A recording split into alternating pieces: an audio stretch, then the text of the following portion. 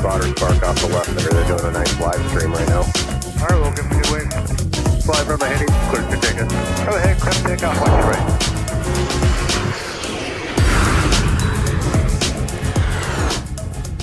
Welcome to a busy and slightly breezy Minneapolis-St. Paul International Airport, everybody, for live plane spotting on MSP Airport Live.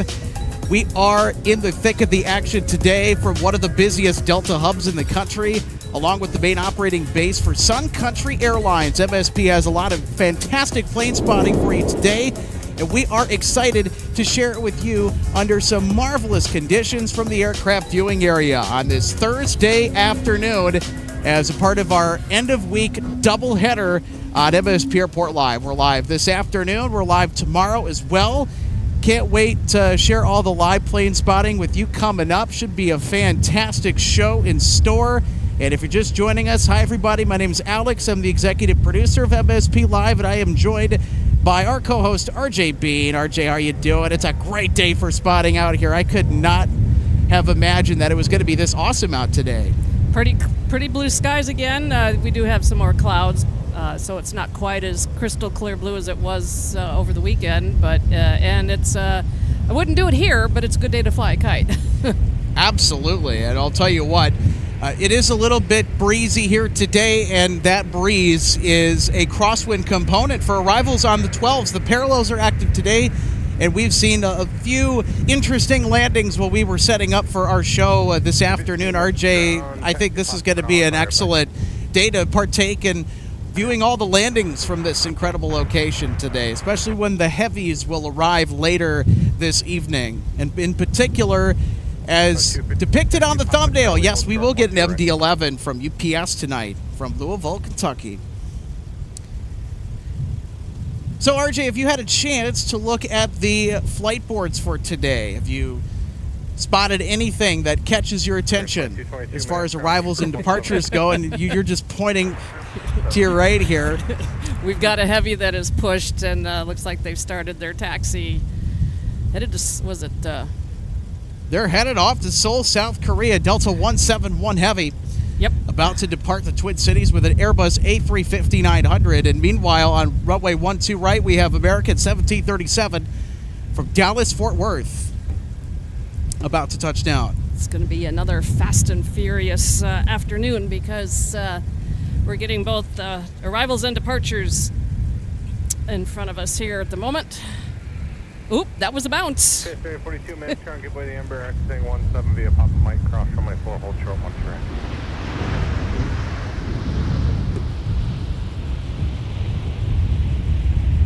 Clearance 63, use caution on American off the corners, push them back, swing wide if you need to around. 1737, turn left at Alpha 5 behind the 7-3 there, join Alpha behind them, contact ground point 9er. Alpha 5 behind the 7-3, and we'll talk a point 9. And with our weather forecast being what it is, we need to take advantage of this nice weather that we're getting over the next few days. We could have some record highs over the weekend, but then there's a front coming, and it's going to be starting to cool back down to more normal temps for this time of the year, so we are above normal. 1737, not joining Alpha. That we are. 1737, Epsilon Alpha Delta. Delta 1737.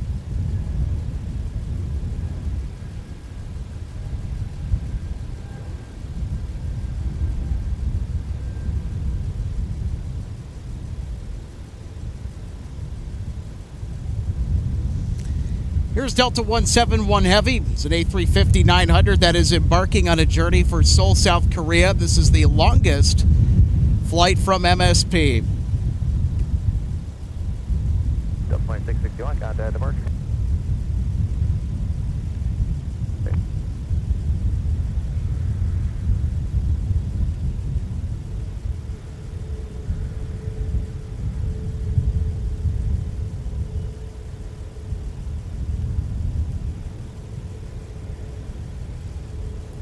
And just a little interesting fact here for the month of September, for here in the Twin Cities, our average high was just a fraction over 67 degrees because we had some cooler weather earlier in the month, but it's been gorgeous ever since, and it's number 13 on the list. The warmest was last summer, 2024, average high 70.4.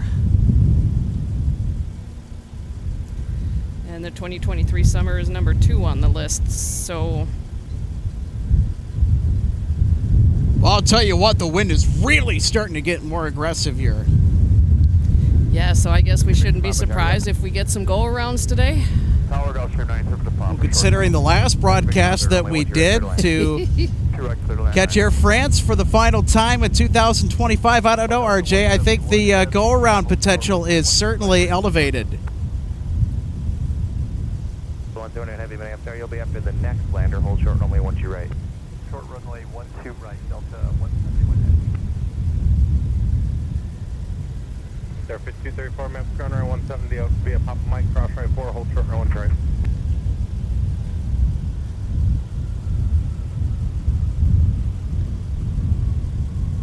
There, 5234, Mike, hold short runway 12 right.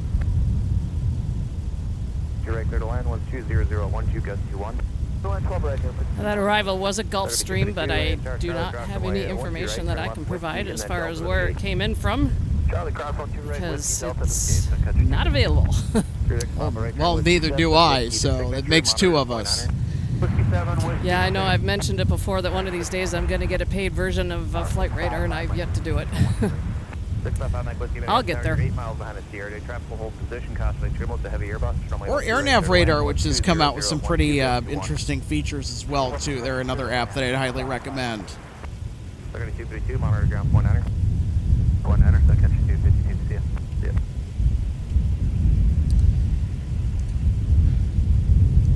So there you go. There's our A350 off to Seoul for those of you that need your A350 fix for today.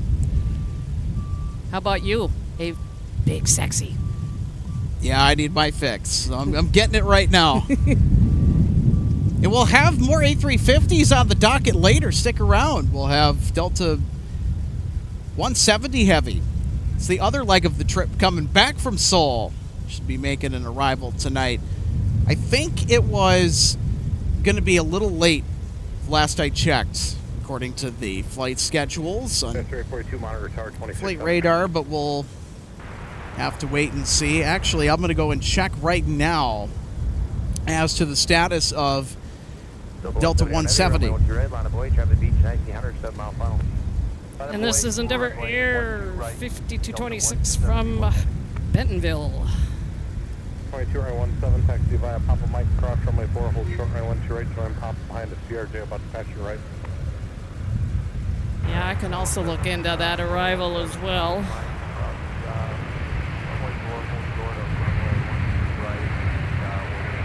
Well, I'd say go for it. But first things first. Yep. So it is delayed. It is scheduled to arrive at 5 p.m. However, the actual arrival time is going to be closer to 5:30 p.m. this evening. Speaking of the other direction of this Seoul service, here's Delta 171 now lining up with runway 12 right for departure.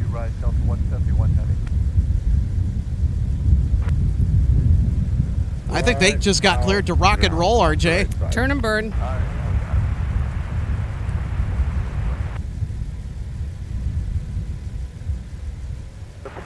Turn and burn they will. 5226, North Ground Alpha Delta Quebec.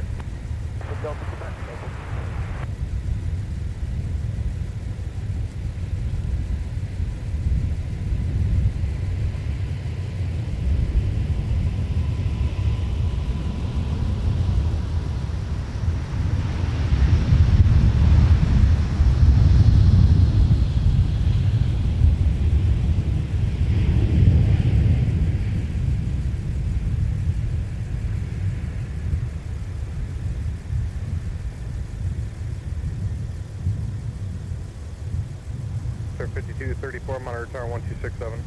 Tower 267, 5230. We're in 2222, monitor tower 267.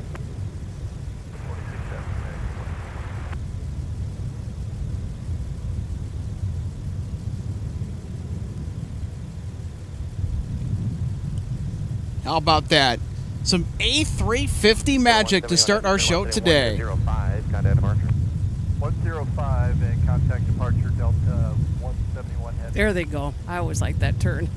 As you join Quebec's caution, United's pushing around the corner, swing wide. Guess who's here, Alex? Oh, that's right. I kind of forgot for a second. Our managing producer, Michael Larson's going to be joining us, everybody. He is here. He's landed. He has. Well, actually, not only has he landed, he has arrived at the gates. Shut down. So now we just got to connect the jet bridge, a.k.a. give him his microphone. So I got to step off the camera for a second so we can deliver him that.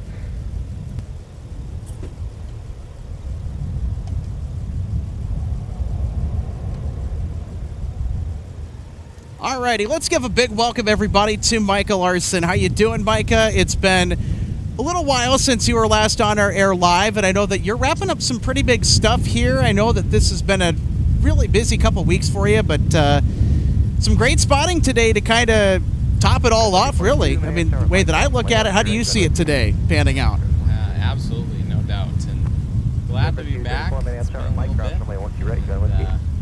A lot blusterier than the last time I was here. A lot more comfortable, I think, too. So I will certainly echo that point. It is a lot more comfortable than it was on Sunday or on Saturday. Well, I mean, Saturday was actually perfect, but Sunday we had less of a breeze. yeah, We'll tell you what, everything is at a perfect temperature right now. it is. Definitely a weird way to start the month of October. Even though it's 82 degrees Fahrenheit, which is very weird. We get pretty warm falls up here in Minnesota from time to time, but well, it's hard to believe we are already in the month of October. And I would also add to that being the fact that it's been interesting seeing the trees not turn as quickly as they have been in years past. Our fall colors are still not at their peak, believe it or not. Now up north, where you are, Yeah. what's the sit rep up there in upstate Minnesota? Kind of the interior of the arrowheads, like Virginia over to Hibbing, maybe Grand Rapids, all that kind of Iron Range area has largely peaked. North Shore has taken its time. That's been slowly making its way along. But overall, probably a little bit ahead of down here. But I don't know. From what I've seen the last few days, it seems like Twin Cities might be starting to color up a little bit and maybe catch up to the northern half of the state. And I think it was 5 Mike Golf, Minneapolis. Well, it's going to be really nice when the fall colors are at their peak down here, because I know we have a tree line And I'll pan left and show you guys this. We have a tree line that is next to the dog park. There's a bunch of trees over there. Yeah, Logan was referring to those during one of our streams over the weekend, and that they haven't started yet. Yep, so there you go. There's our tree line. Some pretty epic shots from the viewing area with that all orange and red as the backdrop. Especially when you have departures on 1-2 right, because where the aircraft line up at the threshold of the runway, it puts that tree line that you're seeing in the frame squarely behind the aircraft. So it adds a nice pop of color to any photos you might take, any videos you might capture, that sort of thing.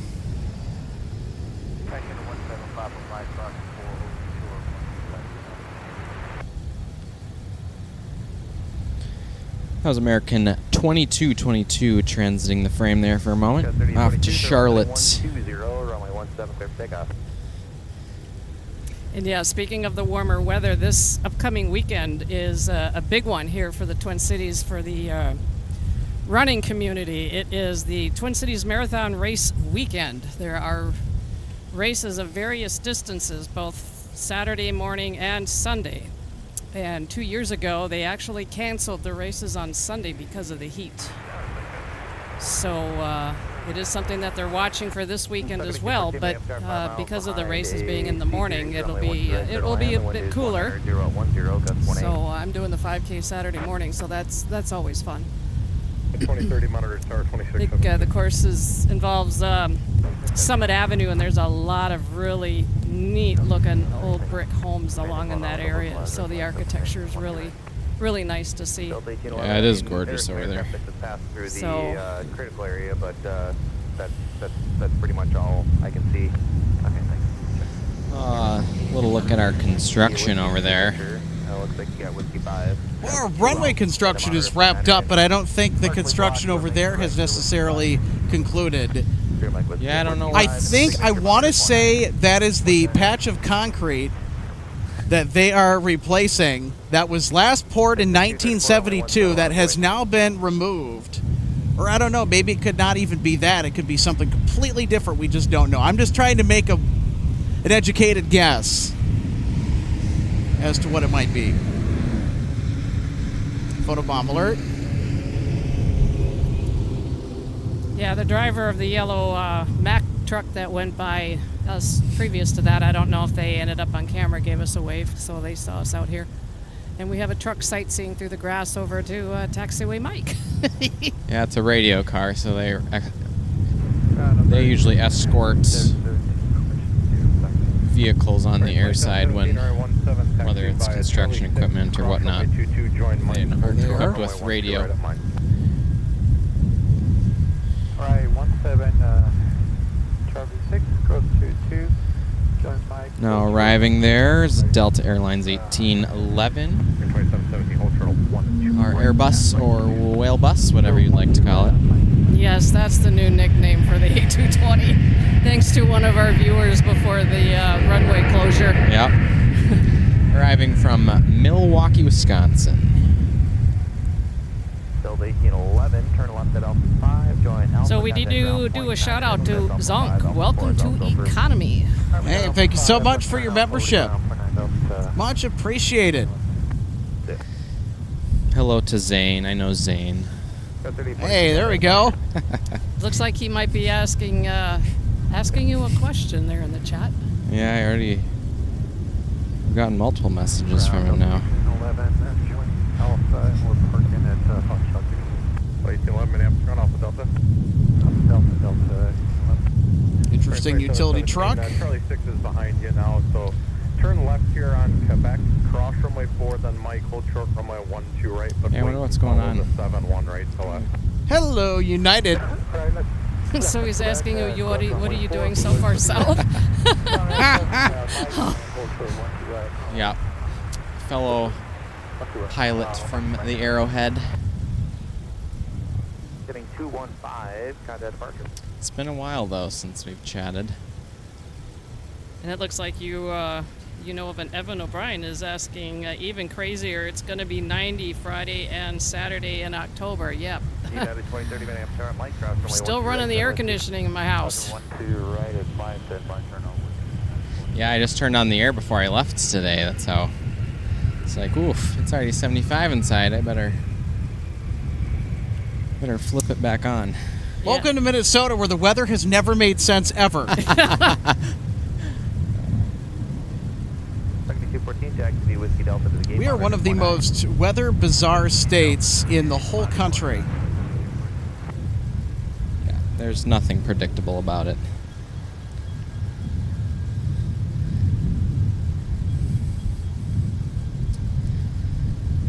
There we had the Sun Country 214 arriving from Tampa, Florida. 2717, affirmative.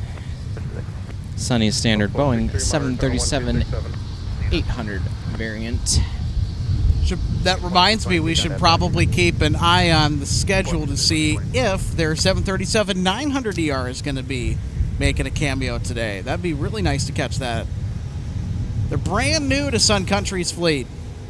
Yeah, I know it's not the most impressive aircraft you've ever gazed upon, but it's a new aircraft for the hometown airline, so it's always interesting to see the new metal in motion. And Alex, Andrew Binder is asking, is this new camera also, were you guys out to catch the Delta A350 100 years? I don't see a video on that. Unfortunately not. I had another commitment that evening that I had to be at, but Eric Paul, one of our founding members, he was out here. He caught it from the viewing area in spectacular lighting. You should go check out his channel, First Experiences, Aviation and Travel, so you can go check out Eric's video on that, because he did a pretty good job. He was, I'll tell you what, he was Johnny on the spot when it came to catching that, because Logan couldn't make it here. There's quite a few people that were slightly disappointed to catch the inaugural visit of the Centennial Livery A350 for Delta. United 2030, it'll be a minute or two. There's a vehicle. But Eric was able to jump into action and get his way out here. You know, Eric has gotten a lot of fascinating stuff over the years. And some of the timing with some inaugurals and diversions has just been uncanny. We got a Delta 717 over there with eyebrow windows. Mascara. I don't wear makeup. So, do you prefer the look with or without the eyebrow windows on the 717, Micah?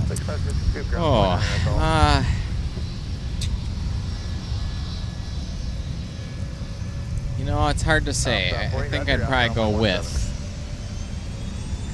Kind of gives it a unique little charm. All right, we'll zoom in on the cockpit here, the 717. So those windows above the main set of cockpit windshield windows, that's what we're referring to. 5068 is yours, sir.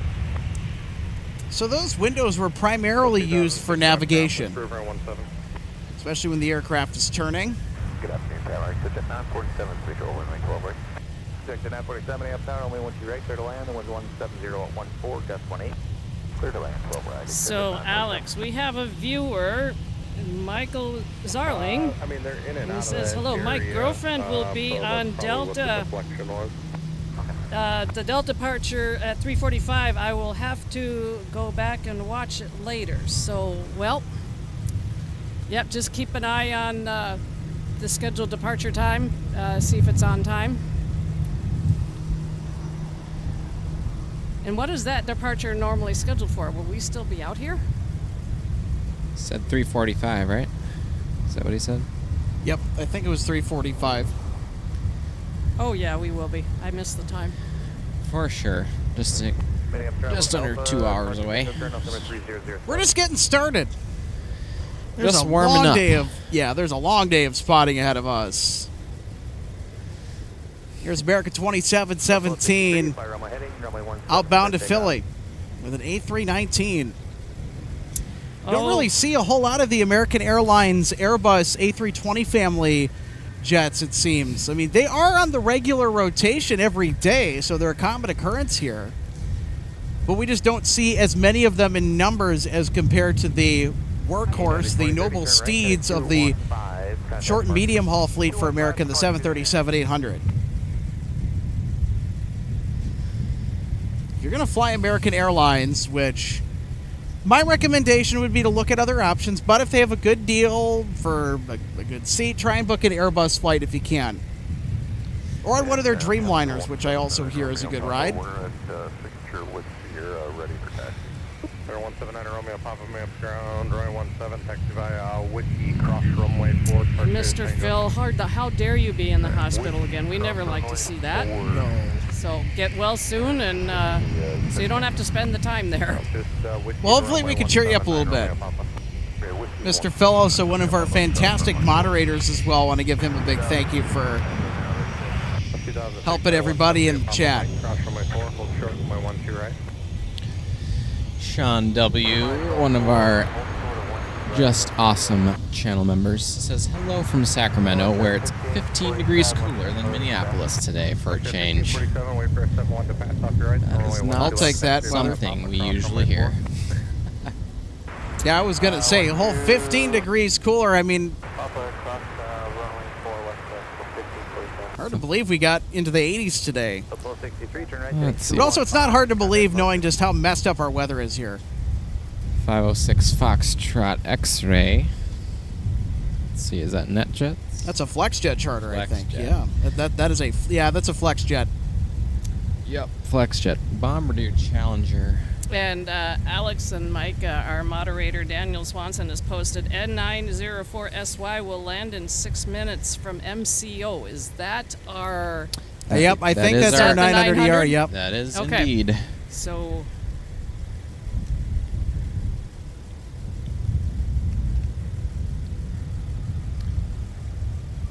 947 Quebec Sierra. Just touching down.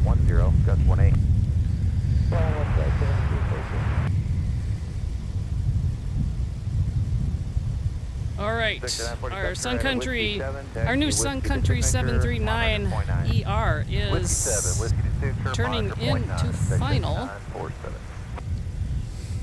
Probably still a ways out, I'd imagine. Yeah, it's too far out yet to be able to see. Right over Lake Minnetonka or similar. She's east of there.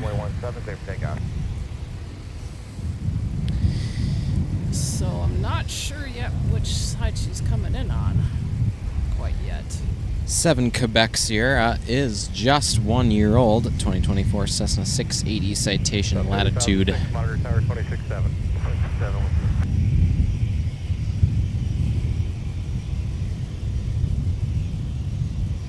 Got a fair amount of business jets going on today. We've also had a fair amount of construction at Holman Field in downtown St. Paul, where a lot of biz traffic goes in and out of. So that would probably explain, Mike, you could probably speak to this better than I could, but I think that explains the reason why we're seeing an uptick in bizjet sightings. Well, that was the reason earlier this summer. Oh, okay. The main runway has been completed. I know that. All and right. Reopened. I actually took off from it a few weeks ago on state business. What aircraft were you at the controls of? I was right seat was not flying, but did ride in the right seat nonetheless in a Kodiak 100. So what are the little seaplanes? Yeah, I wish it had floats, but Okay. Yeah, because I know that, Micah, you do hold a license. yeah, I'm not current or anything. Haven't done quite a bit of stuff in a long while, but maybe I'll get back to it now that I finished up my undergraduate 2 weeks ago. That's huge. So here comes our Sun Country 900 ER. About to touch down on 12 right. 123.67. November 179 Romeo Papa, Minneapolis Tower, turn left heading 140, runway 17, clear for takeoff.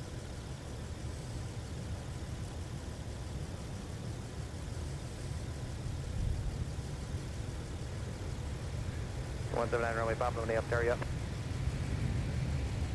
Number 9 runway Papa, turn left at 140, runway 17, clear takeoff.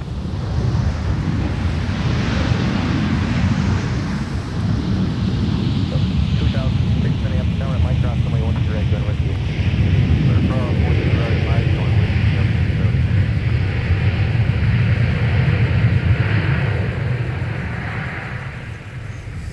Second 342, turn right 904 Sierra Yankee is the first of a handful of Sun Country's 737-900 ERs that are returning to them. They took over the lesser spot for those aircraft. They were formerly owned by an aircraft leasing company. The aircraft were leased by Oman Air. And So, did Sun Country outright purchase those from the leasing company, or are they just leasing them from the same company that owned them when those jets were flying for Oman Air? they took over ownership. So Oh, now, wow, all right. Now the aircraft have been, for the past, I can't remember how long the timeline is, but Oman has been leasing from Sun Country, and now that lease back is kind of slowly expiring with jets returning to Sun Country here throughout the next few months. I believe the final one of them will return early next year. So they're in the process of coming back Correct. and then be repainted in between. Correct, yep. This one, forget the path it took. It was moved from Oman to, I want to say, Shanghai. From Shanghai to Tokyo, I think sounds right to me, Narita. And then from Narita back to the States.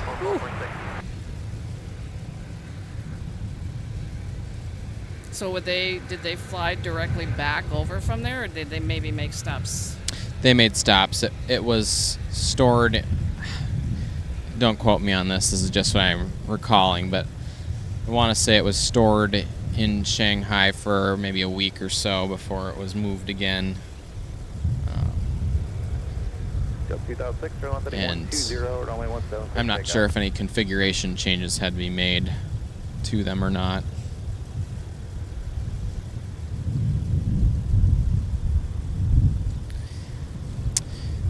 Any adjustments to the LOPA, as they call it, or layout of passenger accommodations. Little acronym for everybody.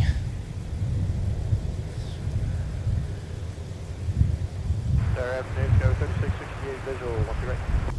Got 3668, Minneapolis, 5 miles behind in Airbus, runway 12 right, clear to land, the wind 210 at 10. Got some work going on over there. 12 right, clear to land. Papa.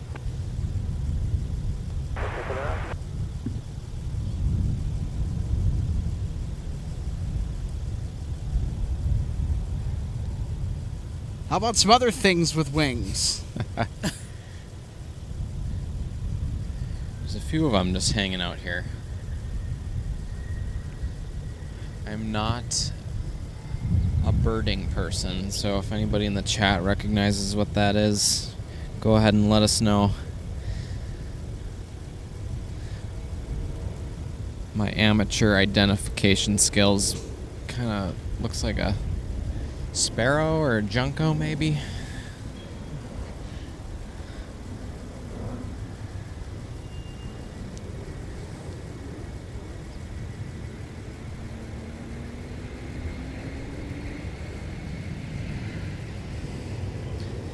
Get a good look at those gear, planting those mains down.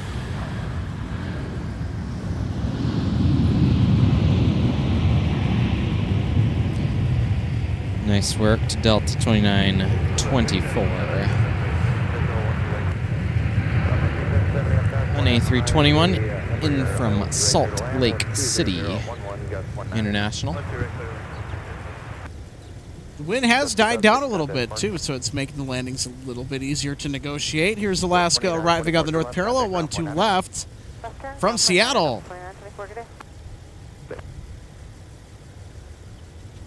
Yeah, I don't remember if it was Saturday or Sunday, but we had the captain of one of the Amsterdam arrivals chime in on the chat, and he shared with us that he had told his first officer that they needed to make sure that they buttered the landing because they had an audience. That's Brimo. That's Brian. Yes. Captain Brian. Captain Brian, for sure. So that was a fun comment to see. So he knew that we were out here, and of course coming in on our side, and that we were here. So and yeah, and I posted it out there. It'd be fun to get to meet them sometime if they're here and we're here streaming, and if they're able to get over here. So someday maybe we'll get to do that. Didn't sound like he lived in this area. So From Phoenix. Yes. He's from the Phoenix area. Yep. There's a closer look at WestJet's Dash 8 Q400 sitting over there at G Concourse. I think they might be ready to get up and at him to Regina, Saskatchewan. Or they might just be moving a gate. I don't see their transponder on, so they might just be switching gates. Well, do they have to come in and go over there for customs? And, Yep. And then they'll move the aircraft.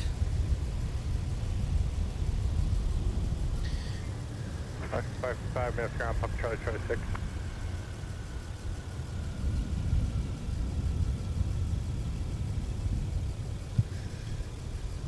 Like Swoop does. Delta 44 Minneapolis, 4.5 miles behind to 737. You're absolutely right. Are we going to get Swoop tonight? That's another thing that I'm wondering. Or are we going to get the Sunwing livery on WestJet flight 1900?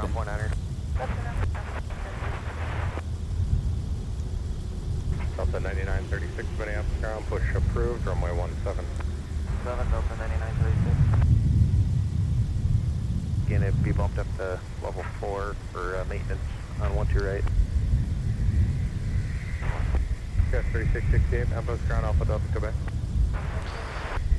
WestJet 1900 will be swoop this evening. Doing at 6:33 p.m. local time.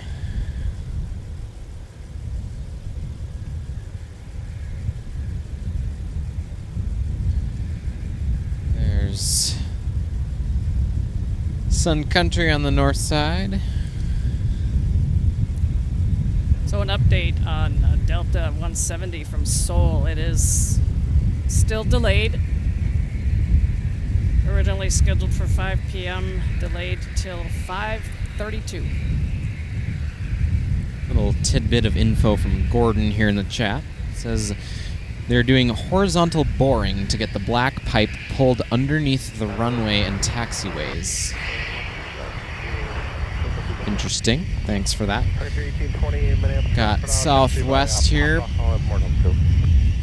laying it down on 12 right. If I'm not mistaken, they kind of look like they're crabbing just a touch there on the way down. A little bit of a Krabby Patty.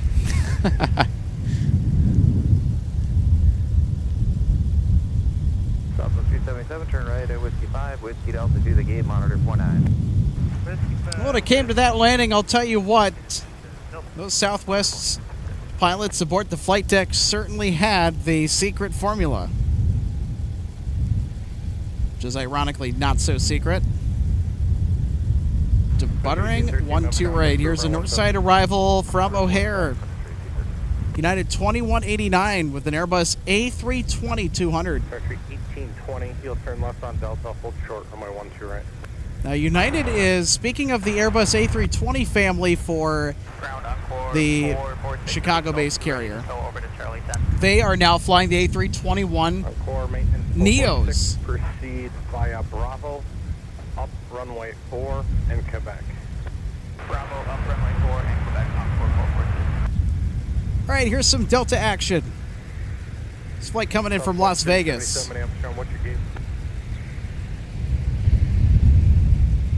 Hotel 11, Delta 377. Roger.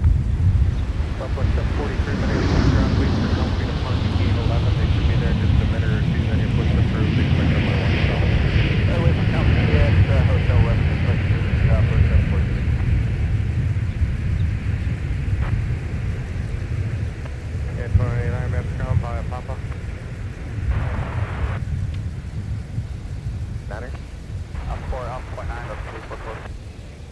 So I have an update, Alex, on a heavy coming in. All right. From Dublin. 259. 259. Former Northwest Red Tail A330-200. They are about to cross the St. Croix River just east of here at Hudson, which is on the Wisconsin side of the river. Just passing through 13,000 feet.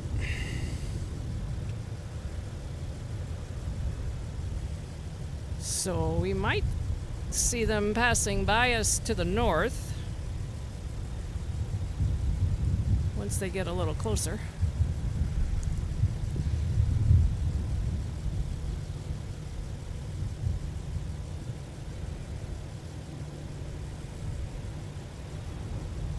They're kind of headed right at flying over downtown St. Paul with the way their heading looks.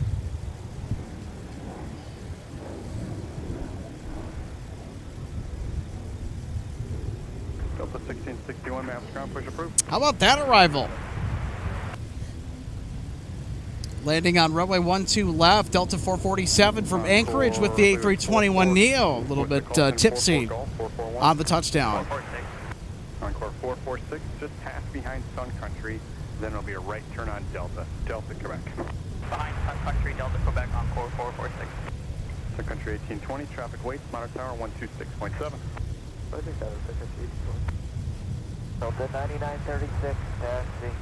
Delta 9936, runway 17, taxi Alpha Charlie, hold short, runway 1 to right. Alpha Charlie, hold short, 1 to right, runway 17, Delta 9936.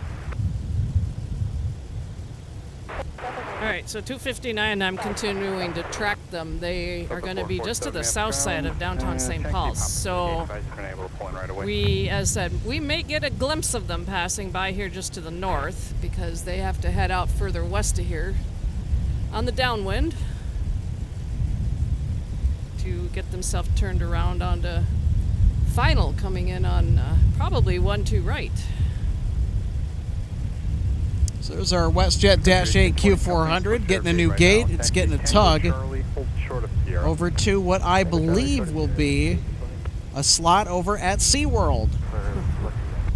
Term I use for Concourse C on the north side of Terminal 1. Not the Shamu version, huh? Oh, no. Well, you could take a flight to San Diego for that. There's plenty of those in and out of here. Or Orlando. Yeah. Of course, if I'm going to SeaWorld, I'm going to ride the roller coasters. I'm not going to... Well, you know, I'll go to the aquarium too, but I'll primarily go there for the roller coasters. Well, Orlando's got some good ones. Oh, yes, they do. I did First to Ride for Kraken. Nice. I want to go check out Velocicoaster at Universal. That was under construction when I was last there. It's one of the top-rated roller coasters in the industry every year, it seems. 3629 maps ground, taxi pop to the gate. And, of course, Fury 325 at Charlotte, North Carolina's Carowinds Amusement Park took the top spot again for Best Coaster. I have ridden Fury 325. That's the tallest lift coaster in the world, by the way. All right, our Dublin arrival has made a course change. They're actually going to be passing by kind of behind us. So I'm kind of looking up to see if I might be able to see them. All right.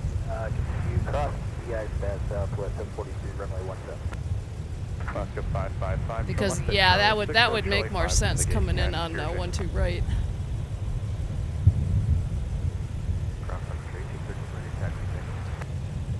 And Blue Sun Country 1813 to the taxi. Company weights 2017. Taxi is Sierra Kilo. Cross from way 22. Oh, there they are. Brandon says, good afternoon, Alex and RJ. Hope you're enjoying your wonderful day of plane spotting. We are. Thanks for tuning in. Hold short, only one to right. Pass behind the CRJ on Delta.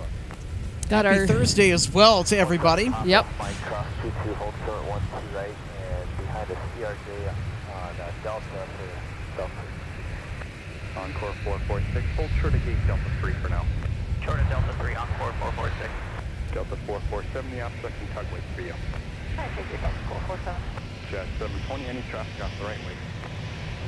Ready, traffic on the right. Just so we're clear, they wait for you. I want to pull up that comment that we addressed earlier from one of our awesome members, Sean, from Sacramento, California, where it's 15 degrees cooler than Minneapolis today. 1820, reference company, taxi to the gate.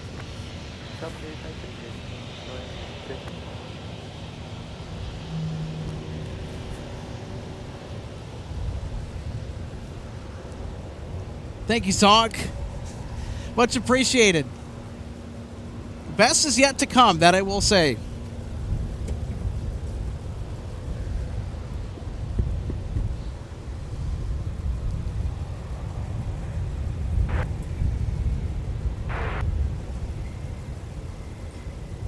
Delta 536, Minneapolis ground. Your gate's open, but the alleyway's blocked. Taxi at Hopkins. This wouldn't be a major Midwest airport without the CRJ, would it? Nope. Most certainly not. I'd be a little concerned if we didn't see this puddle jumper and its presence at MSP Airport.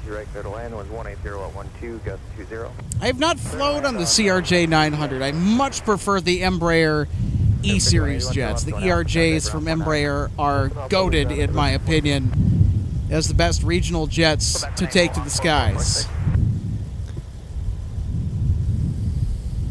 Delta 1661, Monitor Tower, 126.7, kidding. Speaking of which, here's one for SkyWest that is now arriving from Columbus, Ohio. 5181 maps ground, taxi off the RJ Delta and Micah, have you had the opportunity to fly on this particular jet before? I know I have once. I have not. Nor have I. I have not been on the 175.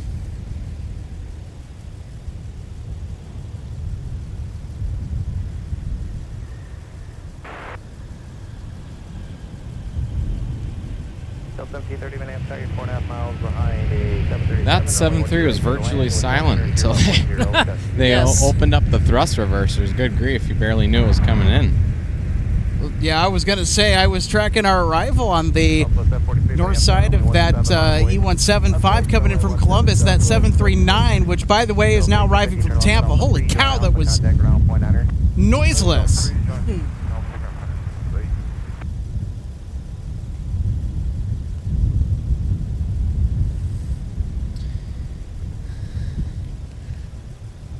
I must mention, since we were talking about the Centennial livery on the A350 earlier, Oh, yes.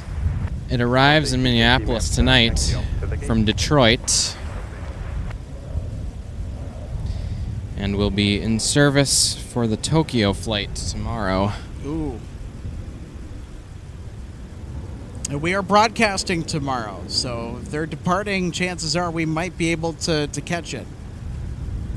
Depends on the time, though. I know that our broadcast tomorrow was scheduled for about around maybe 1 p.m., 1:30 Central. They're expected the typical Tokyo departure expected 10:38 a.m. Delta 9936, got that mark. So that would be before. So Stephen Agri, 7 knots indicated on the windsock with a question mark. Yeah, because it's pretty much straight out.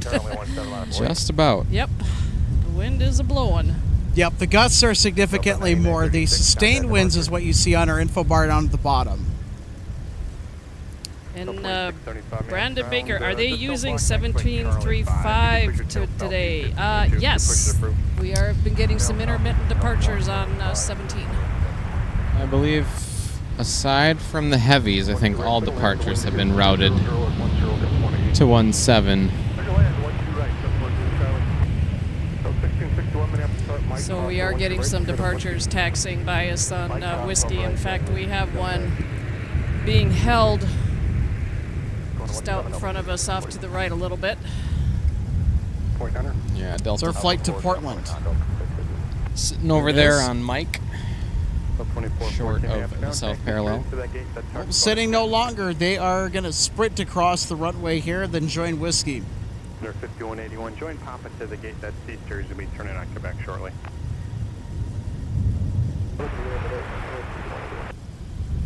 Ground, float up 681, vacating Alpha 4, parking at Charlie 9. Delta 681 maps ground, taxi Alpha Delta Quebec. Alpha Delta Quebec, Delta. There's that big, beautiful building in the way. Yeah, and with the angle that we sit at, it's a little bit of an illusion because they're, you know, for a short moment, we can only see the tail until they make the turn. It is a shame. Should go talk to MSP Field Maintenance, see if we can get that relocated. Just Or for just us. have them sink it into the ground. Yeah, there you go. Put it underground. Do you have any connections to do that with anyone, Mike? I mean, I know plenty of people, but Jokingly. I don't think they'd be very receptive to our suggestion. Yeah, I'm sure that would be a very, very quick no. So, by my account, our Dublin arrival, 259 heavy coming in from Dublin. Of course, A330-200 former Northwest Red Tail. This looks like they're number 2 for arrival. They're a ways out. The camera can't even see them. They're way far out. I don't think my eyes can even see them. Nope. RJ is on it when it comes to flight radar this afternoon. I'll tell you what. I see them. Of course, I've got prescription glasses too. Well, yeah, that'll certainly help. Now I see them. Yeah, they're Yeah, they've turned into final. just a dark speck there over there. In regards to wind, just pulled up our latest METAR here, and we're looking at winds 13 knots sustained, which we have there at the bottom of your screen, but gusting all the way to 18 knots. So quite the stiff breeze today. And that's direct weather data, by the way, from the National Weather Service weather station here at MSP Airport. So that's Which is data from the airfield. behind us over by the cargo pad. Number 660 Mike All Whiskey, of maps ground. My 12 left, taxi meteorological. actually, join Whiskey 6 and hold short of Whiskey for now.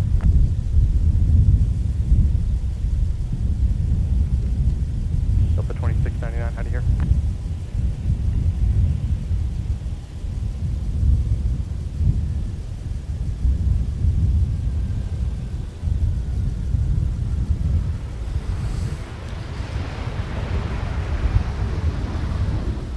Seven 4 Zulu Charlie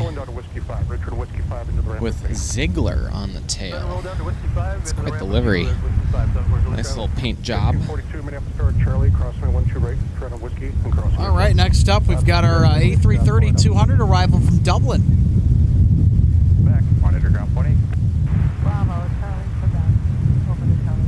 Be making its way in here any minute. Welcome to Minneapolis, St. Paul, everybody, from the Twin Cities here in the great state of Minnesota. If you're just tuning in, Alex Redding, RJ Bean, Michael Larson with live plane spotting and MSP Live. Happy to have you with us on a sensational afternoon. Whiskey, Delta, hold short, only one to right. It's an unseasonably warm start for the month of October here in the North Star State, but we'll take it, especially with a nice and stiff breeze cooling us off today, which has been quite nice. It's also made for a relatively interesting crosswind component that has been playing with the landings all day on the parallels. 1-2 right, 1-2 left, the active runway headings, active runways at MSP Airport.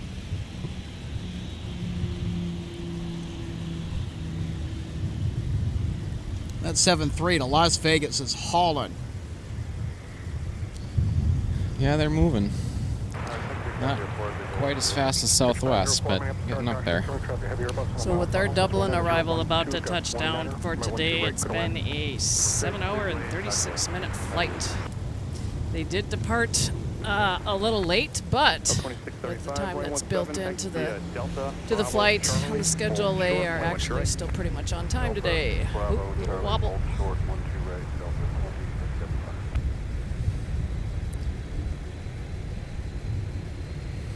Ooh. Oh yeah. Oh, come, there you go. Planting those mains down.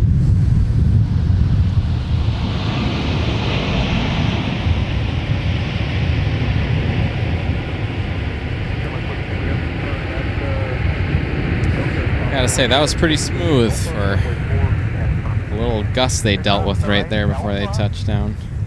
Runway 4 to Papa.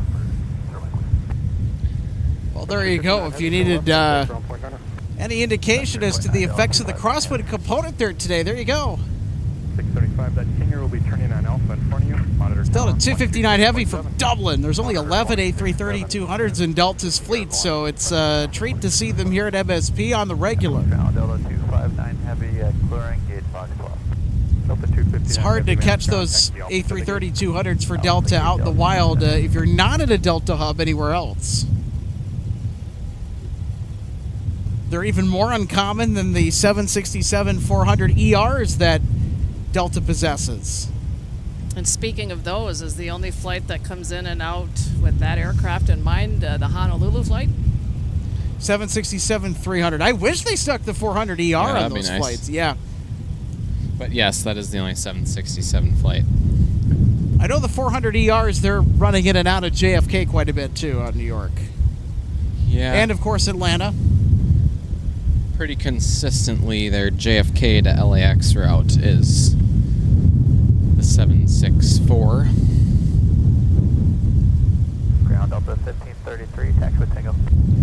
Delta 1533, runway 17, taxi via Charlie 5 Charlie. Hold short, runway 1 to right. Got a Sun Country here, arriving south side. Delta 1533. Delta 8933, runway 17, taxi via Whiskey, cross runway 22. Alex will get us a good look at Sun Country 504. And just advising you ready to taxi. Just pulling in from Dallas Fort Worth.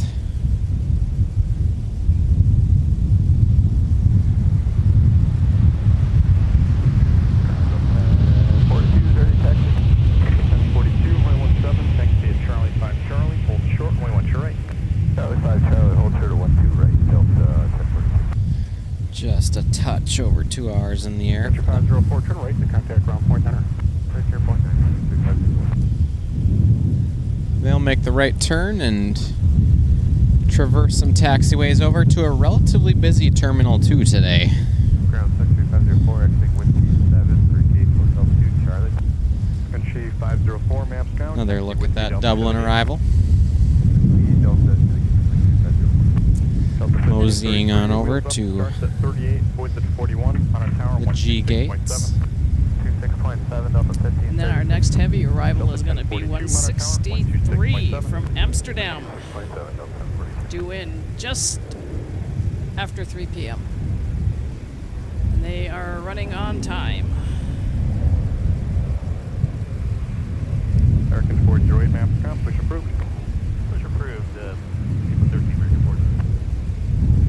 They are currently 33 minutes out, 38,000, ground speed 465, being operated today by the former Northwest A330-300. See if you can catch Marvin's Beach 1900D there, just starting to roll on the north side.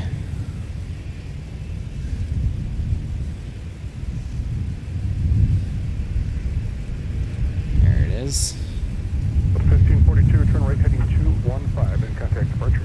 Interesting they went north side. Gate change, we're going to Hotel 5, and it'll be about 5 minutes before the gate opens up. Country 504, taxi Tango Charlie, short of Charlie 2. Tango Charlie, short Charlie 2, Country 504. Nathan Hetzel asks, who's the Beechcraft 1900? That is northern Minnesota-based manufacturer Marvin Windows. So those aircraft are an essential link for that company to shuttle workers from the Twin Cities up to the North Country. So, Micah, where specifically are they located? Marvin is based out of Warroad, Ooh, that's up there. which is basically the Canadian border.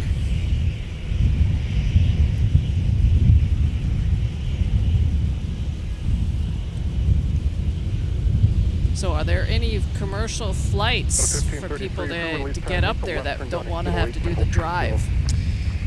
Not directly to Warroad. There's an essential air service route to Thief River Falls and to International Falls, both of which...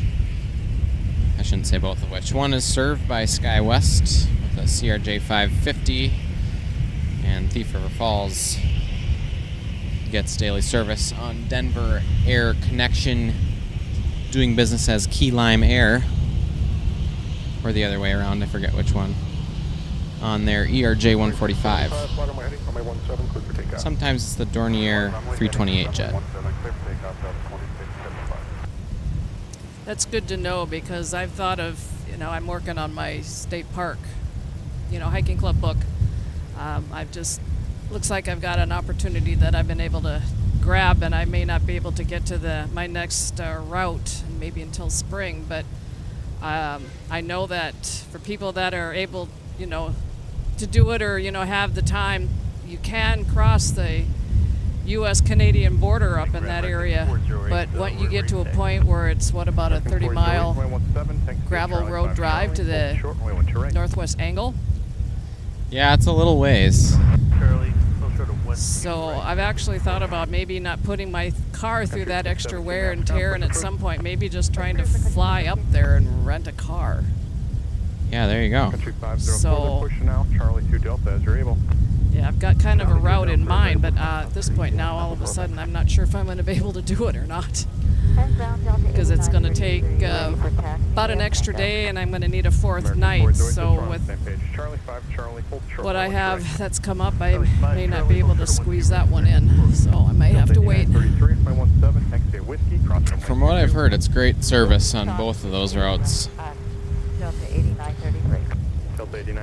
I think there was a spotting caravan that took place on one of the Key Lime air flights between here and Thief River Falls. They have this gigantic snack basket that they pass around, and they don't fill it with those, kitty-size snack bags either. I mean, they got the king-size candy bars in there and stuff. Last I checked. Wow, living it up. Mike, cross from the 1-2 right, straight on whiskey. Cross 1-2 right on Mike, right on whiskey, so 2594. 1042, flight on my heading, runway 17, clear for takeoff. Takeoff, runway heading, Delta. Be kind of cool to take a Dornier 328 jet up to Thief River Falls and take it on the way back. They also go to Iron Mountain, Michigan, as well as Key Lime Air. And there's one other destination that I can't quite put my finger on it, but I think it's somewhere within Minnesota. I want to say International Falls? I don't think so. Pretty sure it's only Thief in Minnesota. International Falls is SkyWest.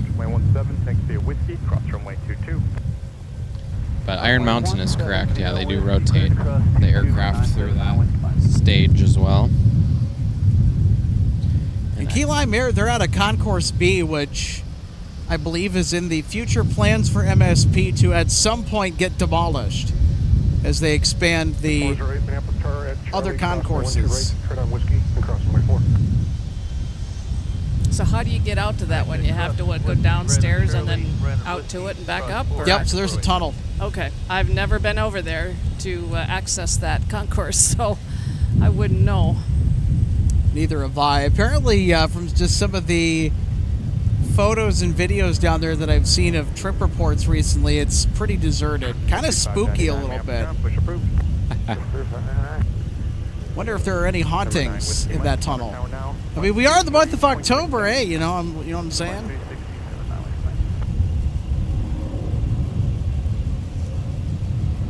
Pretty soon it'll be November, and then we'll have the Baltimore Ravens 747 charter that'll be in here on November 8th.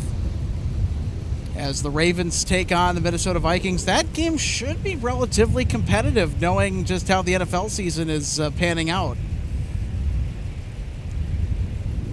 This is Delta 8933 headed to San Diego. Country The 617, nickname runway 17, Flying taxi, Pencil. Charlie 1, Charlie, Sierra Kilo, cross runway 22. This pencil's been sharpened a little bit, so it's a 200.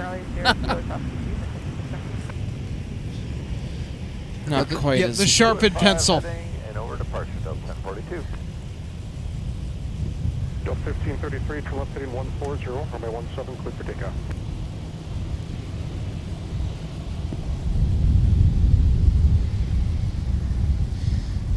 Nathan Hetzel says there used to be tons of turboprops at MSP, not much anymore. Makes me think of those Saab 340s that were the backbone of Mesaba's air network. Airlink. Yeah, Northwest Airlink. Mesaba was a regional affiliate with Northwest Airlines. That's another carrier around MSP Airlines that no longer exists that Country 407, ma'am, ground, folks runway around here 17, still pushing remember, next but door, it's seldom pushing talked about. Reference company pushing through, Country 407. Here's Southwest.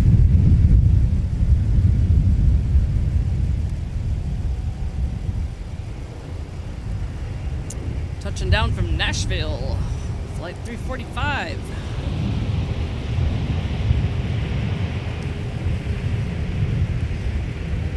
It's funny you mentioned Saab 340s, Alex, because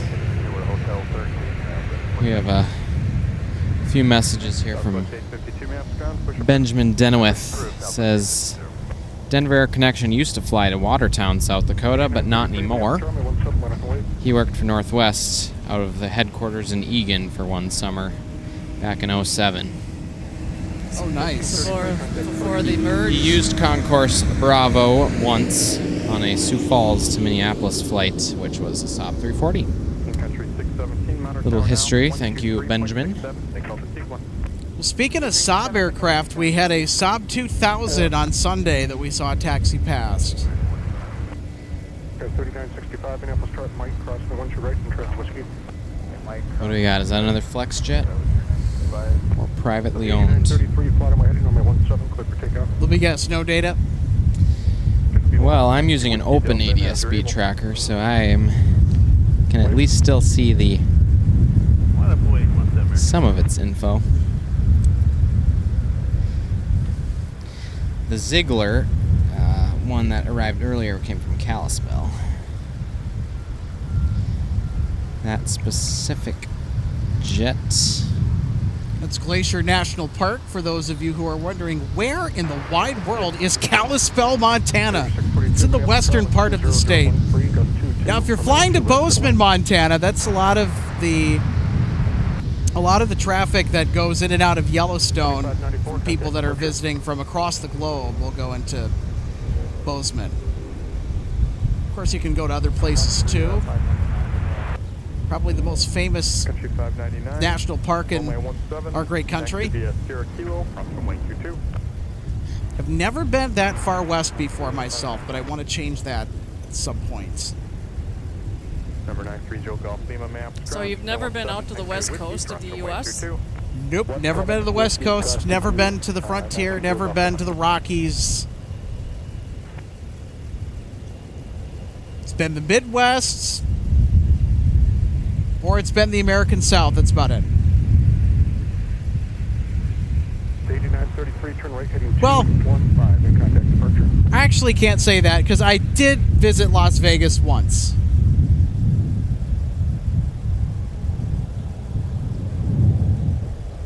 Never. And just in case anyone is wondering, no, there was no slot play involved with that escapade.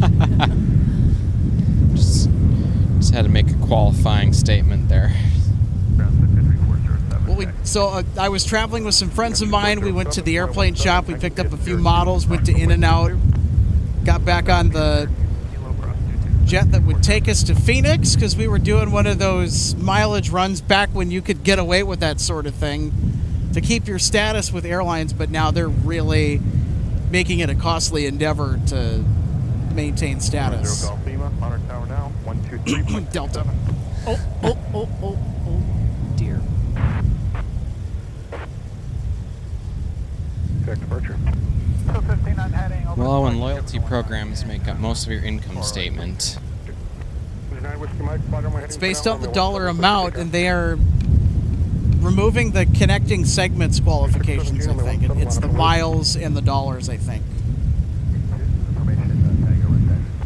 Southwest 852, runway 17, taxi at Delta Sierra Kilo, cross runway 22. Right, Delta Sierra Kilo, cross runway 22 for 17 Southwest 822. Well, at least once you earn the miles, they don't expire. That is very true. Now, that's not the same case for every airline, but on Delta, yes, they do not expire, thankfully. Now, American Airlines, their miles, I think, they expired after a year.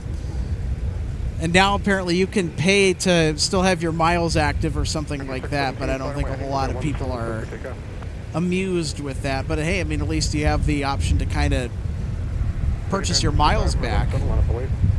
I wouldn't like that.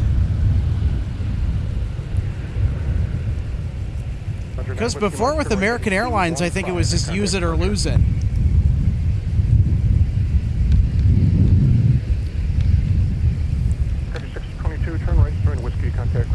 So I wonder if it was something that you could at least just keep active by utilizing a credit card that would be attached to it to earn the miles for... Oh, yeah.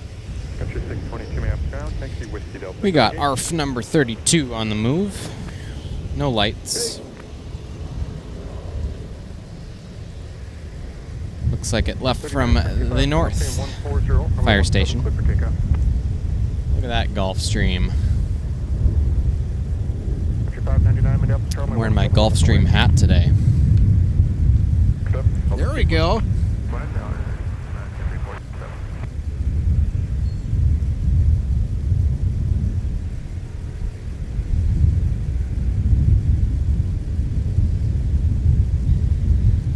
That Gulfstream specifically being a 650 extra long range.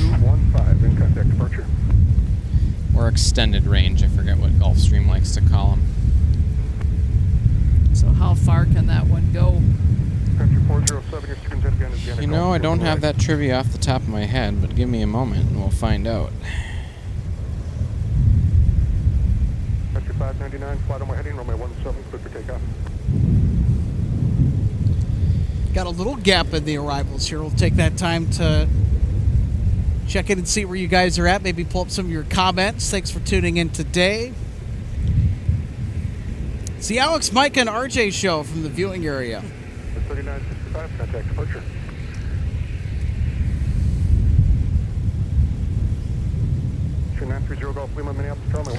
Looks like the 650 ER can handle roughly 7,500 miles of range. Woo.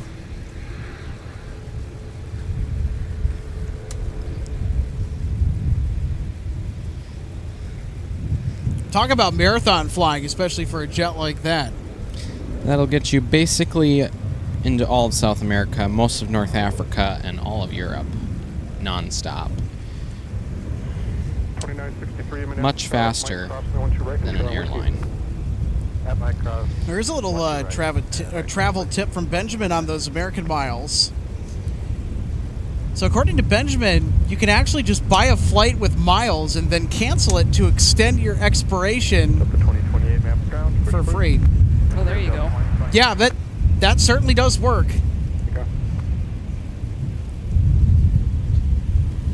Thanks for letting me know about that. 407 Minneapolis, runway 17, line up away. 2028, we're planning 17, is that right? Until the 2028, affirmative, runway 17.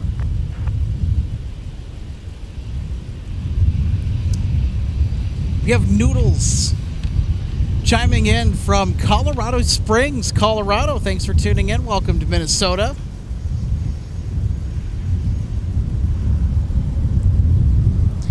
You can see our windsock currently standing at basically full tension.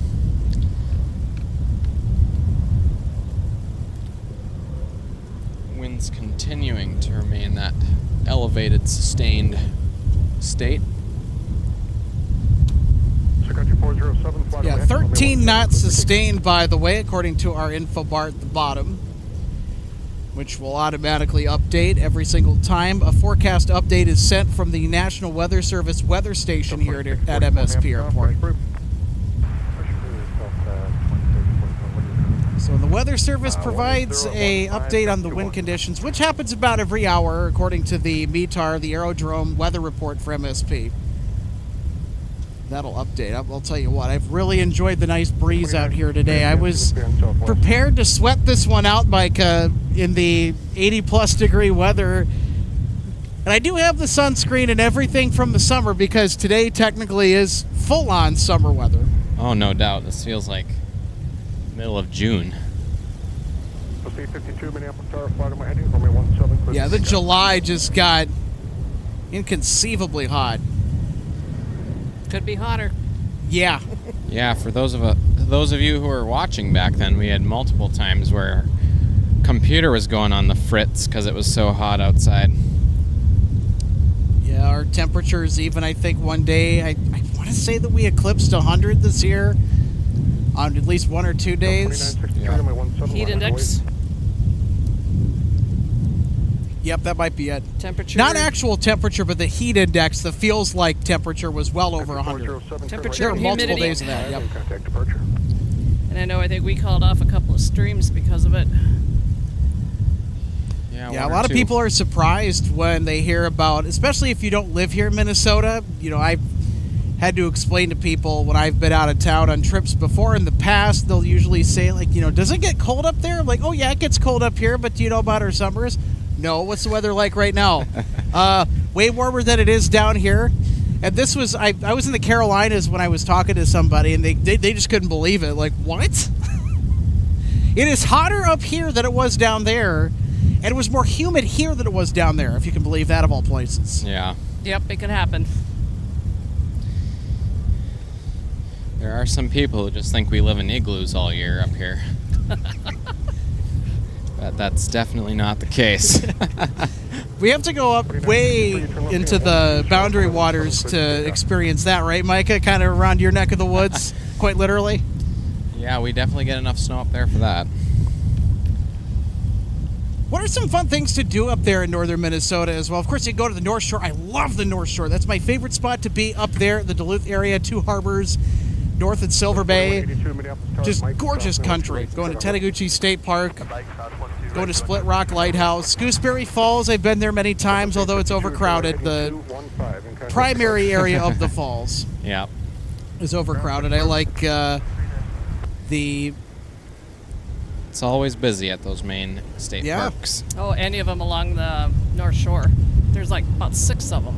Yep. And if you go deeper into the Arrowhead, you'll hit the Sawtooth Mountain Range. Yep, there are big bluffs and mountains up there. Well, the highest elevation in the state of Minnesota is up in that area. I looked that Yeah. up once. What was it, like over 2,000 feet? Which may not seem like a lot, but it is for this part of the country. And go up to Lutsen. Yeah, I was going to say the skiing, snowboarding, any of the outdoor activities in the winter and the summer are just outstanding. Hiking is phenomenal. Yeah, that's where I ended my first winter back, spring of 2023. I went up to Lutsen, and I shocked a lot of people when I told them that, having been born and raised up here, I had never, ever been up there. I'd been up to Duluth a couple times, but never up north of there along the North Shore and up to Lutsen. And I know I was in awe at times driving Highway 61 going north, because it was just like, wow. And this is Minnesota. Well, and if you're making the drive on Highway 61 along the North Shore, you cannot miss Silver Creek Cliff. Nope. Both tunnels are pretty neat. Lafayette Bluff Tunnel and Silver Creek Tunnel. I've been through those many times. The Silver Creek Tunnel It's a fairly new thing when you're looking at the history of the whole highway that ran along the north shore of Lake Superior, because, you know, back in the days of yore, we're talking about maybe the 60s all the way up until I think the 90s is when they started to put that tunnel in. Yeah, I forget what year it is. It's not that old. Yeah, but the highway drove right on the edge of the cliff. It was hundreds of feet down right from the side of the road right into Lake Superior. So you really had to watch yourself driving on that stretch of highway. We have just now in sight, just passing by, just to the north of us is 163. She's coming in a different route than our last heavy.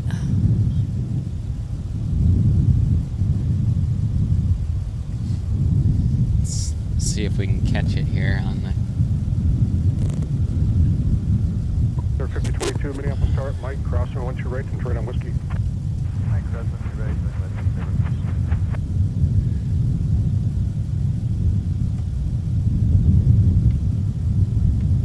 straight above the tower now.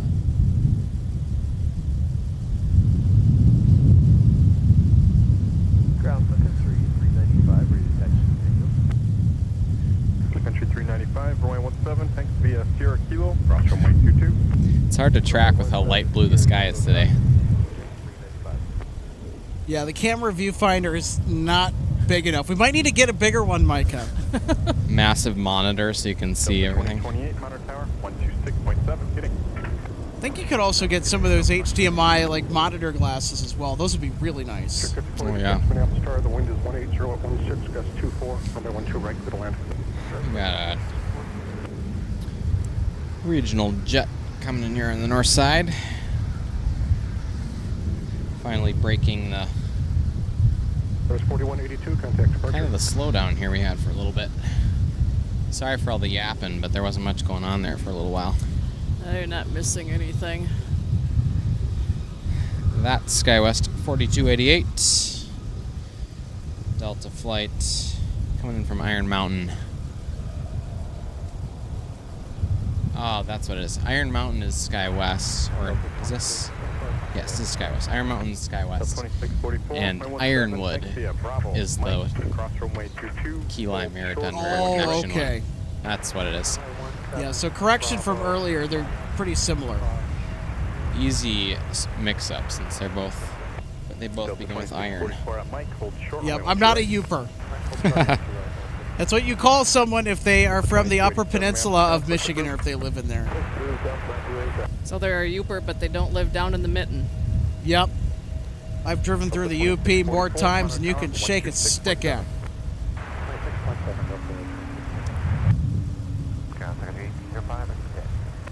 Country 1805, runway 17, thanks via Sierra Kilo, cross runway 22. runway 17, via Sierra Kilo, cross runway 22, come Sun Country 1805. We're going to have two heavies in close succession here.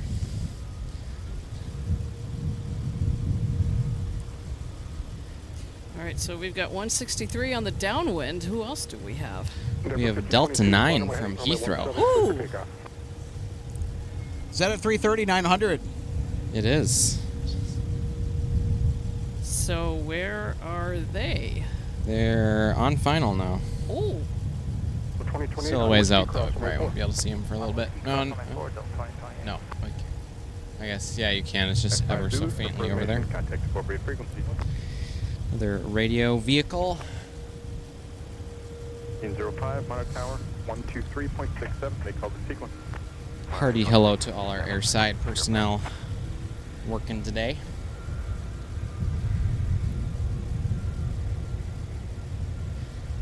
yeah, this is another one of those days, I think, like I was mentioning on Saturday. It's one of those days it's good to try to find something to do to get you outside, because we all know that days like this might be starting to get to be a little numbered. Yep. It's gorgeous today. Well, and especially with the runway construction, it makes you appreciate the spotting that we get here at the viewing area that much more. 24, runway 12 right, clear to land. 12 right, clear to land, up to 9 out. There's our regional flight. 2028, Mike, give way your Operated company by 20 PSA. Mike, you place 220. 2644, clean up the tower cup. Stand aside, I'll wait for you at Mike, crossing once you're right, turn on lift gate. Looks like we might have a 321 Neo coming by. Got the 395, There it is. Heading runway 17, clear for takeoff. Headed to Salt Lake City.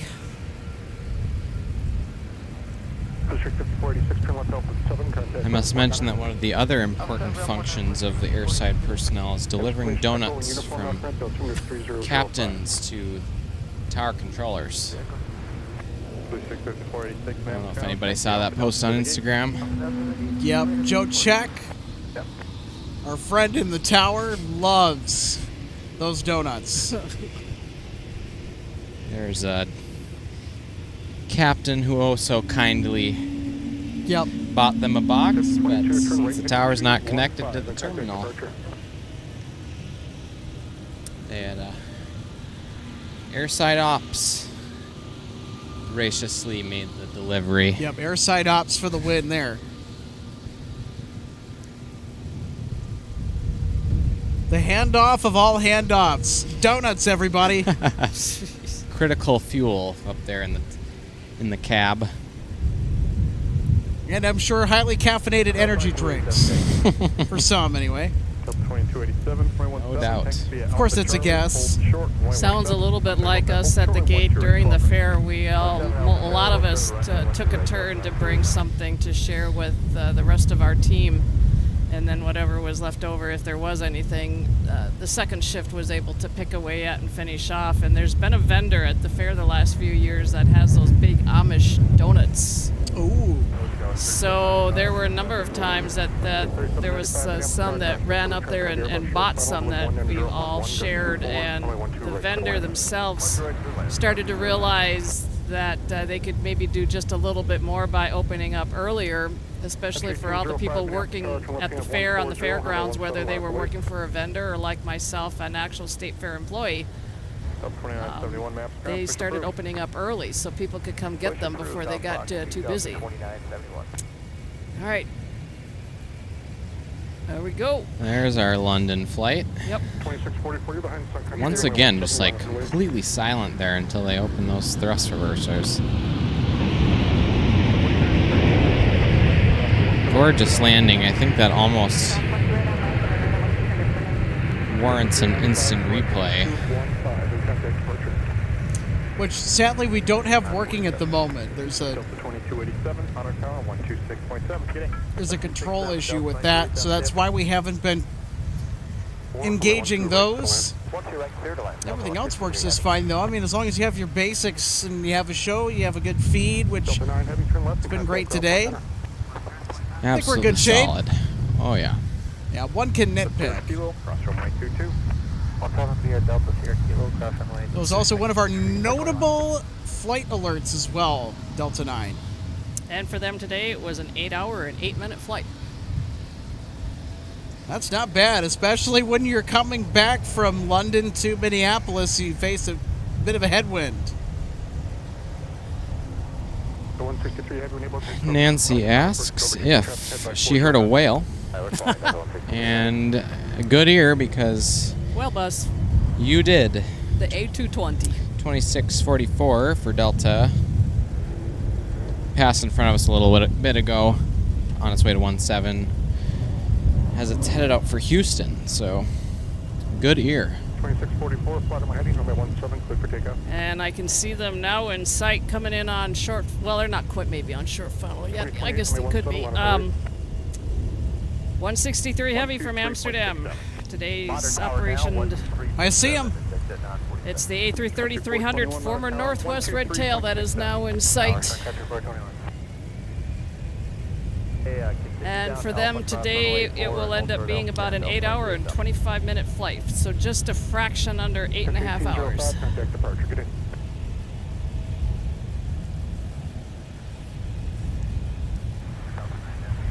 One of these days, that's a destination bucket list of mine to go visit my beloved friends over there.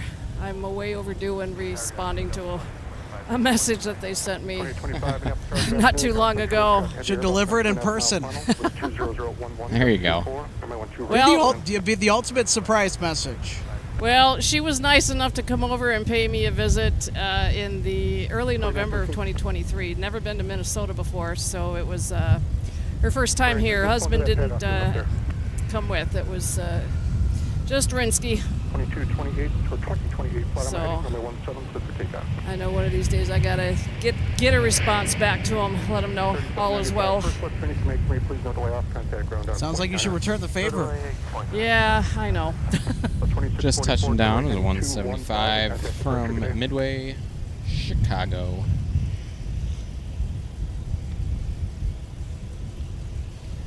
All right, everybody. How about some more A330 action? It's Delta 163 now arriving from Amsterdam.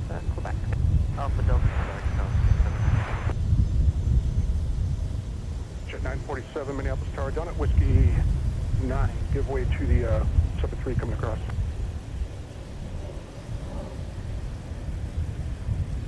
Sky 3795, monitor ground point 8. Keep the biz jet to the inside, I'll wait for you. Okay, turn left on Alpha 9, cross runway 12 right, and right on Whiskey Delta 928. Delta 2025, may get a fluctuation in the glide, so there's an aircraft going to the critical area. Boy, that was just butter. Oh, could have been better.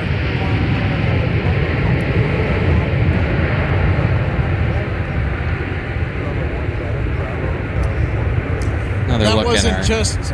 Oh, sorry. Go ahead, Micah. I was gonna say we got another look at our construction there. And you can expect I will agree, RJ, that A330 landing was butter. It wasn't just butter; it was movie theater butter. Smooth. I'm hungry for popcorn. Well, you know why? Because it's a former Northwest Red Tail. Yeah. There you go. Can't be anything less. Better not be. Yeah, but any one of you want to guess why I'm hungry for popcorn? Because we have a show today. We have an excellent show for live plane spotting. There you go. Clear for takeoff.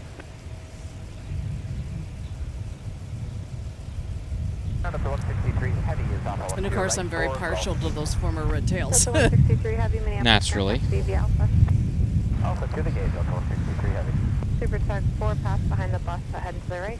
Former world headquarters. Delta 2971, the tug off your left will wait for you. Monitor tower 126. Yeah, they were just across the river in Egan, too, occupying a part of the Viking Lakes complex, headquarters of the Minnesota Vikings NFL football team. American 362, Minneapolis Airport approved. Expect runway 17. Cruise 17, American 362.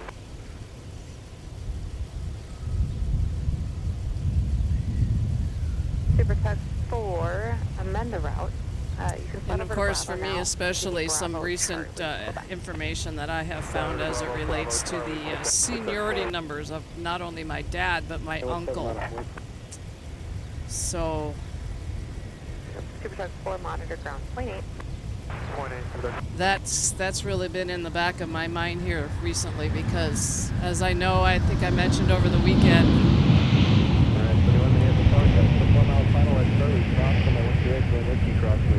with my dad being listed in the book for July of 1981, at that point in time he was 50 years old. His seniority number was 63, and his date of hire was, I think if I remember right, August 19th, 1950. So if he had been able to fly until he had to retire, I can only imagine where his seniority number could have gone. Delta 163 have And my Uncle Bob, when he retired, his date of hire was in the spring of 1942, and his seniority number was 9 in 1977. just continue moving forward. Impressive. And at the time, my dad was 130. So, 2825, continue alpha to the gate 18.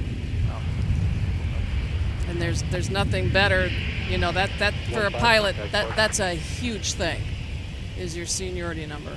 Absolutely. 2287, fly runway heading 017, clear for takeoff. 947, the upper tower, 017, line up and wait, caution instruments with 787 approach. If I've learned it correctly, it's going to be a similar scenario for those that are flight attendants. Once you're right, clear to land, Delta 2680. Hold short, runway 12 right. Alright, Delta, hold short 12 right, Sun Country 285.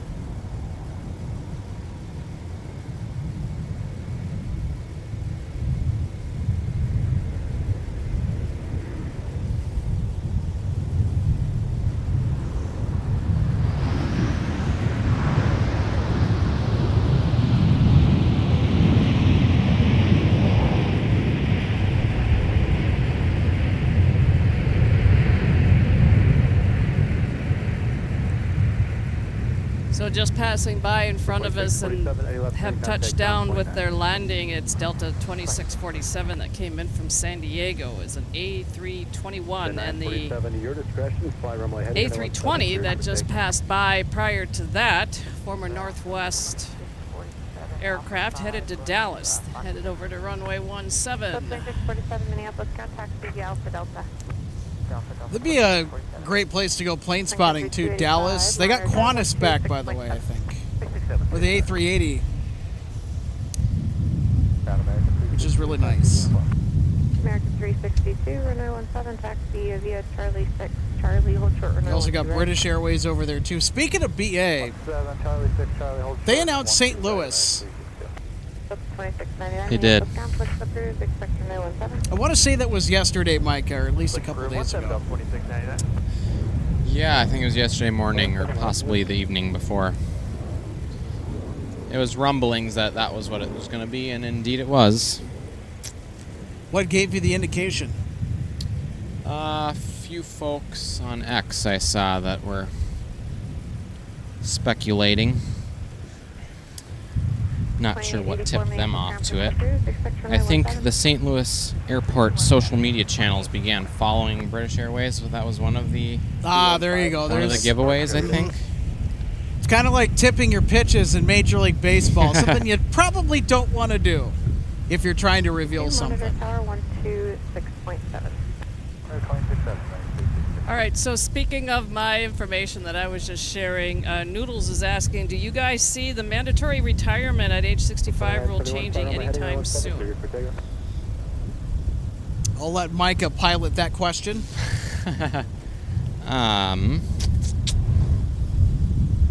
Hard to say. I mean, we're no longer in the shortage that we once were, so there isn't necessarily the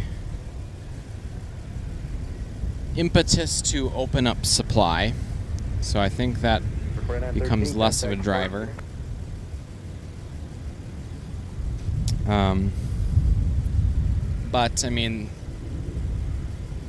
the FAA has been moving quickly this year with a whole bunch of stuff, so, I mean, I don't think it's off the table to see that either go up or be removed entirely.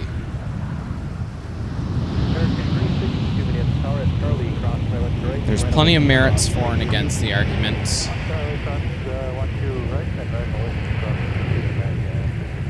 Relatively hotly debated issue. Bravo Hotel, stay with me for more. Clear cross 12 right, Bravo Hotel, stay with you 285.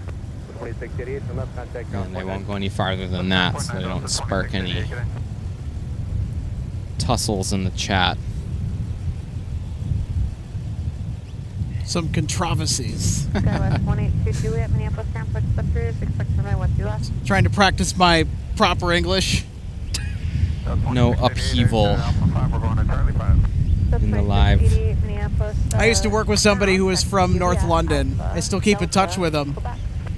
Alpha, Delta, Quebec, Delta 2688. So yeah, he would tell me according to him, the correct way to pronounce certain words in the English language. Oh, you gotta learn proper English, boy. Victorian.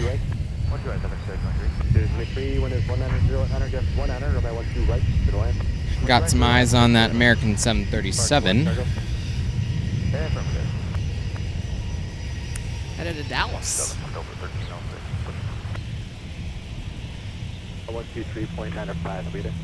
Tower 25. United 1531 Minneapolis ground, push approved. I was listening to a good podcast about a bit of Americans' identity crisis right now. It's a good listen. If anybody listening is as geeky enough as I am, you can go check out the Air Current. Great podcast for the aviation industry. Shout out to Brian Summers and Brett Snyder. The occasional appearance by John Ostrower. Well, you have me interested. I'll have to go check that out later. It's a great show. UPS 2568 Heavy, our MD-11 from Louisville tonight has its transponder on in Kentucky. So they will look to get out of the World Hub shortly, and we'll see them closer to the 5 o'clock hour. Taxi via Delta Sierra Kilo, cross runway 4. Delta Sierra Kilo, cross forward, runway 17, southwest 224. So roughly in about an hour and 45 minutes, give or take. Delta 28. Yeah. It's about 3:15 here. Via Papa, cross runway 4. Mike, look short runway 12 right. And at this point, almost a completely clear blue sky. I mean, there's some scattered thin clouds around us, and we can get a good view of the downtown Minneapolis skyline, but I think because of the wind, it may be blowing things It's in going to the be air. a little on the shaky side. We can still Yep. show it, though. Yep. Definitely probably a day I would not want to venture out on my kayak on the river. Yeah, probably a little choppy for that. Yep. METAR indicating clouds few at 10,000 feet. 10 statute miles of visibility. You I can have not made it out as much as I would have liked this summer because, of course, there was some stretches where we were getting a lot of rain. And when you're on a kayak, you can't move quite as quickly. All right, we got a Smurf jet inbound from Cincinnati. Sun Country Flight 3023 with a 737-800 Boeing converted freighter. Passes, runway 12 left, taxi via Papa, cross runway 4. one of Sun Country's aircraft in the growing cargo fleet of theirs.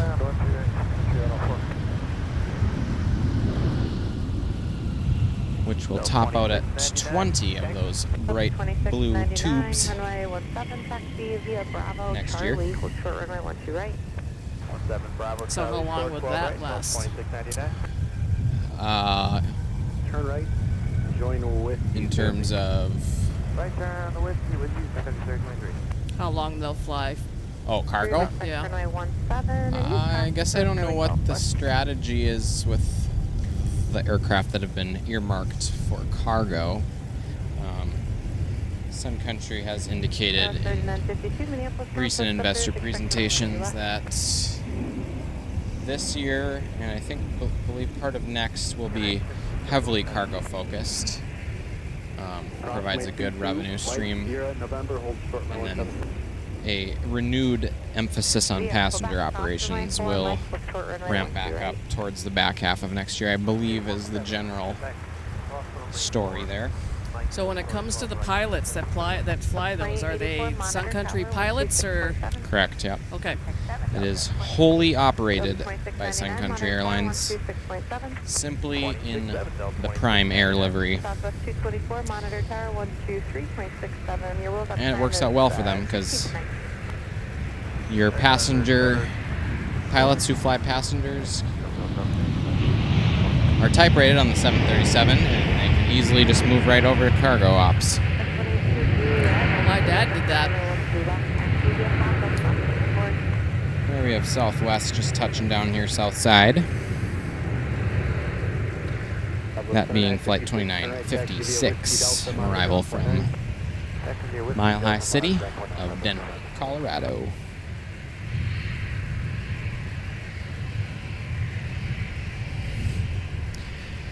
There's Smurf Jet on Whiskey making its way back towards us.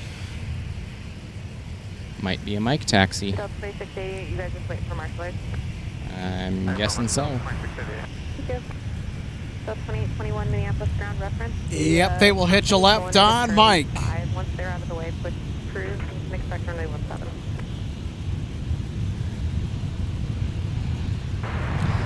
A nice head-on view there for a second. Delta 1306, runway 17, taxi via Delta, hold short, runway 12 right. They're headed over to MSP's West Cargo Apron. The first they will have to pass by 300 feet away from us. Where's that F1? There you go. That's 300 feet right there. And if anybody is wondering, do heavies traverse that taxiway? The answer to that is a resounding yes. Well, we get the UPS and FedEx cargos that take Mike. No doubt.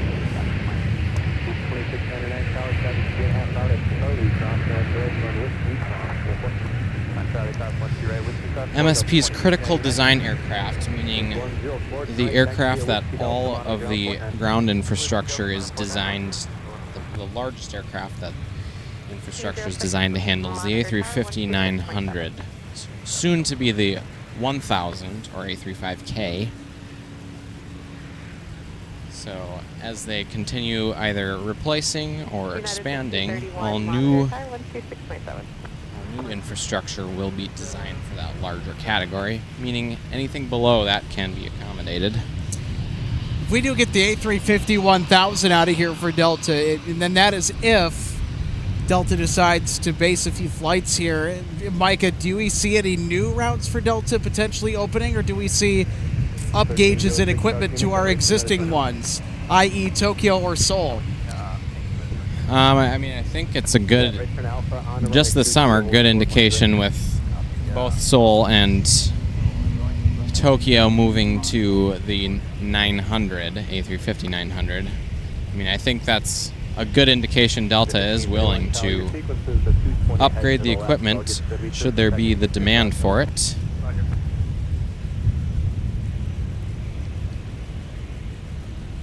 New routes, hard to say. I'm trying to think of what would be even palatable for Delta out of MSP that would require that gauge of aircraft. I mean, Delta was going to do a Shanghai route prior to the pandemic. I mean, if that were ever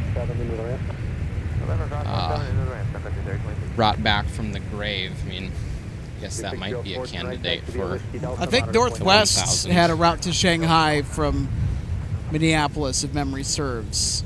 But I know for a fact that Detroit to Shanghai was a thing, and still is a thing, by the way, that's flown routinely with the A350-900 out of Delta's other big hub, besides Atlanta, DTW.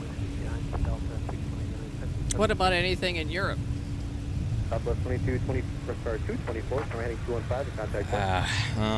Besides what's already being flown? I mean, I could see Delta consolidating some of the Amsterdam routes instead of having so many A350-9s a day, moving it to maybe a single or double A35K daily.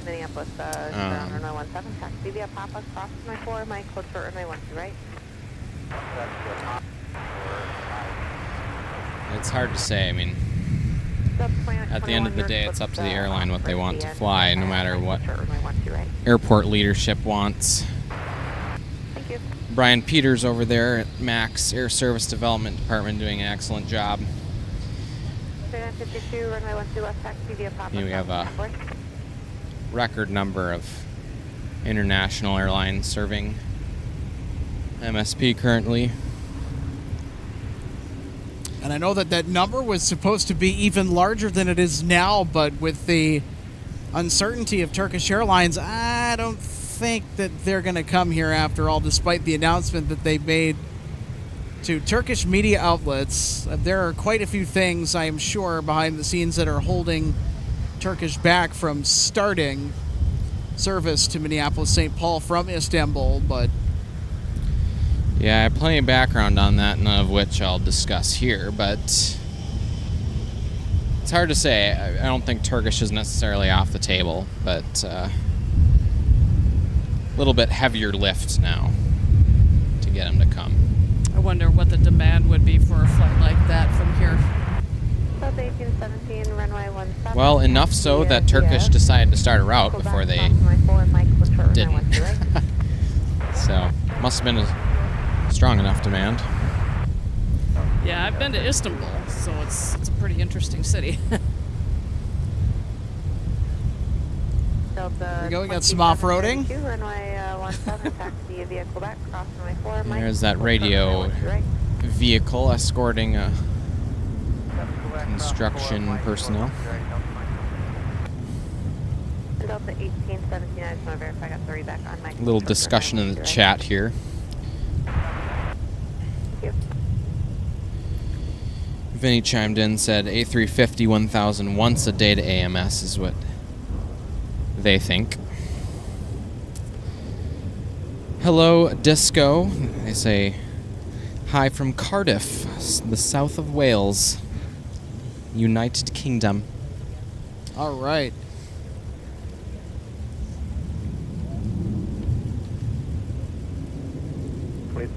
Contact Buck. 1306, sliding 140, and 17, clear for takeoff.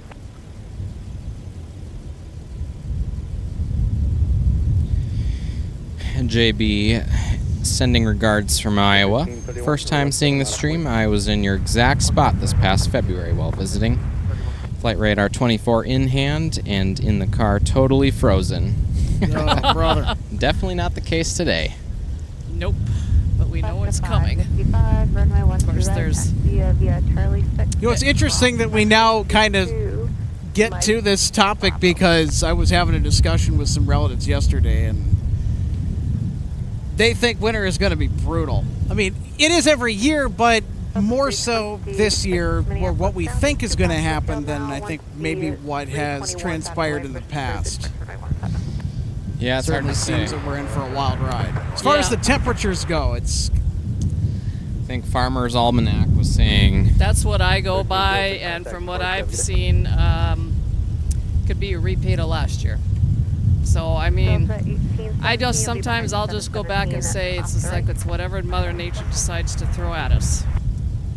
Well, for the weather nerds, there's a extremely weak El Niña this year, which generally sets up some weird blocking patterns for us. And according to Ryan Hall, many of whom you may know and watch, he thinks it's going to be a lot of snow for our area this year. Well, I'll tell you what, if there's a lot of snow for this area, snowstorm streams are a very real possibility. Specifically, lots of Alberta clippers. Hold on, I've heard forecasts regarding the cold weather, but with what I have found on the Old Farmer's Almanac, it's like the complete opposite of what everybody's forecasting. So, and I have a tendency to believe that a little bit more than what everybody else is forecasting, because that's what I've gone by the last 2 winters, and what they have forecasted is pretty much hit it almost head on. You know, they nailed the forecast, so... Yeah. Meteorology is... It's an imperfect science. Yeah, no exact science. In fact, I might be able to find... But a wild roller coaster, nonetheless.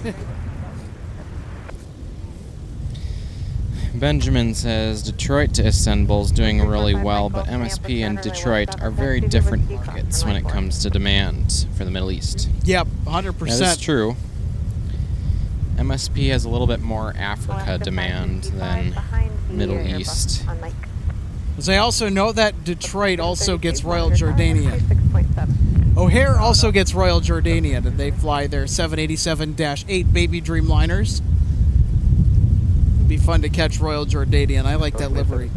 So getting back to our forecasting discussion, I have this as a saved tab on my phone. And this is based on the Old Farmer's Almanac. Predicts a mild winter for Minnesota in 2025-2026 with above normal temperatures and below normal precipitation.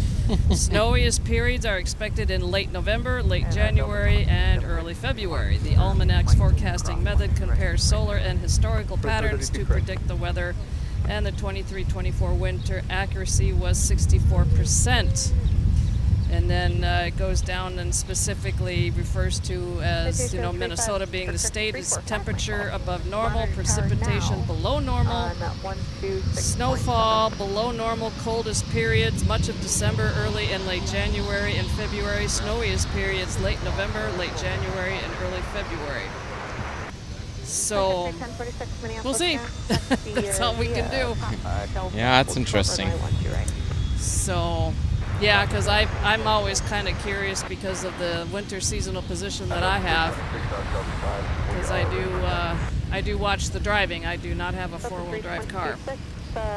717 transiting whiskey there. Runway 17, taxi via Papa, cross runway 4, Mike, hold short runway 12 right. Hans adding to the conversation,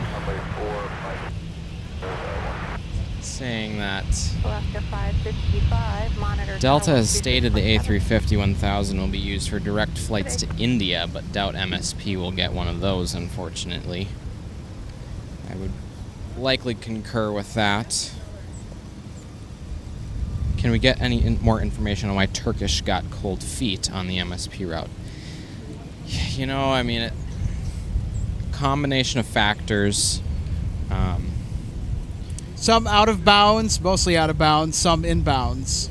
Yeah. And the stuff that is inbounds is stuff that we just are unsure of. So it's, again, we'll have to wait for the official announcement, and if they're coming here, I will believe it when I see it. Yeah, Turkish has kind of a funny way of announcing stuff long before they actually do anything. Yeah, just go ahead and ask Denver International Airport how that turned out.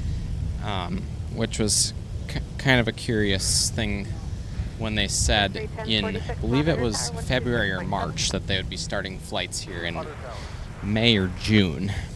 That was a really tight timeline for them, out of the ordinary. Hey, Micah, do you think Alaska is going to elect to rocket off 12 right for its departure? Yep, we've got a departure taxiing across from us. Hold on. Oh yeah, they just made a turn, like they might be cutting across. Very curious. Well, They're still within the de-ice pad there, so it's possible they might be... Oh, no, they're on the far side. They're just... Let's see, what is that? I can never remember which... they're changing lanes. Yep. I forget which taxiway that is that runs across. One arrival will get you out here. Thank you. Now they're on Alpha, though. They're moving over to Alpha. But back to Turkish. It's... A lot of people will attribute their cold feet to softening international inbound travel to the United States. Specifically over kind of the uncertainties of customs. But aside from that, there's plenty of other reasons you could point to. And listening to, I forget which organization he's the president of. I was at the State of the Airport address 2 weeks ago in downtown Minneapolis to kind of get a pulse on what was going on, and one of the kind of big travel guys there was telling the audience that they're still quite optimistic about demand coming up. So it's hard to say. Turkish could most certainly be just waiting a little longer. Minneapolis ground, push on the ramp, your discretion. You can expect runway 17. I think the other announcement that just kind of flew under the radar, for a lack of a better term, was Ethiopian. 2821, contact departure. Yeah, a travel agent on behalf of Ethiopian, as far as most people can tell, they inadvertently posted that they were beginning flights to Minneapolis. Oops. And while true at the time, did not materialize at this point for reasons which will remain unstated here. So there's a few more on the docket, I'm sure, that could eventually be making announcements as the conditions both here at the airport and more on a national and international level improve. Ground Delta 160. Delta 160, go ahead. 160, we just got our clearance and they told us 12 left. We're not going to be able to make those numbers, so we're going to need 12 right tonight. Delta 160, copy, you can expect 12 right. Sound like we're gonna get a Yeah, 12 we're gonna right? get 12 right departure for Delta 160. 321 departing ahead, 17 out of point. I'm also thinking of that Alaska departure that's sitting down there. Or they just wait still to cross. Yeah, they might be queuing up for departure here on 12 right. We'll just have to see what happens. Kind of weird for them to do that. They're only headed to Seattle, but I guess it's possible.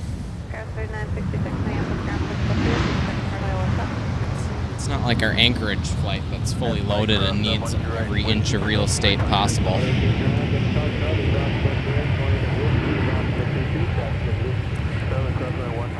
And the arrival that we had just go by us was Delta 2392 from Jacksonville, former Northwest 8319.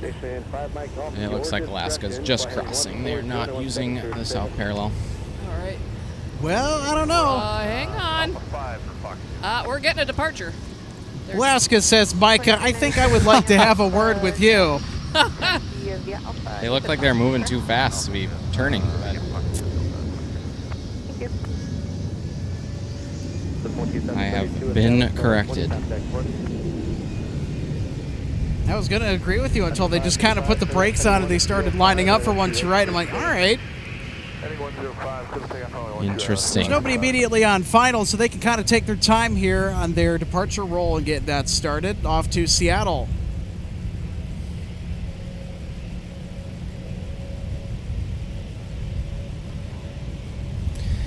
Hans, absolutely glad to give all the juicy details, as many as I can give you here. Keep the questions coming. We're happy to give our opinions or any knowledge we might have.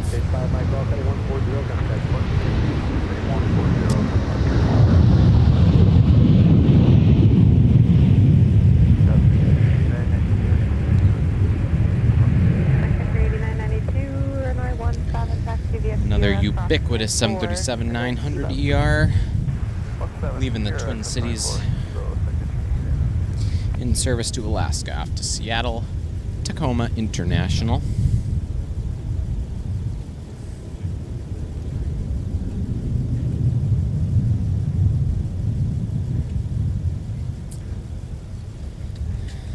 $555 on the 105, contact departure, have a good flight.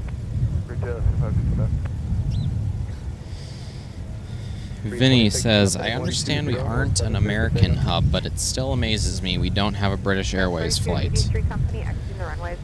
Yeah, it's... I mean, I guess I'm not too surprised, since we don't have much for a One World presence here. But... mostly Sky Team? yeah, largely Sky Team with Delta heading that up here. But you never know. I mean, from what I understand, British Airways is probably more on the short list of possibilities for here if it were to happen. Or if anything were to happen, it would probably be them. But you never know. Started St. Louis, which is definitely, it's a very different market than Minneapolis.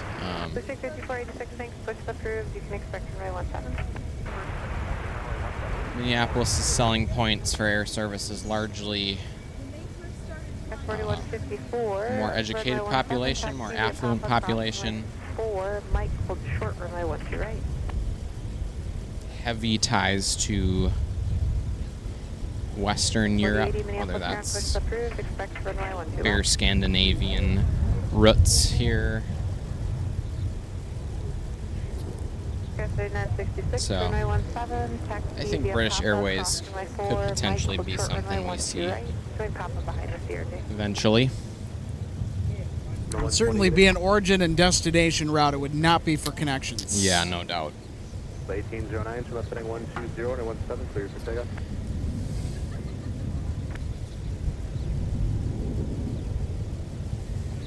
Country 8992, Minneapolis Tower, 17, line up and wait.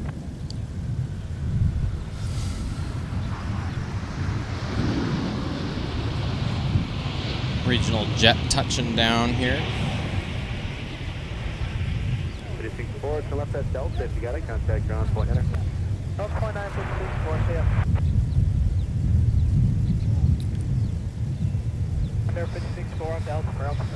Alex, Nancy really likes those banking shots of the aircraft departing, just to let you know. Let's go left turn Bravo. I do as well, especially if we have action on the 30 headings opposite of where the traffic is flowing right now. And I think what we'll do is we'll take a moment. We have a little break here, Michael. Let's talk about our traffic patterns today that we are currently observing. So we're in sort of a southwest flow. Yeah, mixed south flow. 1809, contact departure, good day.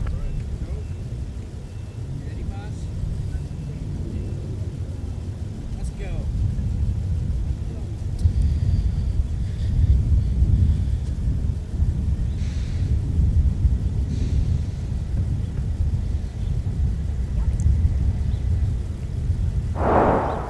All right, so here is the traffic pattern visualized as you see on your screen. Here's the diagram of MSP Airport and its runways. That little flag pin, that's where we're located at the viewing area near the geographical center of MSP Airport. We have all arriving traffic on 12 right and 12 left.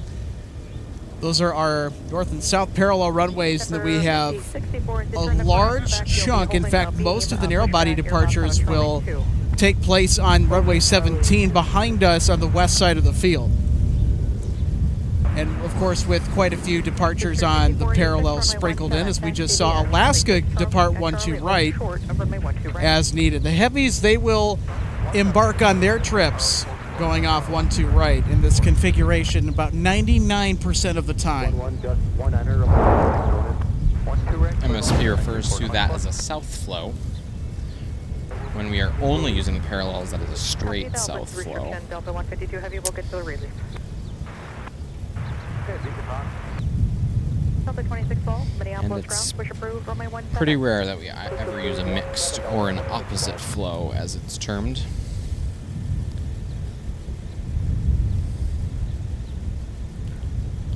Number 5384, Minneapolis ground taxi to the gate via Papa. Well, the breeze hasn't not let up since we've started, so it's... taxi to the gate via Papa. Jaden asks, what airline may start service soon, and we'll miss seeing the banana boats. Yeah, concur to both of those. Spirit will be history here at MSP beginning. Is that what they announced? Yeah, all operations to Minneapolis St. Paul International will be cut off, and of course, that's a little ways in the future, not necessarily immediate, but it's going to be uber weird not seeing the flamboyant, bright yellow banana bus aircrafts and their presence at MSP anymore. It's going to not feel quite right. For sure. It will definitely be bizarre not to see those. Is it 12 at Fox 10? No, you say it's 2620. Probably see a slight fare increase due to their exit from the market. Sun Country will still be the stalwart here to keep Delta honest fare-wise. Speaking of Sun Country, Micah, you have just summoned a 737 arrival on 12 right. Good timing. 737 in the simplified titles livery. Booster 5486 tower will park as needed. Monitor tower now 126.7. Tower 126.7, 46. Skyway 4154, monitor tower 126.7. Coming in from LAX, it's Sun Country 424. One of our resident spotters, Nick Morales here, got an excellent shot of almost every Sun Country livery lined up on their remote pad over on the west side of the field. We got that while he was up on Terminal 2 getting the Centennial livery the other day. It was a great shot.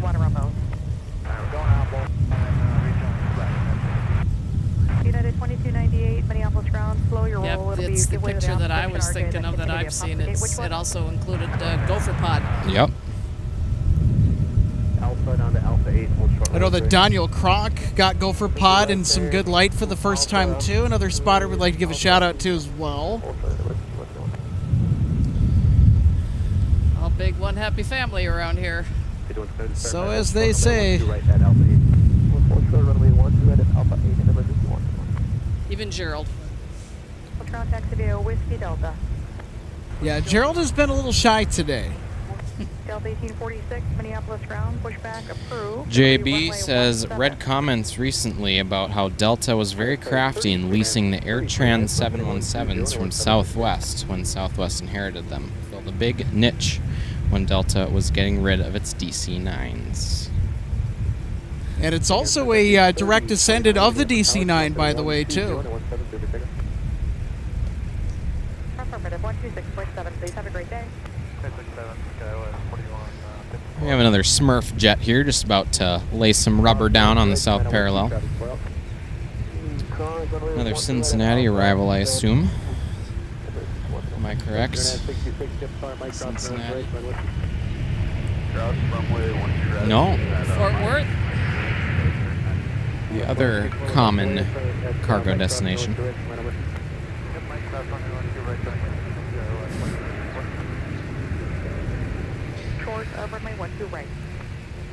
Hans says, still pumped we got FCO and CPH, those being Rome and Copenhagen. I hope to take the Copenhagen flight next year. Good grief, can't get anything to roll off my tongue there. Copenhagen. Any idea on how those have been performing? I would hate to see them get cut. Well, never fear. As far as I'm aware, those load factors have been performing pretty admirably, it sounds like. So much so that they upgraded them. What did they start them out with in the spring? Was it a 330-200? I think they started with the 330-200. It was the 330-300 for a while, and now they get the 330 Neo. Yep, it's now the 900, so there was so much demand for it that they upgauged the aircraft, which I think is a good indication that those won't be going away anytime soon.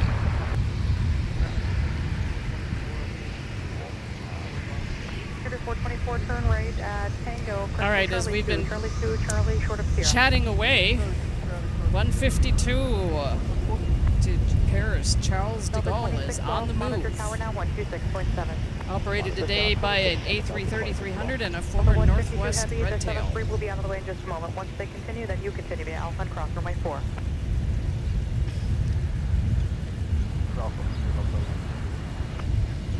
Here we have another Sun Country simplified titles aircraft. And appropriate to mention this comment here from JB says, I have a hard time adjusting to the new Sun Country livery. At first, I really didn't like it, but it's grown on me. Still fond of the all blue. I think the big issue that Sun Country was trying to address with their new livery is to differentiate it from Southwest, which looks similar to theirs. And regarding that specific livery, they say that's the hybrid Sun Country livery with the name in block letters. I call it the, quote, indecisive livery. Number 5121, fly runway heading on 17 for takeoff. be about 2 minutes before they're there, but I need you to wait since I've got a bunch of closures. There's I can't Smurf give Jet them another coming round. back towards us. Probably another Yeah, we'll wait for Mike Sunset. taxi for us. 3 to 4 Minneapolis round, taxi via Whiskey Delta, say gate.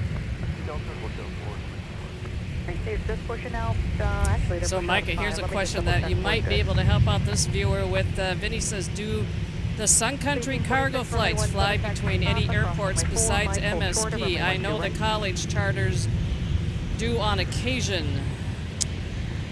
Specifically cargo, I'm relatively certain it is hub and spoke, with Minneapolis being its only base. I think it's MSP to CVG and back, and MSP to AFW and back. It was 424, thanks for looking, I appreciate you. I'm trying to think if they were ever flying anywhere else, but I don't think they fly between any of those. It's just to and from MSP from those destinations. So, of course, the two Delta tails that just passed by in front of us. The one that was the closest, which was a 739ER, is Delta 2612 headed to Nashville. They're headed over to runway 17. And then beyond them is our Paris Charles de Gaulle departure. So they were both paralleling, one on each side of runway 12 right. 152, I'll give you one arrival, get short. All right, so according to MSP Tower, one more arrival, and then Delta 152 cleared to blast off for Paris. And everybody 121 training 215, contact Park today. And off of the distance, Alaska Flight 480 2620 minutes. arrives from Seattle. Keep it rolling at Mike Cross, Miller, your age. I'm Mike Cross, runway 13 right, keep it rolling. Delta 6, SkyWest, 4154, flight heading 120, and 173 per second. And kind of tagging on to my answer regarding the cargo stuff for Sun Country. Greena said they do fly to San Bernardino. Yes, they do that for cargo. And then regarding the college charters aspect of your comments, they do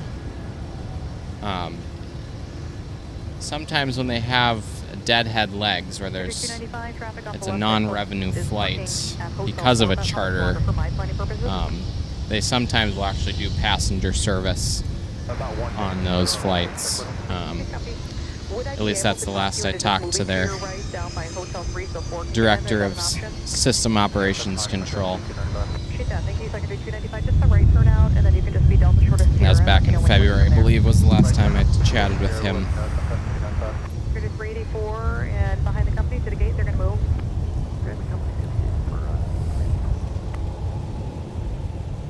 Another 717 for your viewing pleasure on Whiskey. Charlie, hold short of Charlie 6. The alley is blocked. Be just a minute.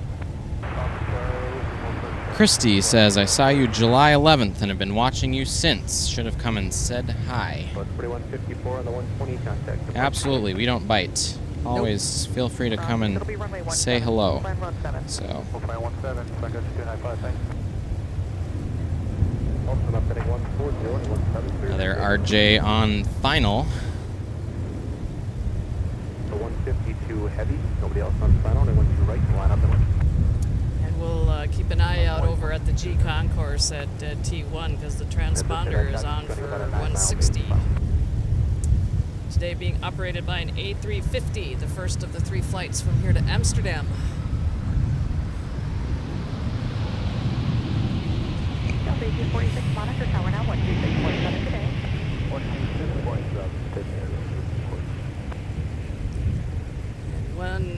2620, traffic cross. 152 to Charles de Gaulle has been cleared onto the runway. 3078, traffic in position at November, crossing by 17. And Eric says he'll be on the Rome flight back home here on the 13th. He was stoked to find that direct flight. All right. Always makes it easy. You'll have to let us know how it goes. So this A330-300 was part of that additional order that Delta placed following the merger with Northwest, topping off the numbers in their A330-300 fleet. Number 5234, Minneapolis ground, taxi via Alpha, Delta. So it is not an ex-Northwest aircraft, as indicated by the engine choice that Delta picked for their top-up order, which was the GE CF680, which this aircraft proudly has installed. This aircraft, however, continues the registration suffix convention, staying in line with the other A330s registered in Delta's fleet, ending in NW for November Whiskey or Northwest.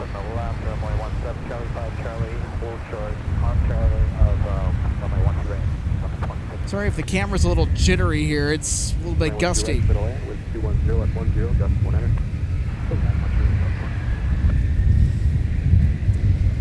Engines are spooled up and brakes are unlocked. They are on the roll. And then keep us behind southwest at the end, no left.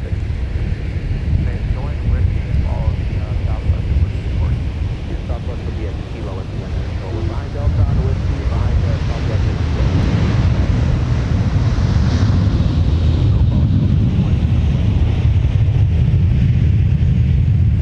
If you're in through the alley at Charlie 5, you can turn left at Charlie 6 into the gate behind that. Good day. Alright, left at Charlie 6 behind Delta. Fall red heavy Airbus B30 turning out to the northeast, contact bus. Off the right side, an RJ will also approach. The CRJ will be waiting for you. Alright, follow the 7-3 and we're headed to South 50 base. Two shots got the right wing, 2 miles remains on the 120. See the smoke coming out of the engines? Contact departure. Yeah. That's normal. Just a little faint exhaust trail you can see. Power planning 140 to 17 cleared for takeoff. Factor. Had to stay quiet so you could appreciate the takeoff roll. It's always more fun if you're on it. It's true. So according to an A330 pilot that I got in touch with, actually the History Center, a big shout out to Drew Dunwoody. Captain Drew! Yeah, Captain Drew. He was telling me just about what a pain in the rear the Pratt & Whitney engines are to start compared to the GEs. Oh, really? Yeah, he much prefers the GE-propelled A330s compared to the Pratt & Whitney engined A330s. The ones that Northwest originally ordered. Interesting. Huh. Well, it's a good thing that all came about after the days of Donald Nyrop, so he would have had none of that. Vinny asks if we know when gates G19 through 22 are reopening. I'm thinking of the same ones. I believe those are the ones in front of which they're replacing the concrete of the ramp. And I don't think that is set to be done until at least the end of the year, if not farther into the future. That's as specific as of an answer as I can provide. So assuming those gates have been closed because of the work? Right. Okay. That would make total sense. Yeah, the last time I was on the air side, that was still kind of a gaping hole. Drove around it. That was during the spring phase of the South Parallel construction. So did they replace any of the lights out here? 17. Oh boy. There's our faint whale noises. Lights. I want to say they did do some of that. A220 to pass now from right to left. Although largely this year's construction project was grading of the safety areas. And that was Delta 160 heavy, disregard the 220, they're going to a different gate. No didn't factor, have much to do with runway electrical, 12 but I do want to say they did do some lights. I was just curious because last year at our aviation collector show, we had a vendor that was selling lights, runway lights, the clear ones from the North Parallel because of the work that went on that side last summer. So I still have not done anything with it, but I would think it would be cool to have one from this Turn side, because this 010, one right, your line. would have been more for my dad, because he would have been on this runway probably more than the north side, considering what he was flying, because it is a little bit longer. So then I would have one from each. Yeah. If by chance the same vendor that was at the show last year is back this year that has some from this runway. So I imagine they probably had to do some of the lighting. We should probably get one for our broadcast booth that signifies that we've taken to That air. we're on air, yeah. Be our little on-air light. That'd be We kind of need fun. one of the reels, the runway end identifier lights that are red. well, come next week from Saturday, I guess we'll have to find out. Yeah, is that the collectibles show? Yeah. Yes, it's Southwest 1356, the yearly contact departure. collectible show over at the 535. Wyndham Hotel that's across from the Mall of America, that is put on by the NWA History Center. And from what I have seen with our director for the museum is that it looks like it's going to be another full house with vendors, with a number of tables that are available for use and people to buy for participating in the event, and the size of the room. 5486, fly heading 0.17, So could be another good show, and as it always is to begin with. But we have, from the looks, more vendors that are going to bring their goodies put available for purchase. 2009er, 0.12 right, your line.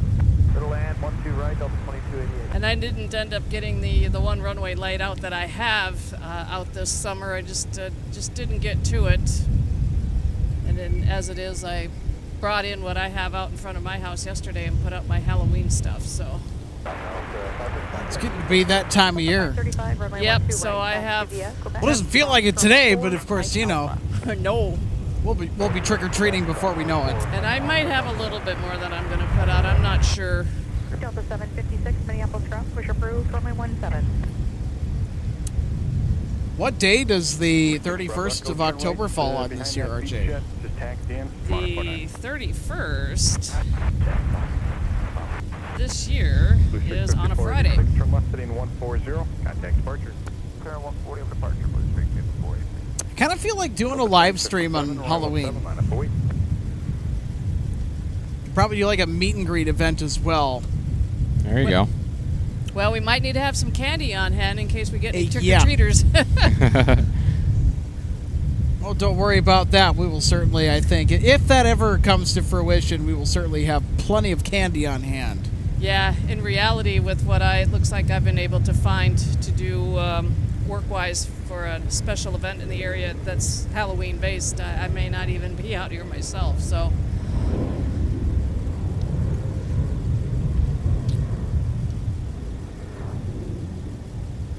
A little lull in the action here. Turn left heading 140, 0.17, go for takeoff. Also taking the time to hydrate a little bit. I have a big old thermos. Have that filled with some chilled cola. Micah, what's your beverage of choice today? Just some good old dihydrogen monoxide.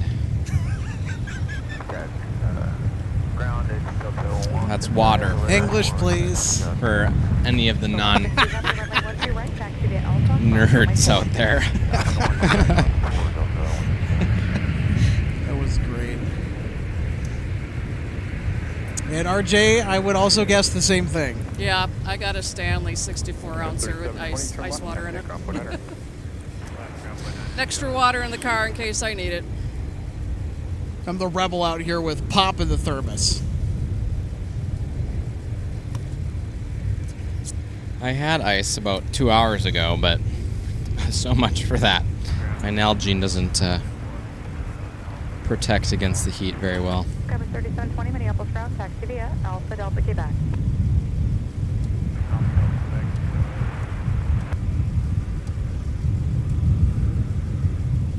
Ooh. Vinny letting us know that the Be flying in on the 31st. Around 5. Well, well, well.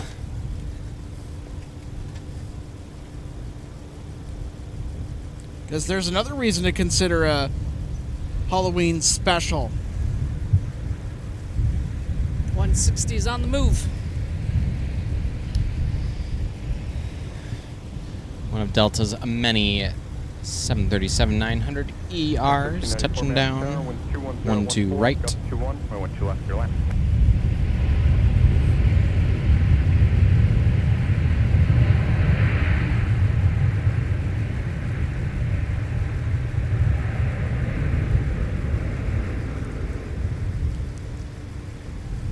Delta 2288, turn left, contact ground point under.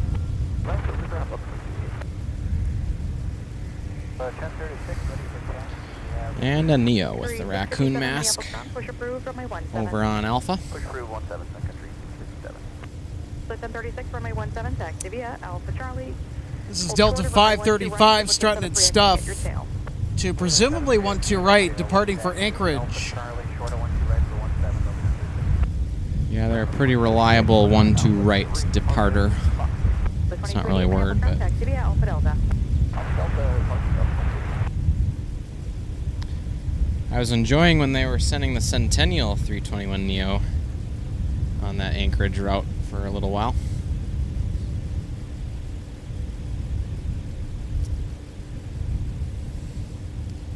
I think we've now seen all of the recent Delta special liveries. Last summer was their new Team USA one. This year we got their Los Angeles 2028 Olympics livery. Yep. And we've now seen both the Centennial livery on the 321 Neo and the A350-900. Turn left heading 105, right, right, over takeoff. So did you guys see the new 100-year Centennial livery for Qantas that just got unveiled? I have not. Or no, Lufthansa, I beg your pardon. It was Lufthansa. I will say that I prefer the Delta Centennial livery much more than I do than on Lufthansa's jets, or Lufthansa's iteration of their Centennial livery. 1036, monitor 126. And no, it's not because I'm a homer and Delta's the hub airline, don't you know? Yeah, sure. You betcha. I just think from a stylistic standpoint that Delta did a better job. I thought the execution was better. Anyway, here's Anchorage. Country 1701, Minneapolis Tower, flyer heading 517, takeoff.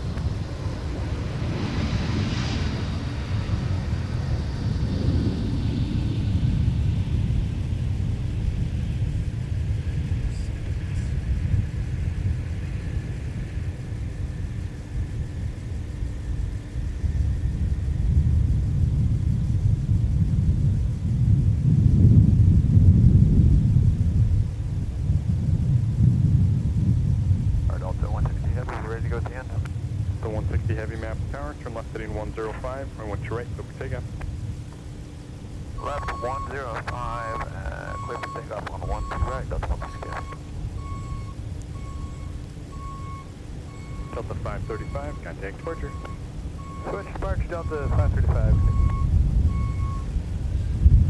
56 from my 17, taxi via Quebec, cross my 4. And Michael Walmsley, Ultra thanks from for my 1 watching, says hi everyone. Just checking in for a few minutes before I have to go to my work shift starting at 5 Eastern Time, 4 p.m. Central. I will be watching until 5:17 Eastern Time. 21012, Gulf 21, my 1 to right, your left, contract service departing heavy Airbus.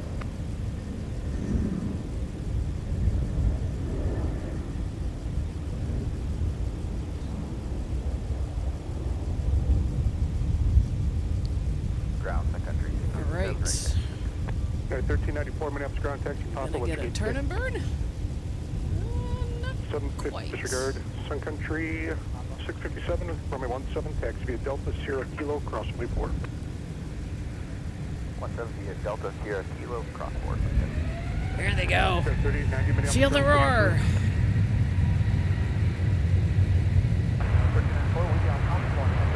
Okay, 1394 Minneapolis ground, taxi Papa to the gate.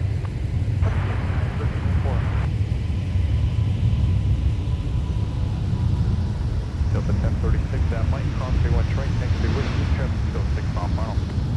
Cross, once you're right at Mike, taxi via Whiskey, Delta 1036.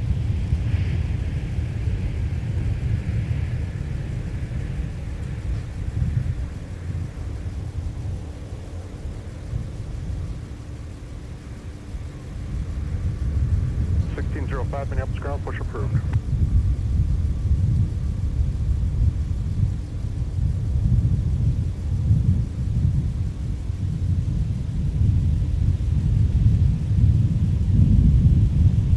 Monitor 657, monitor tower 123.67.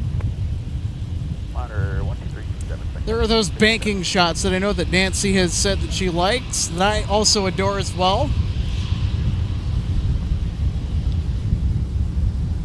Headed to my house.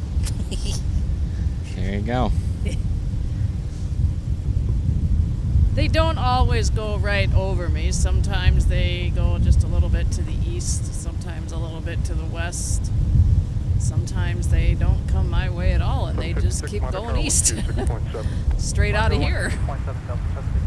So once they get over kind of where the Mississippi River is and South St. Paul, they start to sometimes make that turn, and depending on how they make that turn in that area is how I get them flying over where I'm at. Just depends on what their flight plan is and what they filed.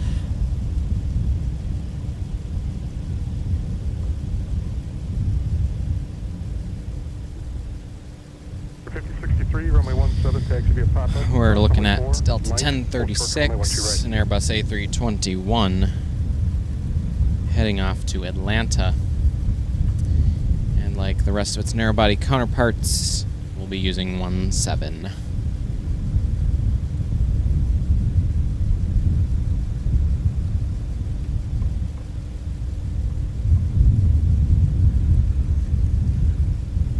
Speaking of Atlanta, hey Micah, have you been down to Atlanta before? I have not. I've been through Atlanta twice. One was connecting through ATL and the other was driving through the metro area around midnight, helping a friend of mine who's been on the show before a couple times. Just helping him move up from Florida, and let's just say that was a nail biter. The closest I've been to Atlanta was I dipped through northern Georgia on the interstate when we driving to Chattanooga. Kind of makes a little loop into Georgia for a second. Mosquito! Mosquito indeed. Look out, everybody, you're going to need your bug repellent for this one. Yep. One of Bemidji Aviation's many Swearingen-Fairchild Metro liners. Watch them taxi.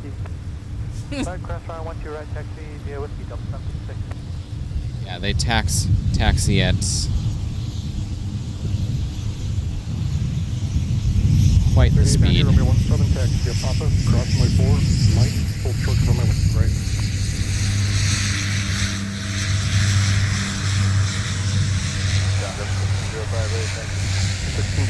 With the RJ passing out your right, runway 17, taxi via Papa, cross runway 4, Mike, full curve runway 12 right.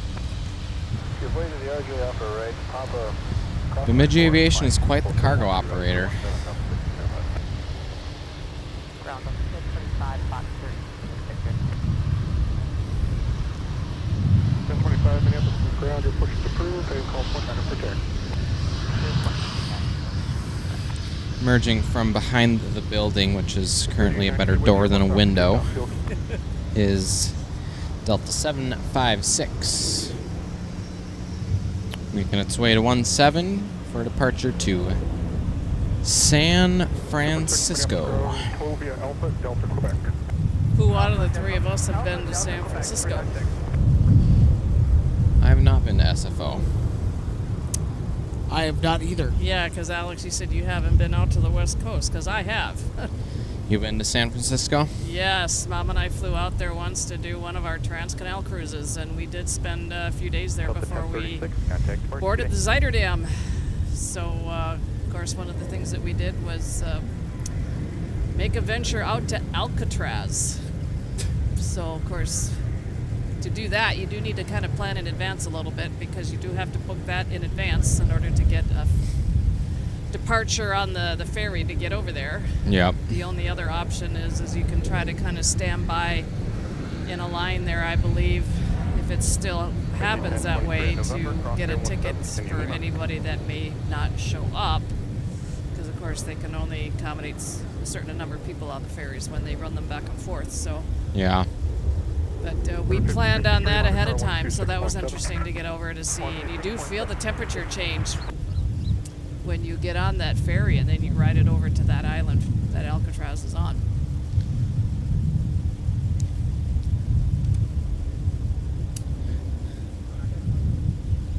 Sun Country 657, turn right heading 215. Yeah, when we Contact did departure. our Trans-Canal cruises, a majority of them were from the West Coast, so we flew out to either San Francisco or San Diego. We got on once in Long Beach.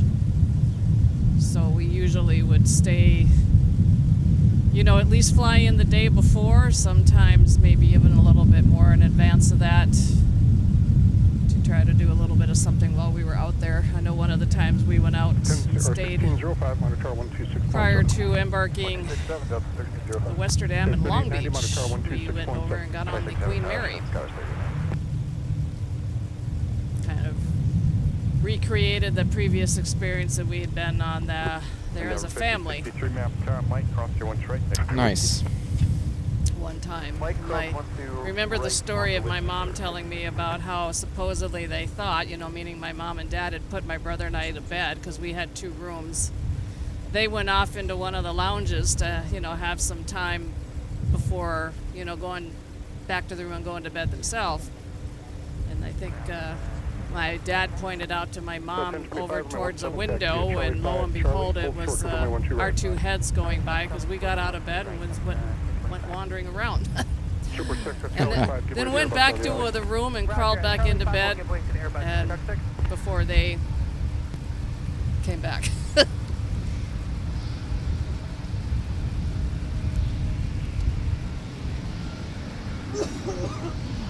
Country 657, contact departure.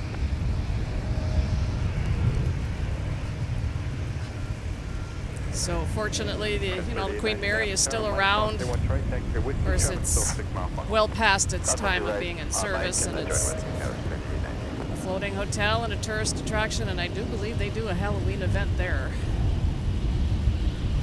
I have to bring this comment up because I cannot agree more. Vinny says, I would love all the Delta liveries more if they brought all the tail designs down to the full side of the plane like Lufthansa does.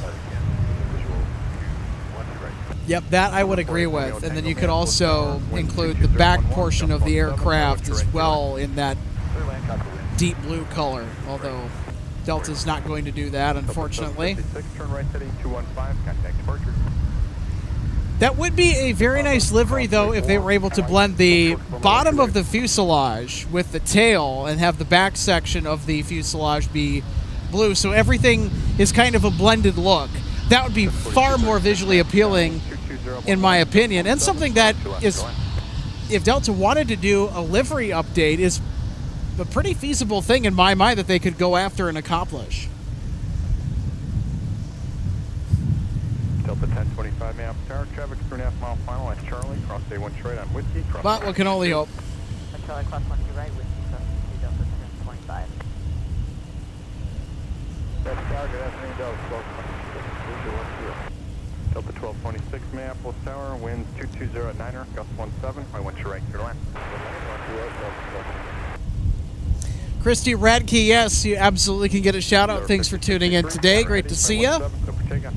Thanks for spending some time with us here at MSP Airport. Hope you're enjoying the wonderful plane spotting views and the weather that we have the privilege of being out here to bask in on this Thursday evening.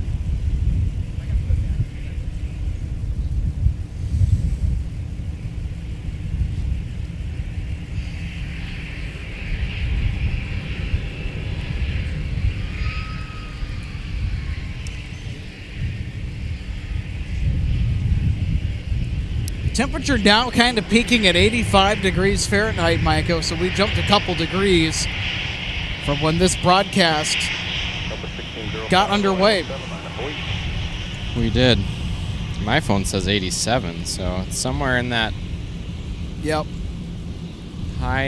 mid-high 80s. I think, was CARE projecting? I want to say CARE 11 said 89 last night on the 10 o'clock.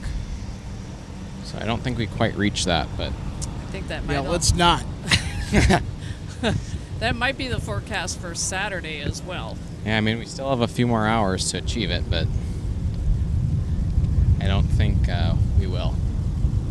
Hey, hello, everybody. Welcome to the broadcast booth. I'm Alex. That's Micah. Say hello to Micah. It's been a little while since he's been on our live programs. I know that you've been doing a lot behind the scenes. You've been doing a lot apart from MSP Live and wrapping up your college education. So do you know what your next plans are, or still kind of figuring that out? They're still in the works. A few different opportunities I'm feeling out, but at this point, nothing's solidified. But looking forward to possibilities of what's next. But yeah, glad to be here and enjoy a nice day outside. Couldn't pass it up with just how nice the weather was today. Absolutely. And of course, tomorrow it'll be on track for similar weather conditions, I think. We're doing a double header to kind of close out the week. Of course, we will not be live on Saturday this week. I thought we might go live on Saturday, but I decided to swap it to Friday instead due to availability reasons. And then this Sunday, we are also expecting to go live as well, right here from the wonderful aircraft viewing area.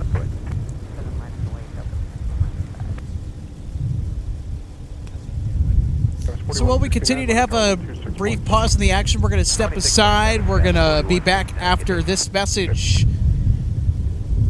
Keep it right here. You're watching MSP Airport Live. Back in a couple minutes. And who else up?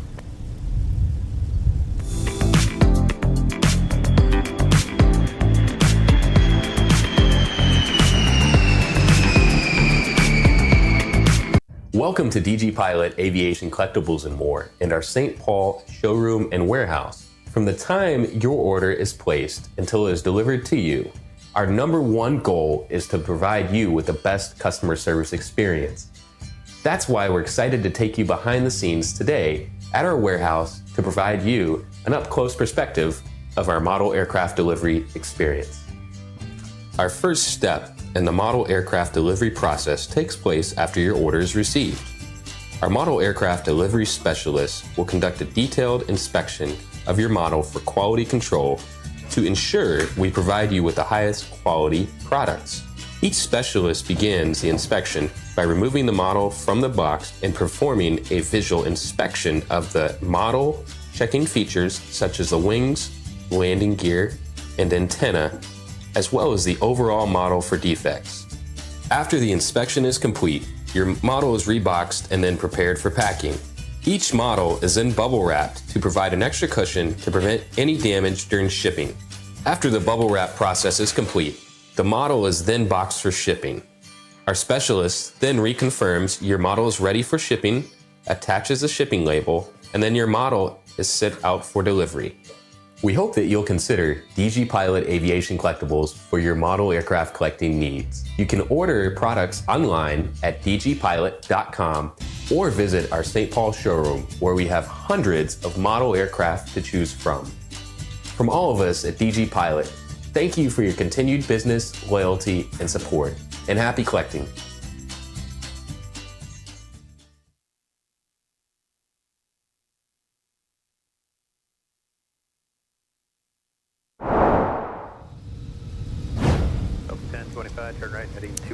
Welcome back, everybody, to Minneapolis St. Paul International Airport. Glad you could join us for some incredible live plane spotting today on this Thursday evening from the Twin Cities. Alex Redding, Michael Larson, RJ Bean, happy to bring you all the action from the viewing area today. I'll tell you what, another stupendous day for spotting at the viewing area. I think this is the third consecutive broadcast where we've made that claim. It is gorgeous, no doubt.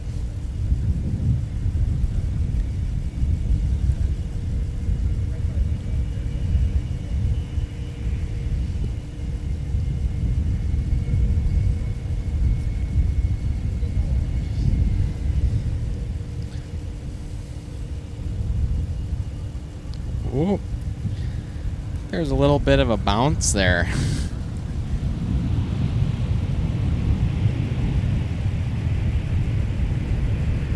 Touchdown, but then came back up just a fraction there for a second. Gas 4266, map the star, wind is 190.10, 21 left. That 319 was doing the walk. Delta 2516, turn left, turn Alpha, contact ground point enter. Turn Alpha, ground point 9, Delta 2516. Got that right main down and then put the left one down, and then they both kind of came back up for a second. Ground Delta 2516, clear 12 right on Alpha going to Fox 1. 2516 Minneapolis ground taxi Alpha Delta. Alpha Delta 2516. For 0, 17, clear for takeoff.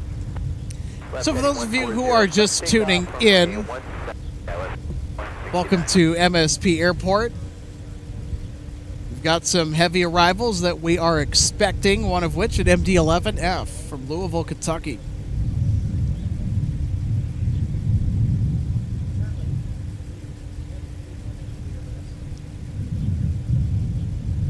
So other than the MD-11, Mike and RJ, a couple flights that you guys are excited to catch tonight. Boy, I can never keep track anymore with seasons ending and whatnot.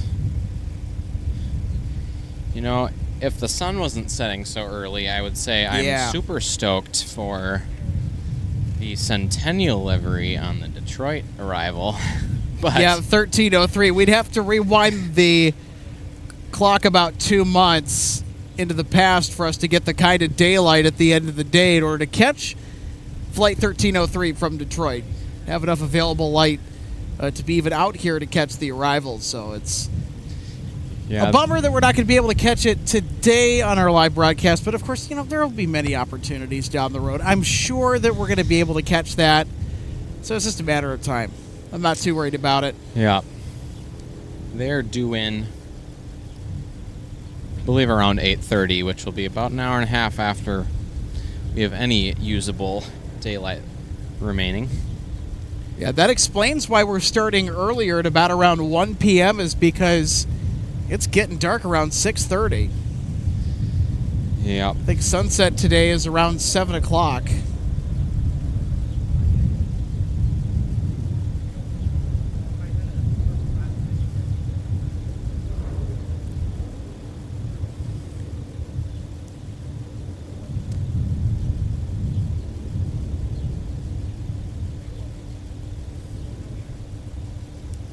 So sunset tonight at MSP Airport is at 6:50 p.m. I mean, to answer the question, Aer Lingus is always a good one to look forward to here. They'll be making an appearance roughly 5:30, 5:40-ish. It's always a good one. 4169.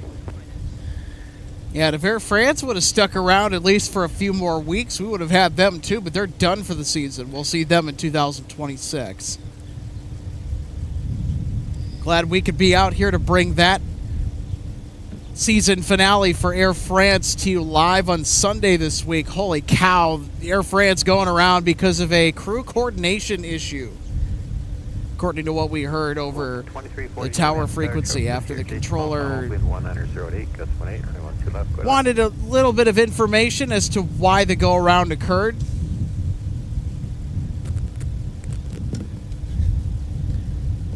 And a crew coordination issue was the only answer that we were given. Could mean a variety of different things. No specifics.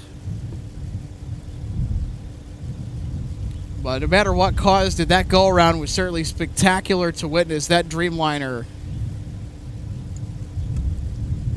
really got elevation after deciding that it would abort the landing. And I'll tell you what, that's the first time I've ever seen Air France go around with any aircraft in their arsenal here, ever.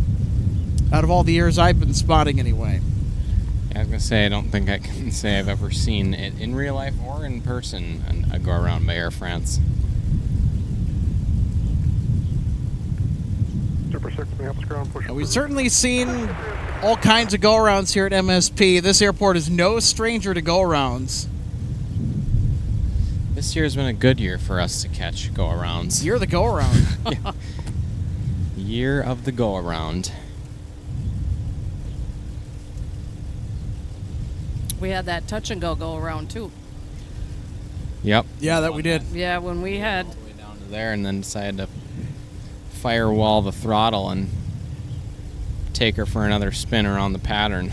yes when we had our eventful stream together back on the 30th Yeah, and of that was- July. Yeah, and that was the stream where we captured Delta 56 Heavy, which, by the way, has now been classified as an air accident. Officially. crazy. Yeah, I know. The fact that we were just coincidentally live broadcasting here from MSP Airport, and, you know, it was Pittsburgh, country 633. smoky as all get out. That was probably one of the worst days of the year for smoke. Yet here we were out here broadcasting. We had the Sun Country Taxiway Whiskey breakdown. Then later on, after that whole fiasco got wrapped up, put to bed, then we had the Delta incident with Delta 56, and then later, which got lost, I think, in the recap of the day's events, was the Embraer 175 go-around, the touch and go-around that, RJ, that you spoke of. Yep, that was definitely, I think, one of the most eventful streams that I've ever been a part of since I've become a part of this team. And at the same time, I've told a lot of people that if they remembered that event and saw any of it on TV, that it was our footage that everybody was looking at. Yep. And of course, extremely grateful that, for the most part, it had, a positive outcome. Of course, we never like to see those things happen. But I think at this point in time, everybody who may have been back watching that stream when it happened, and I started mentioning it quite frequently, that whenever you fly, wear your seatbelt. Even though the pilot may turn off the seatbelt sign, but we really didn't get into too many details. Of course, I think we knew eventually that everybody afterwards would find out what was going on and what we had heard, but it's just a good, just common sense rule whenever you fly. You never know when something can happen, just like anything else. And of course, the continuation of that flight onto Amsterdam was, of course, canceled. That airplane did stay here on the ground. That happened, I believe, on a Wednesday. Yep, that was a Wednesday. Yep, definitely. So- I was here for it. That airplane went back into service a couple days later, and we captured it on a stream that I did believe we did that Sunday, Alex. It was a return flight because it did fly out of here to AMS and then came back. And we got it on the return. Yeah, I can't remember how quick of a turnaround it was. I want to say it was either the following weekend or like a week from that day. I think we may have done a stream on Sunday that weekend, so it went out Roger, pass the tunnel, Bravo to the base. like on maybe a Saturday from here, overnight flight, and then into AMS Sunday morning their time, and then came back here. Yep. So, hey, Oh, here we that go. was definitely a bounce. Okie dokie. Kind of nose high there for a second, I thought.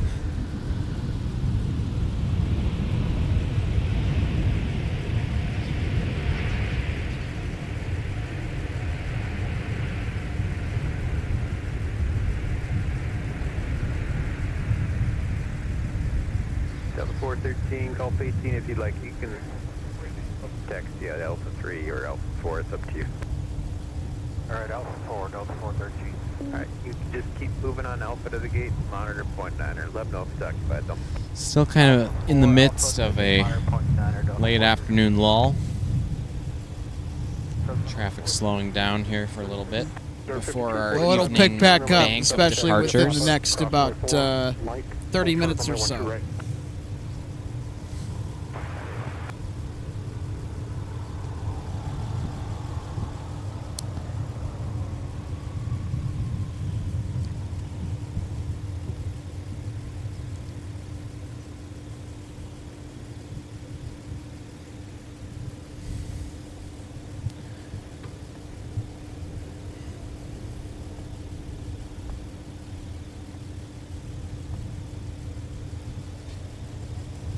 Delta 413, is your gate occupied? Negative. We're just we're having to wait for a cool down time. 413, roger.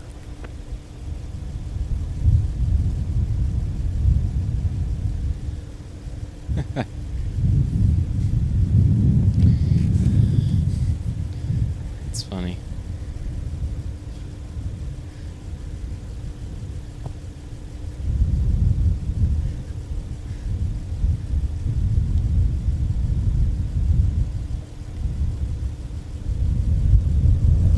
Another streamer calls one of those bouncy landings a boing boing.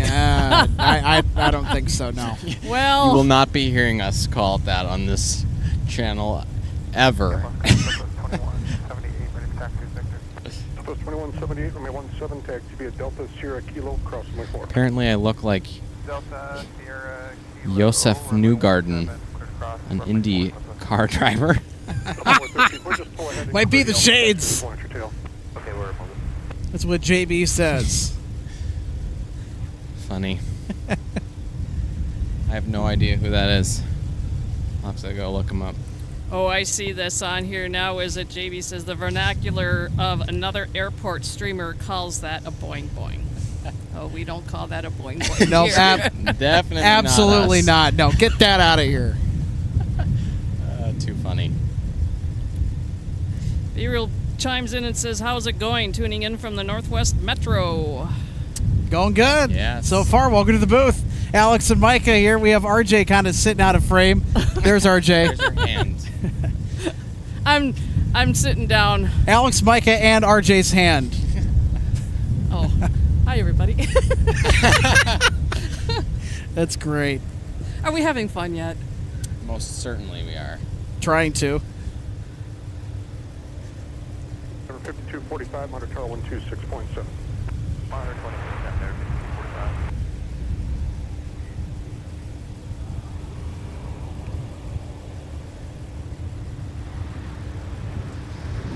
Going 737-900 ER for Delta, making quick work of that touchdown.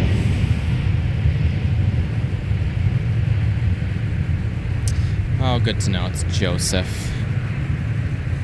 I don't know.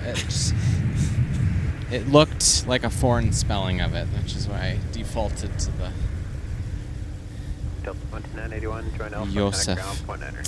I stand corrected. Okay. Fox G633, map star, turn left heading I- 17, clear for takeoff. Speculating we could have a viewer on board, a departing flight. Snaggy, he says in, but I'm wondering if he meant on. The CRJ 900 bound for Sioux Falls, pretty sure headed for runway 17. Yeah, you probably are. If we can get a flight number, we'll know where you are. Because there's just a few CRJs rolling around here. Third land on 12 right, take in the wind for 2640. Yep, wind. There's one. Now, for the time being, it turns into a big old game of guess who. Yeah. Looks like we have our eyes on one right there. Push approved and this frequency for reposition. Say again. 75, your push is approved. Call this frequency when you're ready. Push approved, call this frequency and ready, 75.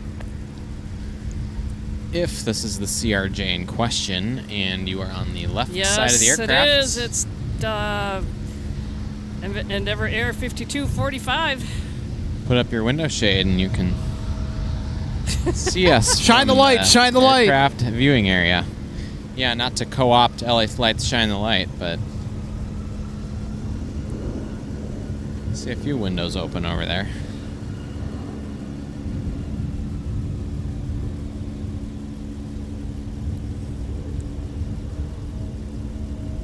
And if you are watching us live, then you'll watch us watching you.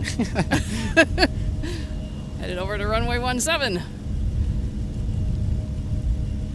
Have a great flight tonight. It's fantastic flying weather. Yeah, I haven't taken a look at the graphical forecast, see if there's any turbulence Southwest 2178, map at star, all turn left today. heading 140. Can't say that. It's unexpected rough air now.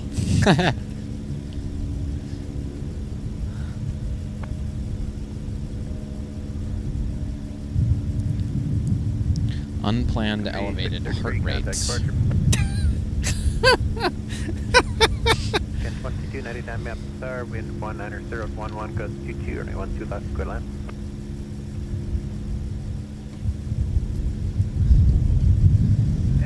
Speaking of turbulence, I hope everybody who's on Delta 56 a few months ago is recovered fully, because that was,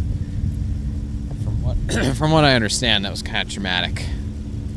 Oh, It's yeah. one of the scarier turbulence-related incidents that I've ever heard about or seen, just based on some of the pictures of the cabin in the aftermath of destruction. 17 lap away, Denver 5245. I mean, when you have several 100-pound beverage carts that are being tossed around about the cabin, that is nothing to laugh at all. Visual 12 right, 9 out. Yeah, 1123 maps star, wind rather 190.11, crazy. gust 22, runway 12 right, good line. Could have killed somebody, unfortunately, but we are thankful that everyone was treated for their injuries, whether minor or severe, and our medical system doing its job nicely, and pretty much everybody was released from the hospital. I think 24 hours following the incident of Delta 56, so we were very relieved to hear the news that they were discharged from care at the hospital, and then they could go start that recovery process, which we wish them well in still, and Yeah, and I may have heard hope of everything has gone well in their recovery. of some, Yeah. as much as possible, did continue on with their plans to, head to Amsterdam for the reasons in which they were headed there, and the fact that we were ready for them here in all capacities. I mean, there were healthcare providers just parked and waiting for them over there when they got to the gate. They were ready to help them when they got here. So they were ready.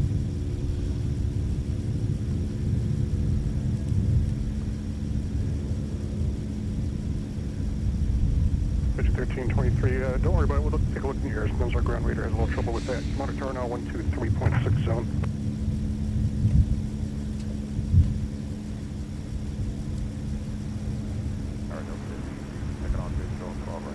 Delta 1560 maps star, wind 200.10, gust 22, runway 12 right, good line. 12 right, Southwest 2178, connect departure. Romeo Tango, Minneapolis ground runway 17, taxi via Whiskey, cross runway 4.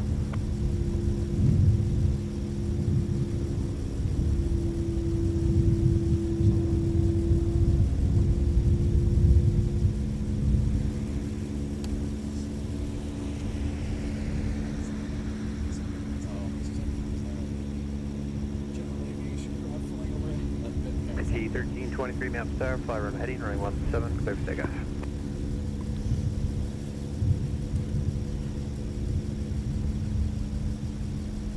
Denver 5245, turn right, heading 215. Right heading 215, Denver 5245.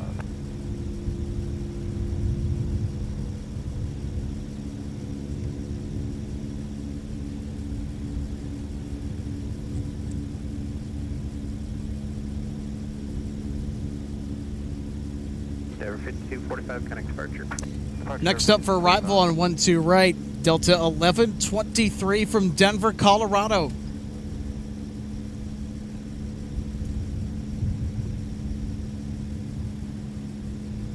JB says, gotta head out. Thanks. We'll check back in another day. Well, thank you for watching. Thank you for tuning in, spending some of your day with us.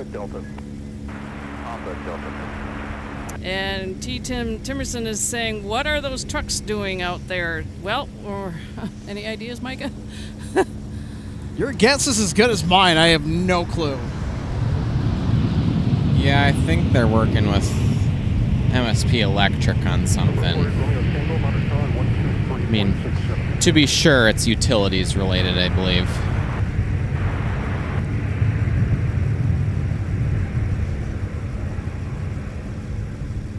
That truck has been back and forth between here and the construction site across the crosswind from Delta us. 23, turn left to an Alpha, Connect So ground point. it's not entirely clear, but some sort of.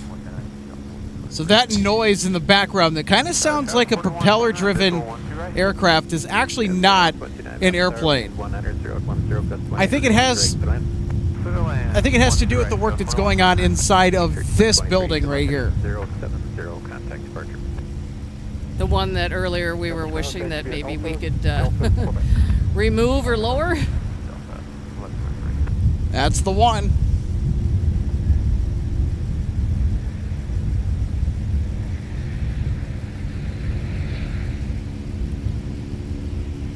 Here comes Delta 1560 from Las Vegas.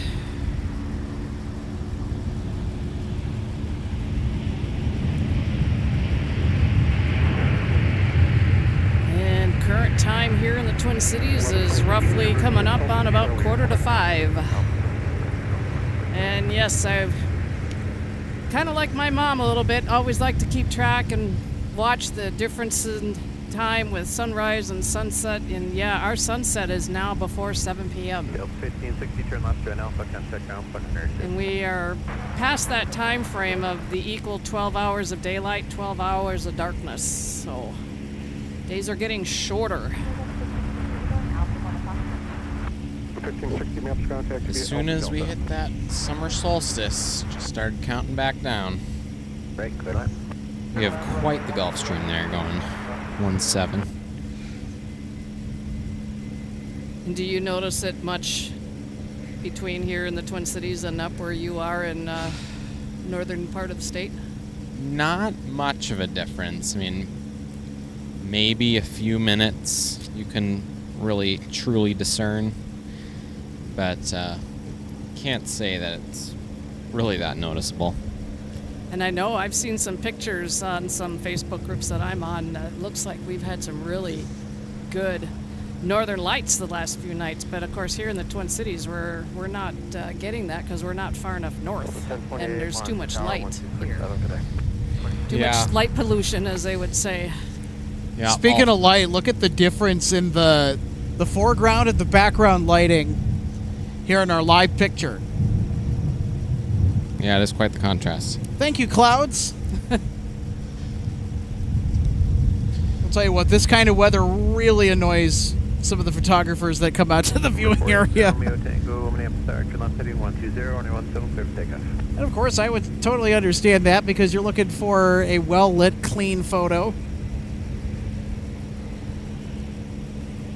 And of course, I remember when we were doing our broadcasts here earlier this summer, and we would show everybody the sunset, and it was where it was in comparison to all of the light poles down here along where we are in the viewing area and along Cargo Road and where the sun was. And you ought to see where it is now.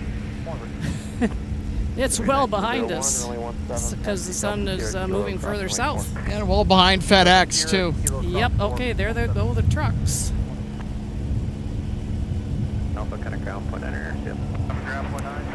And Alex on short final, we've got our UPS MD-11. Oh, that's on right. Short final, coming in from Louisville. 2568 heavies here, everybody.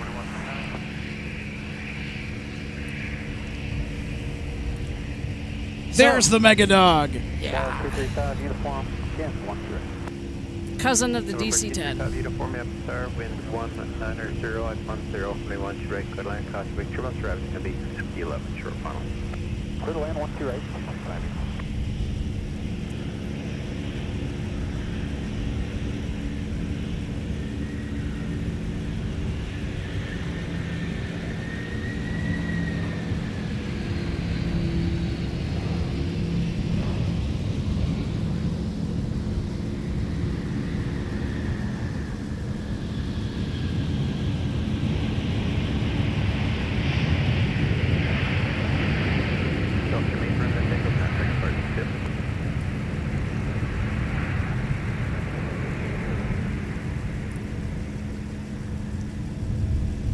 Beautiful.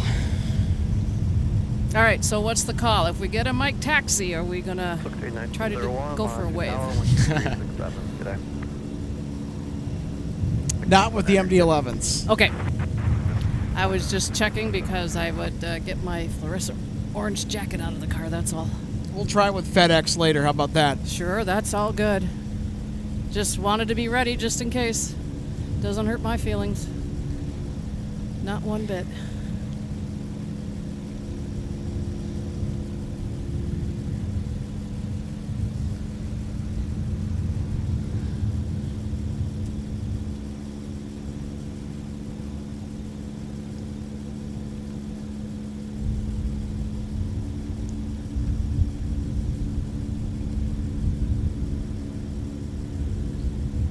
Embraer arriving north side. That's 2568, happy in Minneapolis ground, taxi Whiskey Delta Tango across from me 4. So they will not be going on taxiway, Mike, so I don't think it would have mattered, RJ. Whiskey Delta Tango is the instruction for them to taxi to their ramp. All good. 6 heavy, map star, wind 200, Sad. 10, 912 right. Womp womp. Womp, womp. I'll drag that one out a little bit more. 1028 for left heading. Will you do that?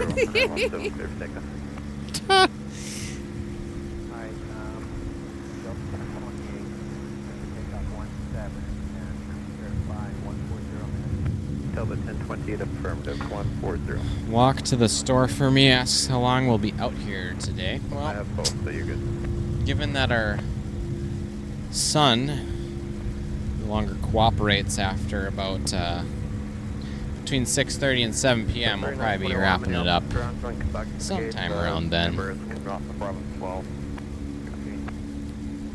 Yeah, since we've been able to come back after the runway closure, it's been around 7 or there shortly after because of sunset, and we do need to allow time for packing up all the equipment and heading out ourselves because this area can and does get patrolled by airport police. So we of course also have to be in compliant even though we're broadcasting out here. Nice little biz jet there. 54, 58. There's our 3847 Minneapolis ground with Titan tri-holer, the MD-11 freighter. Of course, as we know, these are the MD-11s with UPS. Of course, when my dad was flying the DC-10s for Northwest, he loved flying the 10 because of the big cockpit windows. Yeah.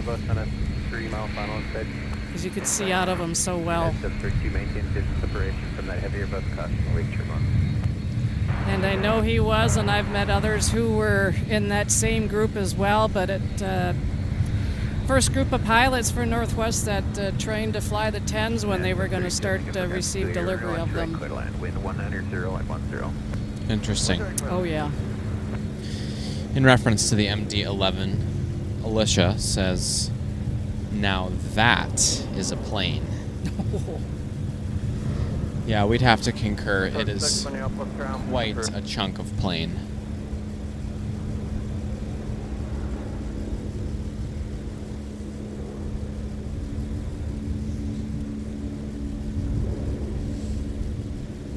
Looks like we got another heavy arriving. I think this might be our A300 from Rockford. I guess so. Yep, That it also is. UPS. That it is.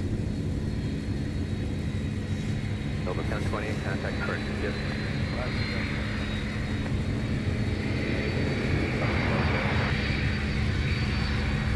So as they come in and touch down, of course they're busy doing what they're doing, but they might get a glance of the MD-11 arrival that's come in just ahead of them.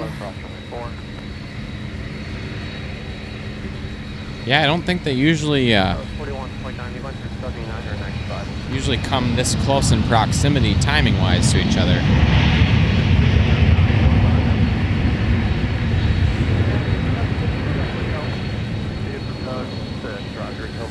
Normally it's the Airbus first, and then it's like another 30 minutes before we ever see the next one, whether it's a 7.6 or 7.5. I was going to say the same thing. It's just certainly unusual, but interesting nonetheless because we really don't see that happen. The A300 No. trailing and arriving after the flight that is technically scheduled to arrive behind it on the flight board. Yeah, it was interesting. Noah Hanft says, I've wanted to see an MD-11 for a while, and there's always one there when I'm not. That's just the nature of the beast when you're spotting, isn't it?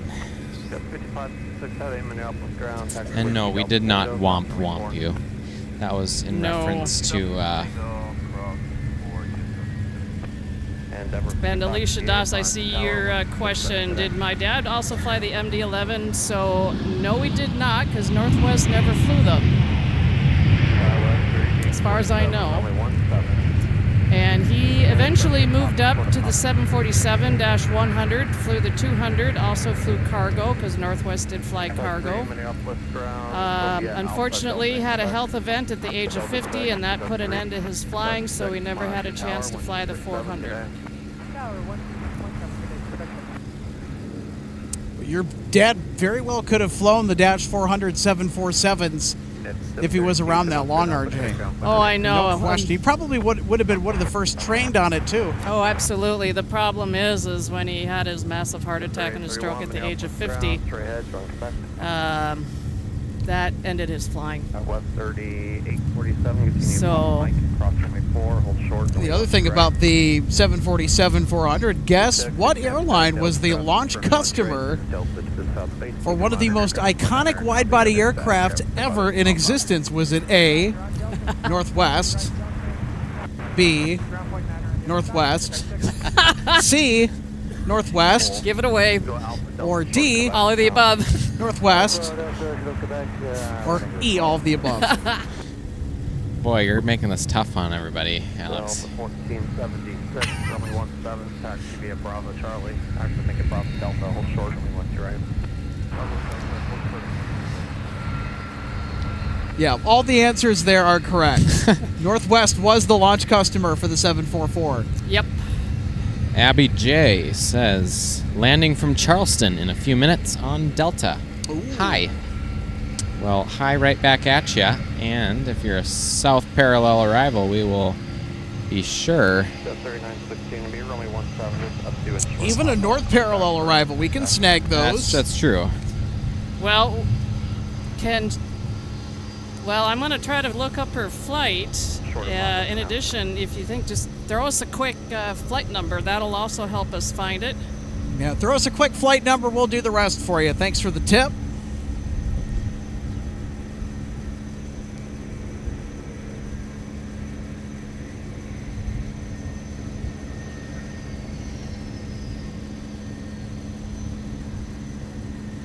Oh, and just as a heads up, here it is, I found it. Yep. Delta 2463 and A320. Just north of downtown. Okay.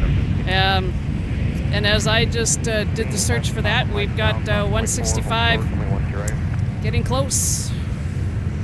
Due in just after 5 p.m., so she could be...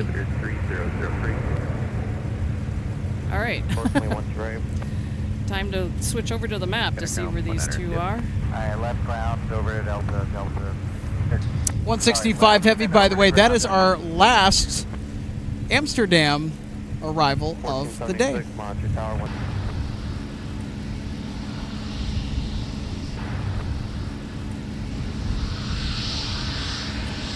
So, Abby J, I found your flight on Flight Radar. You are a little northwest of downtown Minneapolis at the moment. Probably be looking for you in about 10 minutes or so.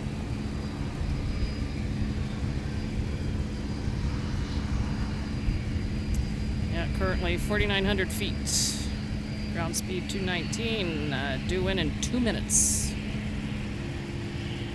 Powered up 2006, visual 1 right, visual 1 right, 2006 Tampa Tower, bin 100, 011, just 100, and they want right, clear line.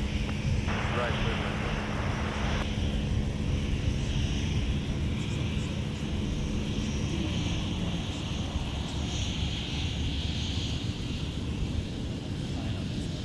Gus 4301, Minneapolis, ground, beer, runway 12 left, RPX back, short gate, Charlie 21.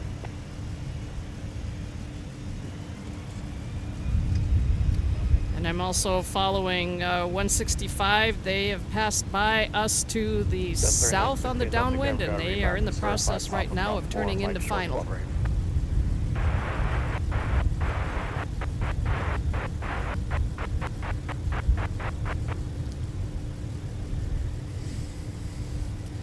The arrivals will keep on coming, folks. We now have a pretty hefty bank of them coming over the Northwest Metro. 3847 after Mike cross turn 1 straight, turn right. Yeah, the runways here don't sleep much. No, they do not. Ever 5458, turn left heading 120, turn 170, good, second.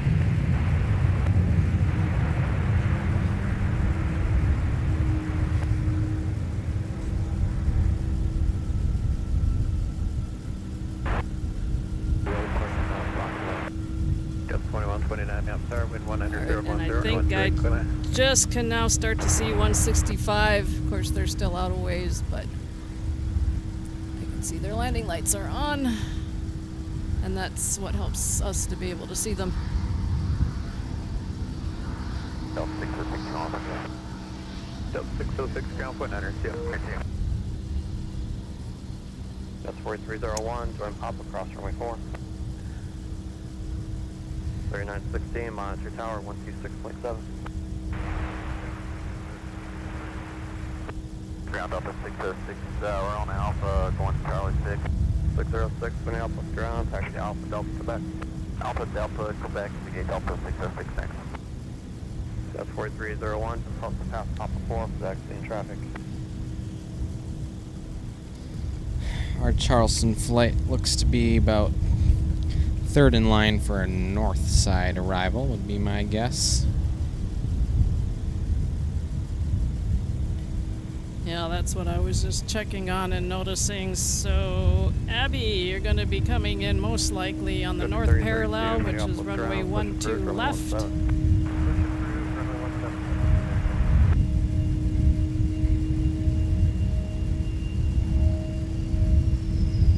3842, Minneapolis ground, taxi via Papa.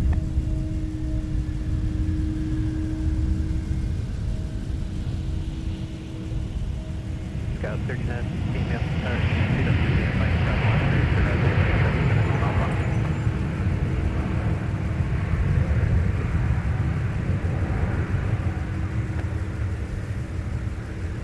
Minneapolis, Delta 165, heading 6 Alpha 1 straight. Delta 165, heavy me up, sir. Wind 190, 11, gust 190, 1 straight, clear line.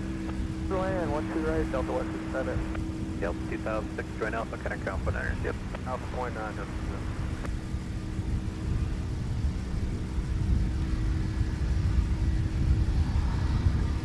So, Abby, depending on what side of the aircraft you are sitting on, if you are on the right side and you have a window seat, you may or may not be able to look out and see that you're coming in just behind Delta 165 Heavy, which is a big A330.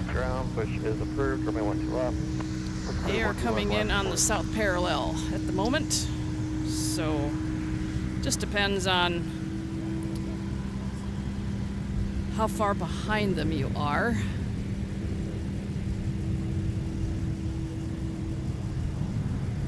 Because they are a little bit ahead of you off to your left.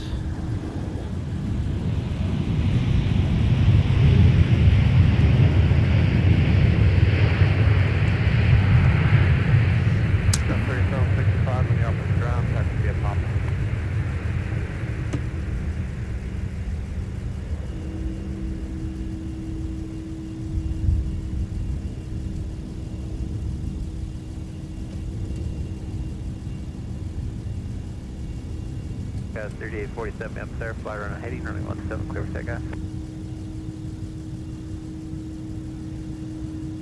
2129, join Alpha ground, 49er, yep. Alpha ground, 49. Abby's on the left side of the airplane, so unfortunately Oh, okay. will not That's a bummer. 129 be able to see us. ground, roger. Taxi Alpha Delta Short Charlie 5. Yeah, and I was pointing out the Amsterdam arrival that's about to touch down in front of us, just in case she happened to be on the right side. But either way, Abby, welcome to the Twin Cities. The 1436 Connect departure ship. There's a glimpse of the flight right there behind 165 Heavy. And this is the last of the 3 nonstop flights today from AMS. Whoa.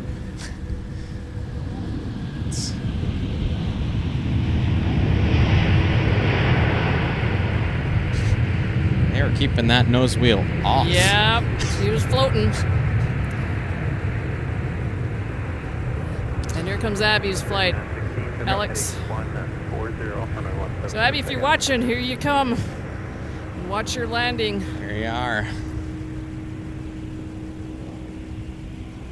165 Heavy, turn left, join Alpha, contact ground, point enter, yep. You're welcome. She says thank you in the chat. So if you're coming back home, welcome back. And if you're coming to visit, welcome to the Twin Cities.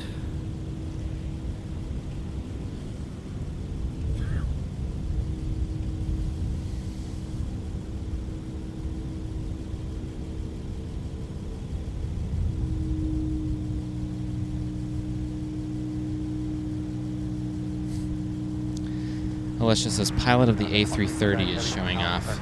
Yeah, I'm not exactly sure what that was. There's actually a term for, I think they call it aerodynamic braking, where you hold the nose wheel off as long as possible, but it's considered non-standard practice because it's relatively dangerous, because as long as you still have your nose wheel up and you're going that fast, I mean, your airspeed is still good enough that any big gust could cause some problems, so they generally don't brake like that by keeping it nose high so much. But not exactly sure what was going on there. I won't pretend to know, but nonetheless, it was a nice landing. 2463 Minneapolis ground, taxi pop to the gate.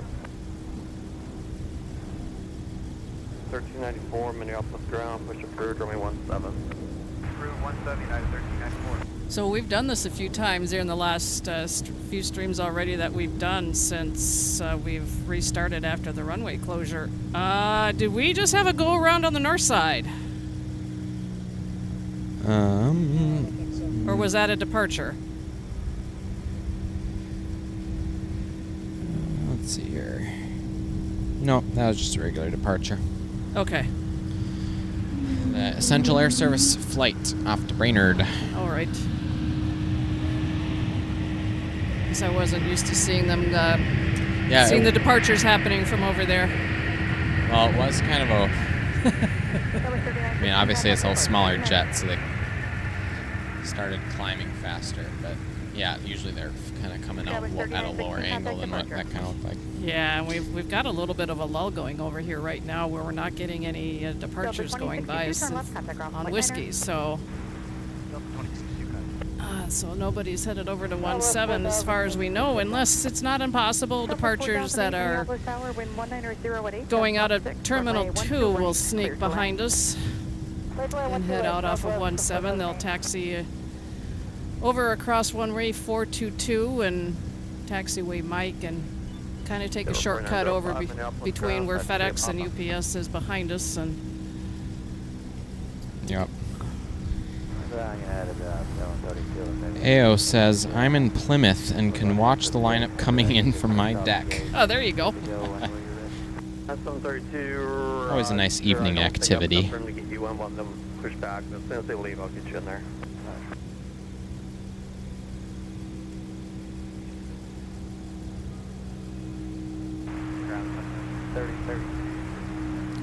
Country 3032, runway 17, taxi via Lima. 17 via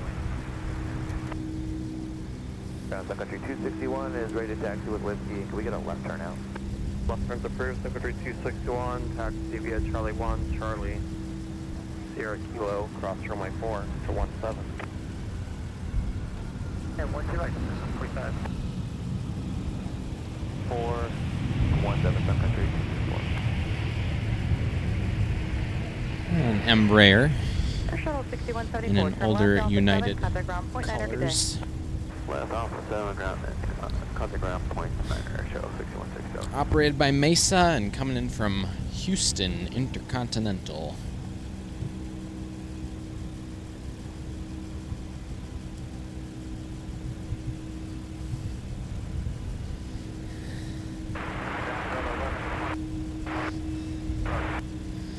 Noah, I don't think I caught your comment about the upcoming trip, but be sure to feel free to enlighten us again. 6174, just exiting Alpha 7, marking Echo 5. Jeff in Mass 1 says hello from Boston. Alpha Delta, short Well, of hello 25, from Air Shuttle MSP. 6174. Looking for 261, wheels up for O'Hare. It's between 11 and 14. Now 08. We got Southwest making an appearance, Alright, over to tower 12367. setting the rubber down on the south parallel. 20 on that time. Another arrival from Chicago Midway. Hi, Minneapolis Tower, wind 19er, third 8, runway 12 right to the left.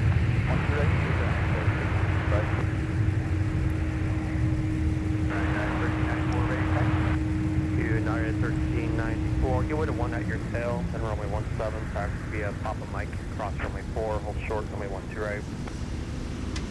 Alright, give way to 1 at our 6 spot, 17 via Papa Mike.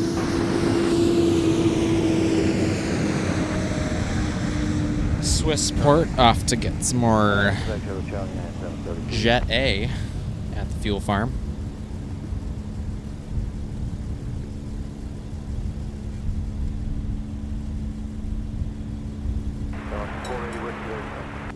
Alaska 480, runway 12 left, taxi Delta short of Quebec. Delta short of Quebec for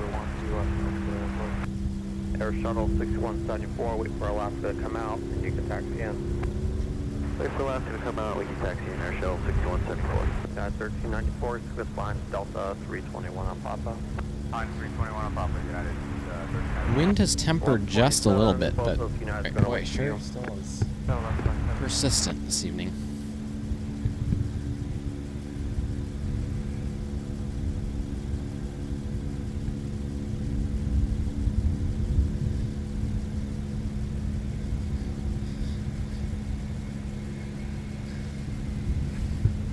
This arrival in from Fort Lauderdale, Delta 1945, with an Airbus A321 in charge.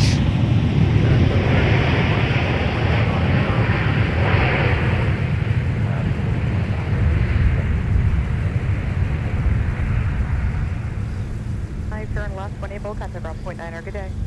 Turn point 9 at 45, good day. Delta 2936, Noah is Minneapolis headed Tower, to wind 180, Seattle in a right couple of runway 12 right to the weeks, left. and looking forward to the Concorde at the Museum of Flight. Delta Papa behind United, quick left runway 4. Whenever there's a Concorde involved, it's always a treat. Doesn't look like there's much of a delay in the chat, based on what I'm seeing. 509, I just pulled it up at 5:10. Minneapolis ground, taxi Alpha Delta Quebec. Russell Tinker saying hello from Leeds, United Kingdom. 6 hours ahead of you. First time watching. Well, welcome to you, Russell. When you join Bravo, hold short Glad you could tunnel. join us. After joining Bravo, hold short. North Parallel arrival now. 1394, wheels up at between 16 and 19, time now is 11, monitor tower 1267, good day. 267, copy the time, United 13. That one arriving from Cincinnati, Northern Kentucky.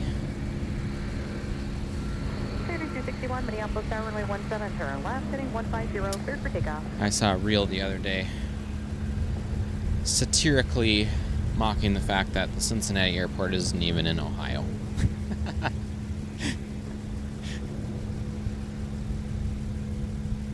Secondary 3032, contact departure, good day.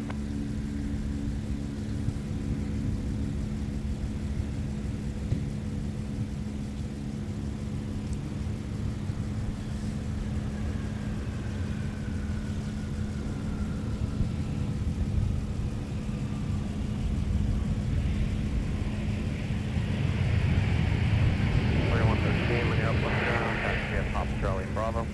Charlie Bravo. Garcia. Alpha 7, the end above. Alpha, my 9, Sky West. Okay. 2203 Minneapolis Tower, wind 190 at 90, runway 12 right, for the land. 2 right, clear to land, Delta 2203. Alaska Right, passing wide around the behind tunnel, what reach on Bravo. appears to be a United flight. Skywest 3965, Charlie. 3965, Minneapolis ground, taxi via Alpha Delta Quebec. Delta Quebec.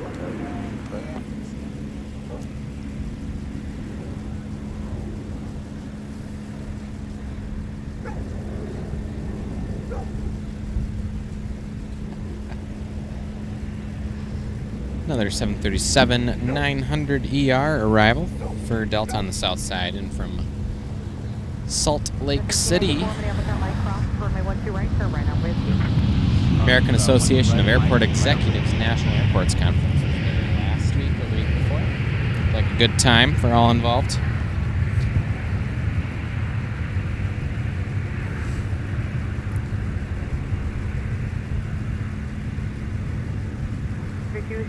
Contact Park today.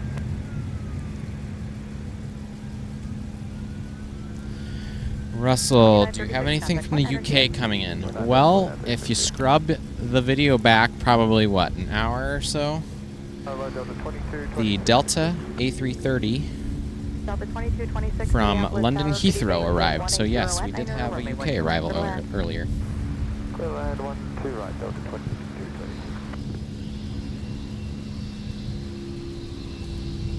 936, man, my last thing, you just go via Alpha, the trap's on Bravo, in the 15. Alpha, thanks, Delta 936.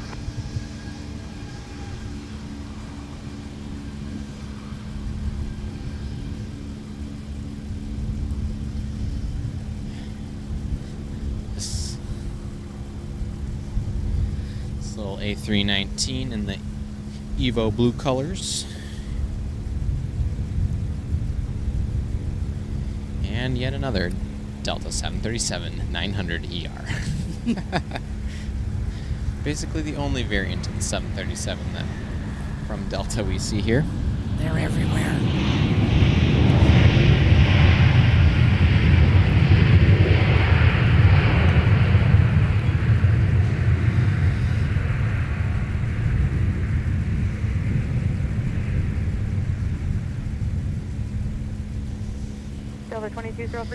D major scaling up. I had no idea this channel even existed. First timer seeing Delta planes makes me automatically think of MSP.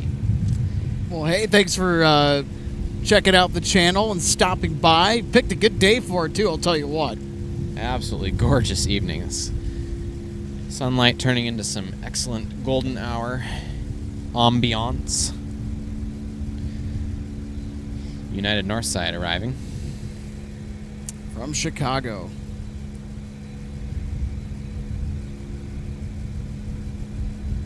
Delta 2203 westbound on Alpha, going to Fox 13.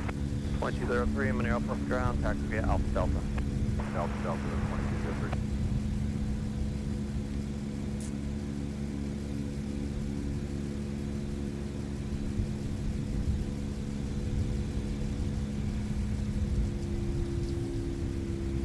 Headed 1394, runway 17, fly runway heading cleared for takeoff.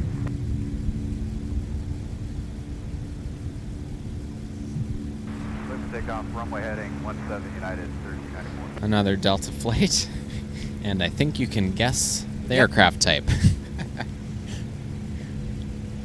Goes without saying, another Boeing 737-900ER.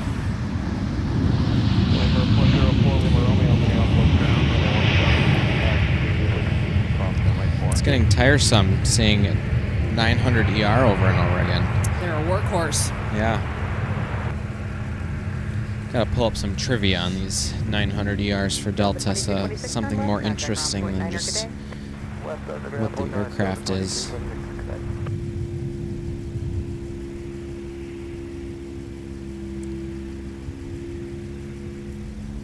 What is that noise? I don't know. It sounds like there's like a generator or something running over there with that building.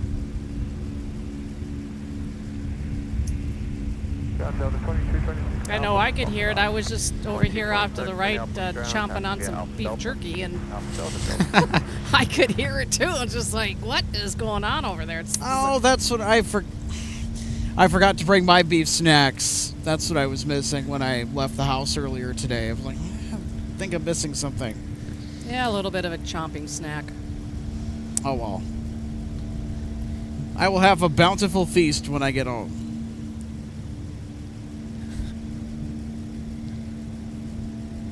Another north side arrival. And while we're looking at that, a few more. Been busy in the comments section here. Mary K says, "Hi Alex and team. Can't tell who the other voice is, LOL. Well, it's Alex and Micah and RJ this evening. Quite a lovely evening at that."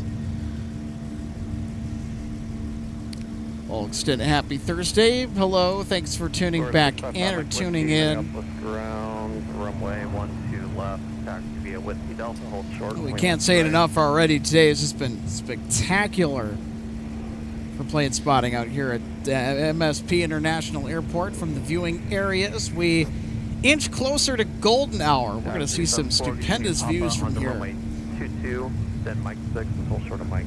So I've got a weather page pulled up for Channel 11, which is our channel KARE.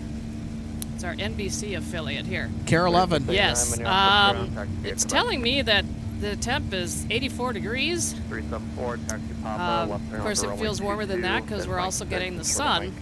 But the 10-day forecast for tomorrow, Friday, October 3rd, high of 89, low of 71 overnight. Saturday, which is the first of the 2 days for the Twin Cities Marathon race weekend. Races all finish in the vicinity of the state capitol in downtown St. Paul. Oh, neat. The marathon on Sunday actually starts more like in downtown Minneapolis. So, but the Saturday forecast is a high of 89. Sunday's forecast is a high of 84. Then Monday drops down into the 60s as a high of 66. Tuesday a high of 63. Wednesday 65. A week from today 68. Next Friday and Saturday a highs of 70 and 71. So we do have a cool down coming. That we do.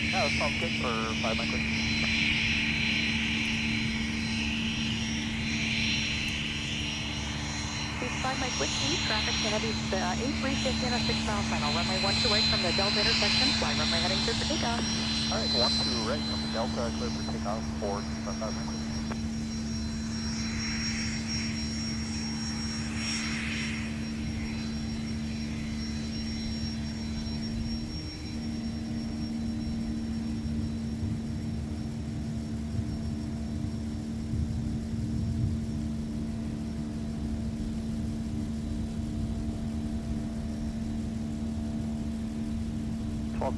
Minneapolis ground, taxi via Papa.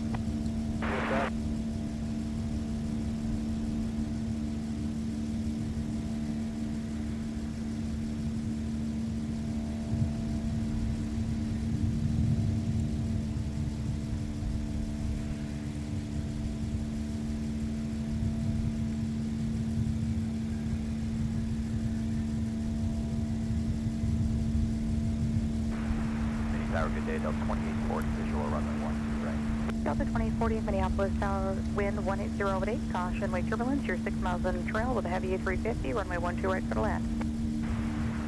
Good copy on the traffic, clear to land runway 12 right, Delta 2040. 5, Mike Whiskey, turn left, heading 09090, contact departure, good day. We got a whole bunch of comments here that we need to get to.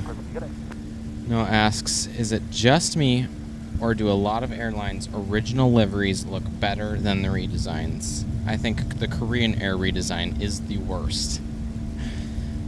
I think that was the general consensus by the spotting community that they much preferred the old one, especially losing the red accents in the logo.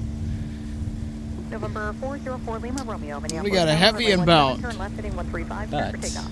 It's Delta 170 Heavy from Seoul, South Korea, with Big Sexy at the point. Oh, there they are. 5900. Yeah, I kind of forgot to check back in on them. So with what their scheduled arrival had become with a delay, they're coming in just a couple minutes ahead of that. So not too bad.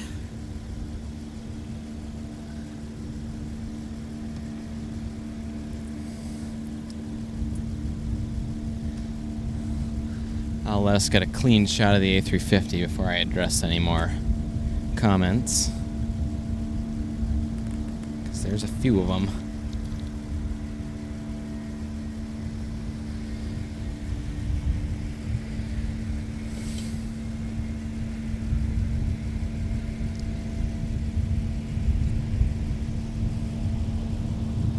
Victor 3033 Minneapolis ground. This is Bird 117.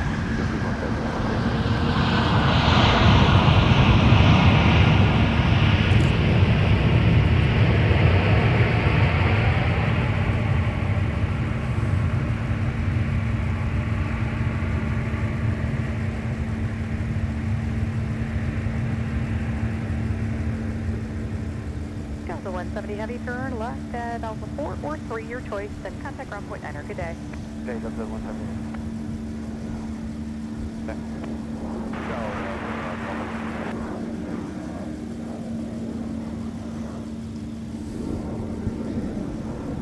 Got some traffic going on over there. D Major scaling up said you barely reach cruise altitude on a flight from Chicago to the Twin Cities. That would be correct. Probably minimal service. Yeah. Because there isn't enough time to do it. It's like the times that I've flown from Tampa to Atlanta. We're going to connect to a flight elsewhere. Yep. Mary says 737-900 ERs are busy tonight. They indeed are. Russell, is this the home base for Delta like British Airways is with London? Kind of. We are considered a fortress hub for Delta.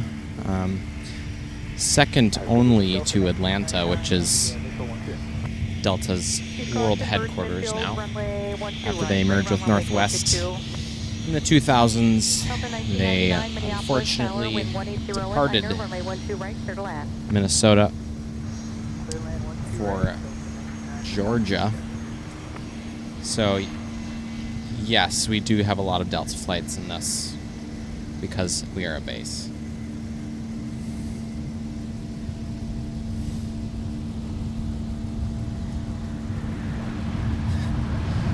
Russell also says your stream looks amazing on a 65-inch TV. All right. I'm glad it does. Hope you got some stereo to also appreciate all of the rich audio that we're providing here.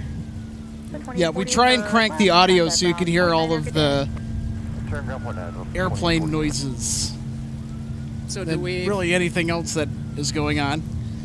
So it might be enough with some luck it might adjust some pictures hanging on the wall that you have to fix. I know that one of our viewers has a surround sound system, and when we're on air, they'll tune in and they'll pump the sound into their surround sound system, and I don't know how loud, but I would imagine the volume is up there, and I'm sure their neighbors are wondering, what in the heck is going on in there? No doubt. Gordon Wold says that sound is a vacuum truck being used in conjunction with the horizontal boring going on underneath the runway. Oh, interesting. Okay. Noah, yes, it does feel like the middle of June. I think I had mentioned that earlier. It's just so warm today. Minneapolis Tower, runway 17, turn left heading 135, cleared for takeoff. Delta 170 Heavy, Roger, taxi altitude again. Yeah, there is certainly some interesting construction going on, especially with the truck which you are hearing in the background. I don't know what it's like to work on it, but I'm sure working on that vehicle must suck. Boy, we're just on a roll today, aren't we? Oh, it just shut. Cue the jokes. It's getting a little late. That piece of equipment, I think it just was shut down. Johan with some sage advice. He says, hard to say regarding the liveries. Sometimes they do get better, other times they get worse. That's definitely true. And whether we like them or not, we have to get used to looking at them. Yep. I would say that case is no more true than with what we had to go through with Condor, and that was very true because we had them for about a year, and then now we miss them. Now we know what was making that noise. Yep, there's the noisemaker.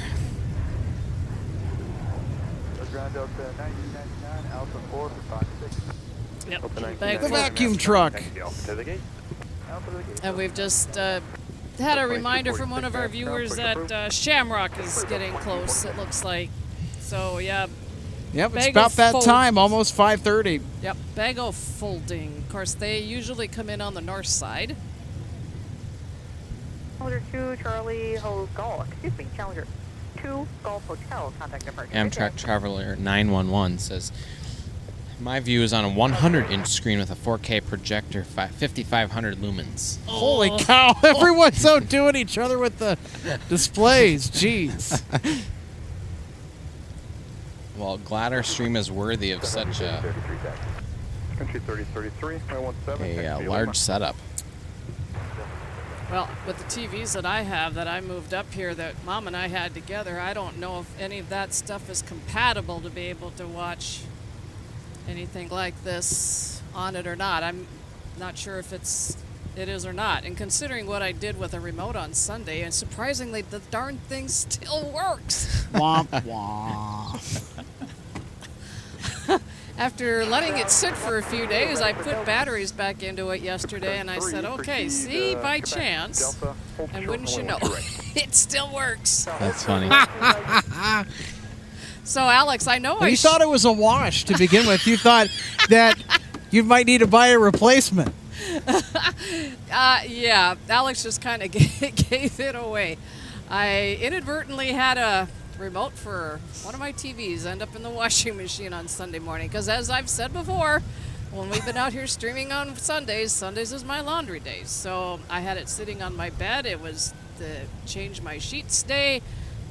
And when I went to grab the sheets, I thought I had put the remote somewhere else, which I typically do. And then later, I couldn't find it to turn the TV off. And I was looking everywhere, and I couldn't find it. And I said, okay, did you, by chance, end up putting it in the washing machine? So it was still filling. So I went in and shut it off, lifted the lid, and I pulled everything out. And sure enough, there it was, sitting on the bottom, submerged in my washing machine. And I took it out. I let it sit. And then yesterday afternoon, I put the batteries back in, and it lit up. And I'm thinking, you've got to be joking.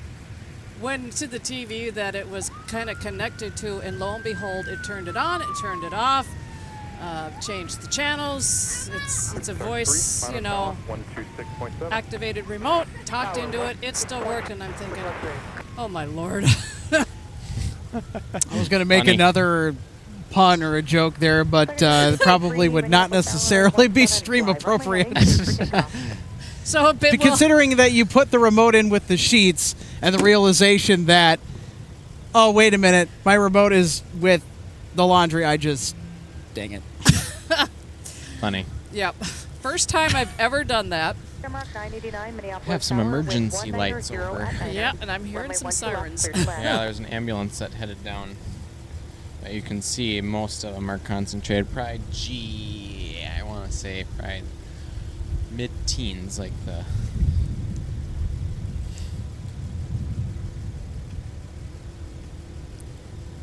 But, and regarding my remote, it's just one less thing I have to do right now. Delta cross, runway 12 right, continue via Delta to control point 11, monitor point 9er on the other side. Roger, Delta cross 12 right, continue Delta to the control point, monitor ground point 9 on the other side, super touch rate. See you on the other side, Super Tug 3. Razor Warfare says, greetings from Germany. Condor's livery is really special, and it's really sad to see their Boeing 757 retiring. Yeah, they're 753s. In fact, Condor was a launch customer for the Flying Pencil. So they are some of the oldest 757-300s flying right now. Well, they shouldn't, as much as it's disappointing, they shouldn't feel bad because, you know, a lot of the airlines are going through the same thing with their 75s that fly them, so. Yeah. Charlie, hold short, only 12 right. I know, like Alex, you were talking, was it, you know, last weekend about, you know, an aircraft only has a certain lifespan and a certain, you know, number of cycles, takeoff and landings. Yep. And everything that they go through to do what they do. Oh. It's quite the jet. Appears to be a little. Let's see, what is that? It's an Embraer Phenom. And here comes Shamrock on the north side.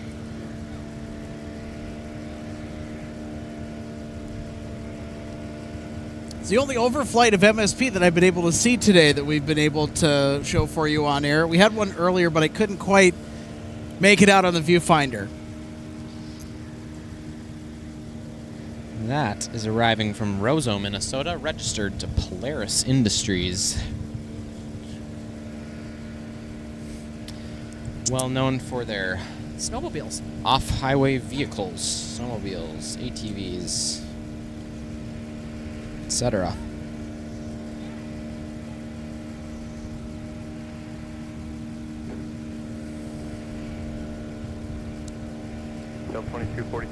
And there's Shamrock arriving north side.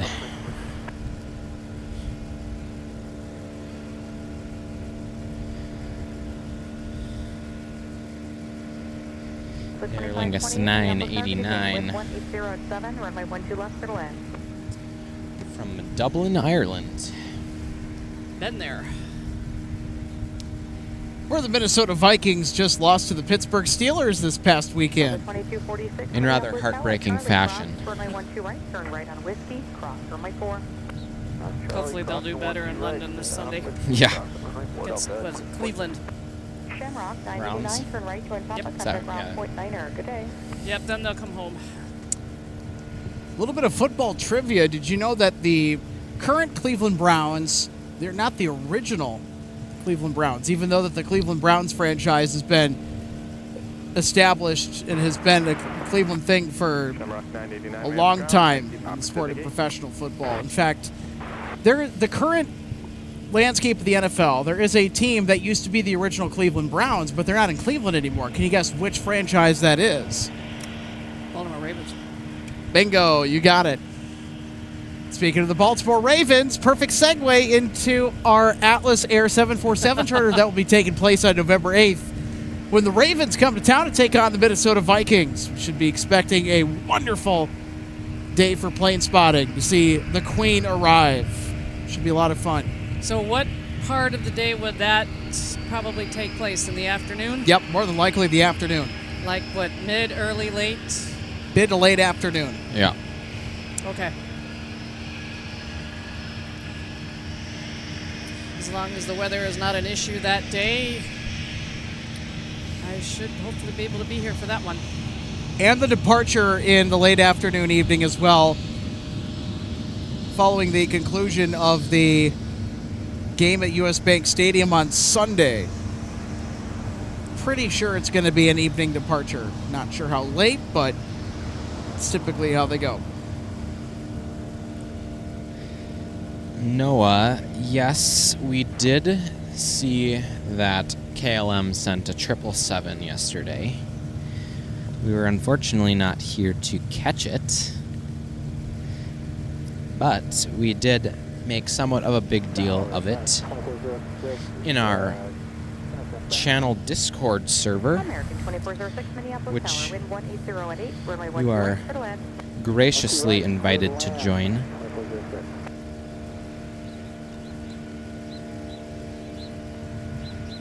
And really, it's an all MSP Discord that we have launched. So not just things regarding MSP Live, but just all things MSP spotting.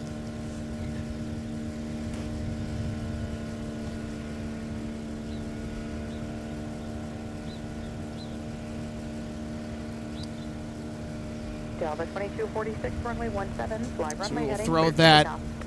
billboard on the screen. We'll do a shameless plug for that. And I just put the link in the chat. Awesome. So, yeah, continue the discussion and the MSP spotting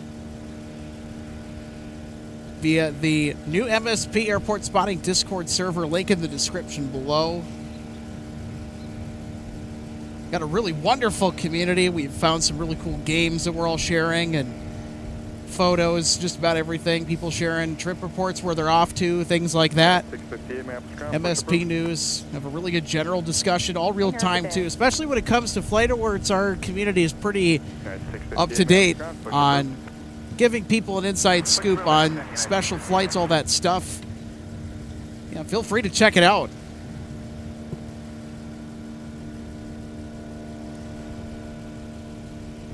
So a small update, we're still anticipating Iceland Air, aka Icy.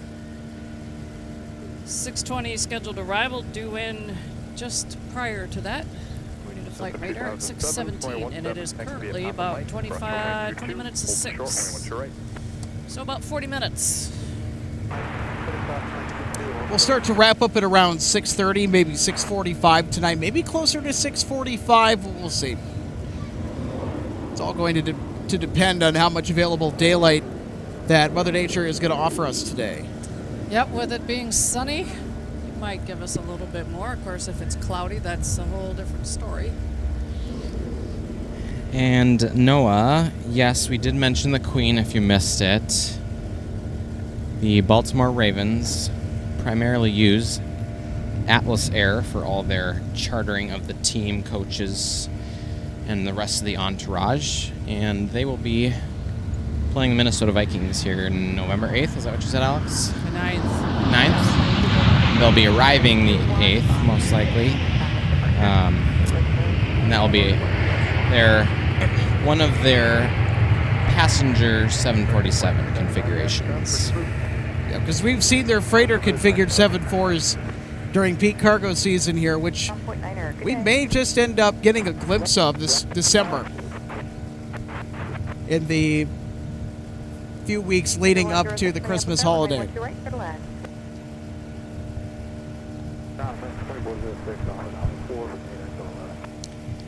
But yeah, we have seldom gotten any of Atlas Air's 747-400 passenger configured charter jets. There are 3 teams in the National Football League that use Atlas Air 747-400. We've already outlined the first one, that being the Baltimore Ravens. The other 2 are Florida teams. The Jacksonville Jaguars and the Miami Dolphins both elect to fly the Queen wherever they go.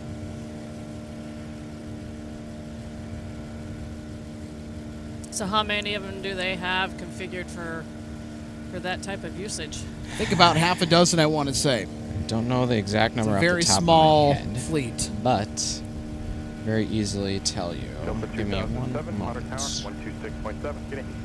So a little update on Icy's arrival. They are currently north and a little west of Green Bay.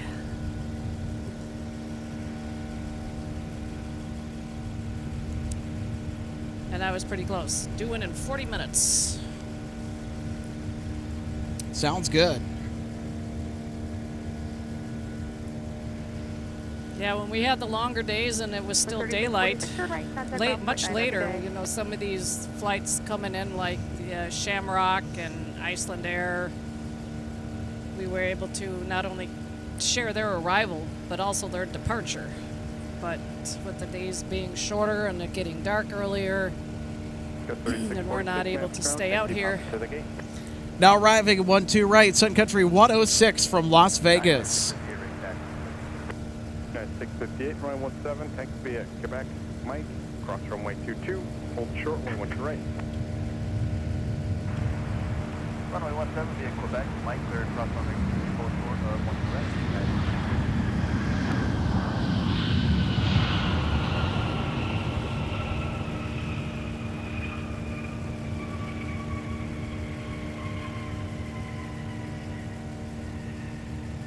Figure 106, turn right, Whiskey 5. Join Whiskey, contact ground point 9er. Good day. Goodbye, Whiskey point 9, 106. It appears there's about 5 Atlas Air 747-400s that are in a passenger configuration. All right, thanks for the confirmation. I was one off. I knew it was around half a dozen. Figure 106, making the turn on to Whiskey. Haven't heard on the gate yet. We'll check. Those are 106 maps, ground. 482 Mike Charlie, 481 Mike Charlie, 480 Mark Charlie, Hotel 5 it is. Whiskey Delta, Hotel 5. to 263 Sierra Golf and 322 Sierra Golf. 2007 Minneapolis Tower at Mike. All roughly 25 years old. All right, everybody, time to get pumped up. It's the pump truck once again. We thought we were done, and we're not. We think, I mean, according to one of our viewers, and now that has us believing that this might be that noise that we're hearing faintly in the background.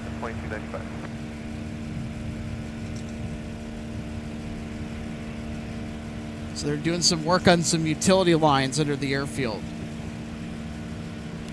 So Gareth Wilson is sharing with us, Manchester United soccer team uses Atlas 747 on occasions. An NFL team arrived here in Assuming that's Stansted. Stansted on a chartered United 777.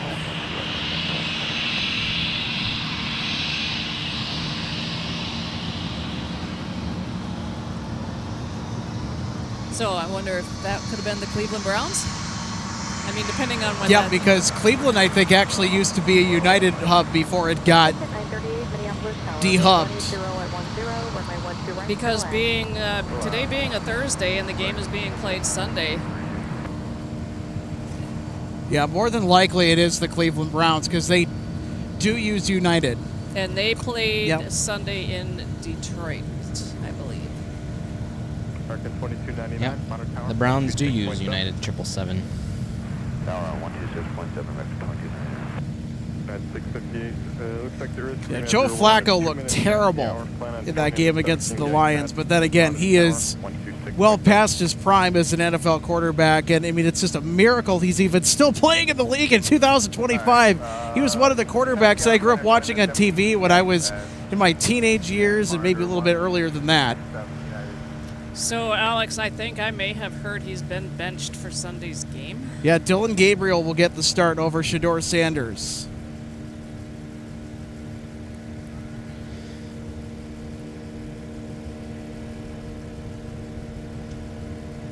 We are also big sports nuts over here. Well, most of us. I can't say I'm quite as avid as either of you. 2007, runway 17, turn left at 120.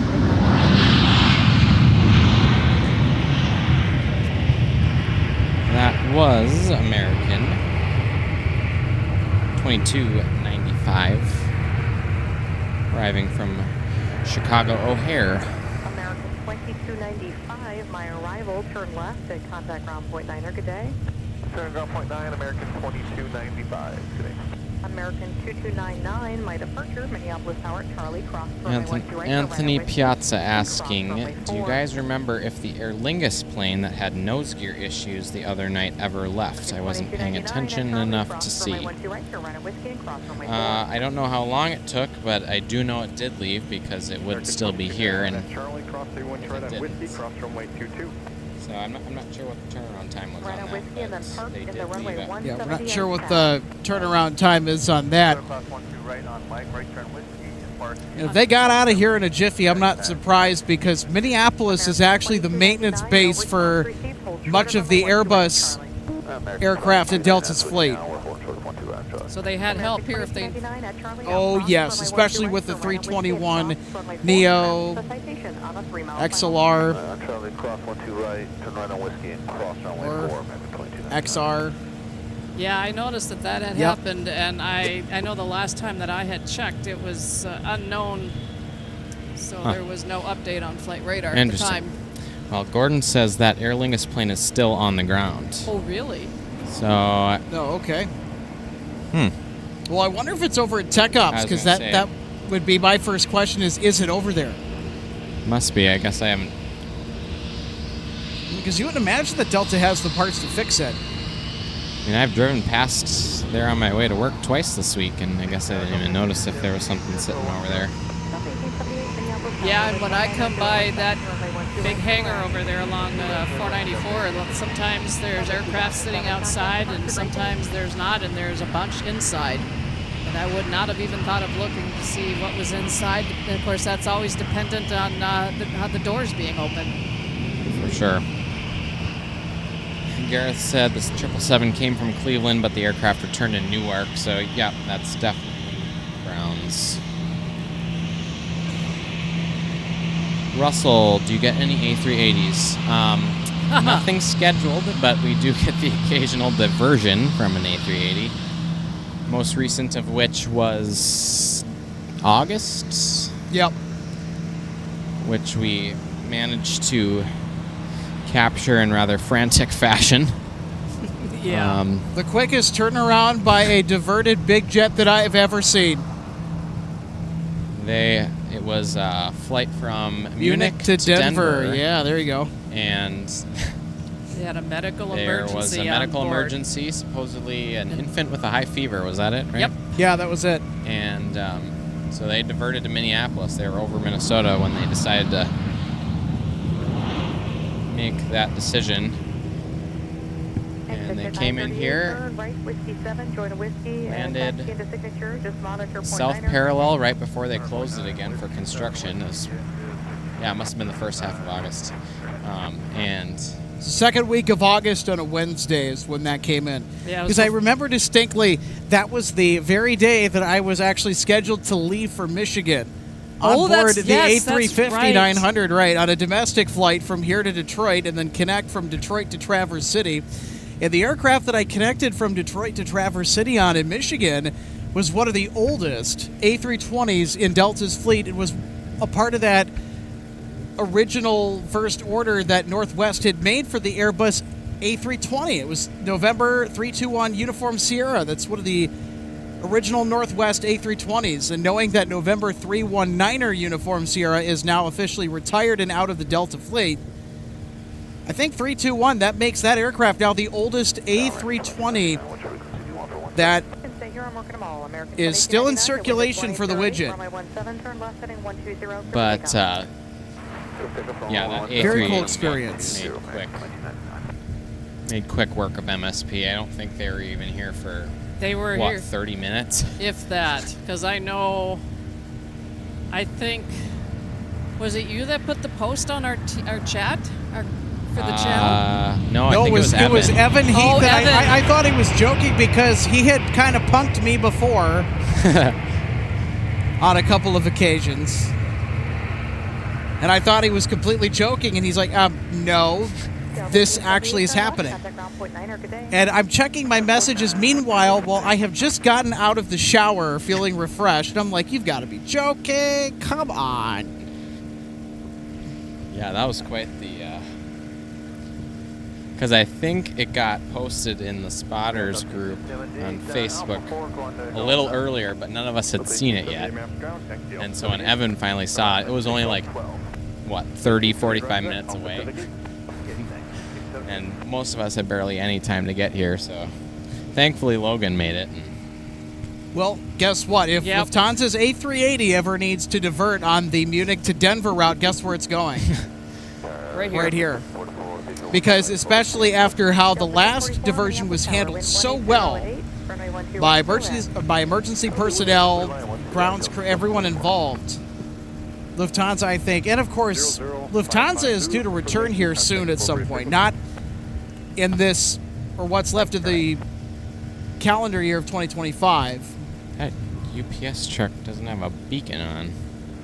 It's interesting. Yeah, because I remember when that all happened, Alex, you scrambled and came out, and we ended up doing a very quick, Insanely brave stream. Logan shared his footage that he got as well of the Super Jumbo, and so that was our first look at everything. And then, of course, the footage got published later. Logan did an excellent job with that, and boy, I'll tell you what. First time I'd ever seen one. And I was surprised at how slow that aircraft started to roll down the runway and was rolling down the runway. I thought, is this thing ever going to take off? Oh, yeah, it did. It's deceiving because it is so big. Yep. And I know when we decided to do a very short notice stream, I'm glad I was where I was, because I was just to the north of here at in the vicinity of Minnehaha Falls. I was getting ready to go out and ride my bike along the parkway. So Yeah. I then immediately said, okay, I'm going to abort this plan, and I came over here, and I did see it that? come in on short final for landing from over South there. Fire station must be clearing some pipes or something. You see the water? Oh, yeah, we're going to pan over and catch that here. This is kind of bizarre.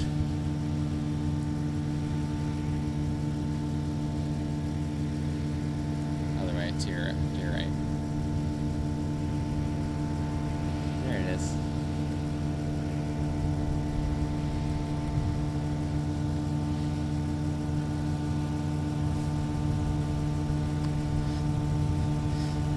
Huh. Our awesome MSP firefighters occasionally watch MSP Airport Live, so... Wow, I actually did not know that. Yeah, Assistant Chief Fuller had it up on the TV when we were in there back in May. Oh, wow. Shout out to all of our firefighters over there if you're watching. Or Yeah, best in the business, Mac Fire. Let's go. You know, we should pull up their highlights from the plane poll. Yes. I was going to say. They had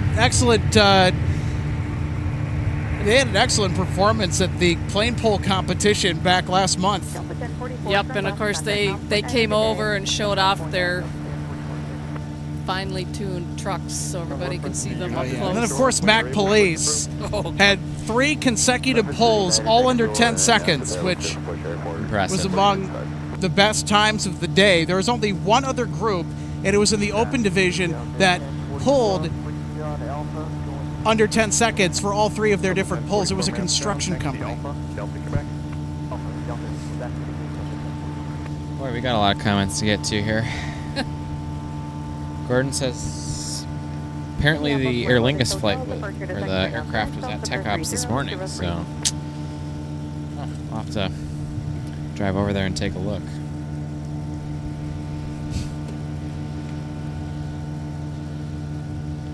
I don't own an air fryer, Noah, so there's nothing to steal for an A350. I do own an air fryer. Those things are awesome. Well, watch out. Noah might steal it if you don't buy him an A350. Oh, boy. Russell says, love them Hercules RAF planes. Yep. We got our Air National Guard and our Army National Guard over on the north side on our military ramp up there. Probably seen him in the background a few times.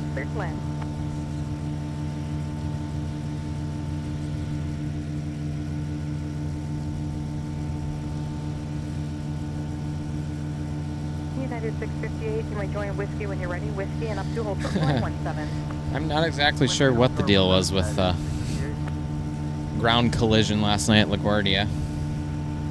2 CRJs had a little altercation. Robbie Batista, hello everyone. Well, hello right back. Glad you could join us. Nice to see you as always.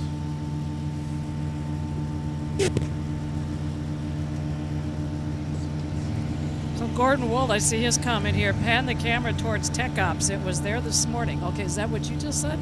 Yeah. Okay. But so we wouldn't have any good view from here. it's too far. Because, okay. I mean, even the Delta hangar at the end of the parallels, we can't really see well, even if it was there. Yeah, it's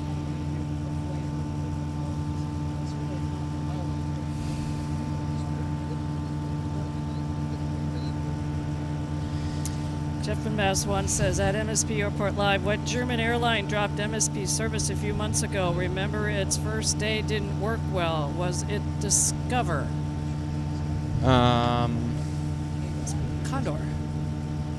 Well, so Lufthansa has been here for 2 years now. They started service last June the 4th. We brought that one live. Lufthansa did quite well until the end of last year, and dealing with some fleet shortage stuff. They didn't have enough 787s, etc. And so they swapped service onto their leisure subsidiary, Discover. Discover took over, let's see, was it May, I think? They took over. Yeah, when they started up the season for this summer.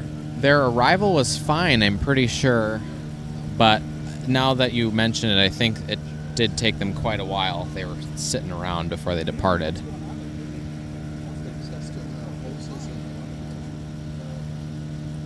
Yeah, so that's all I remember about that.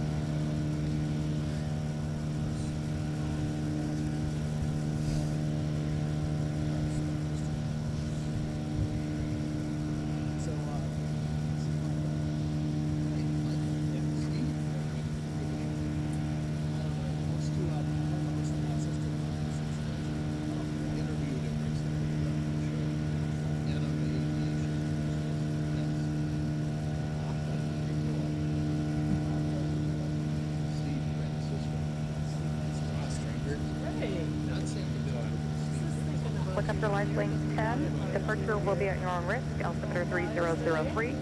Wind at Minneapolis Airport 180.7. Six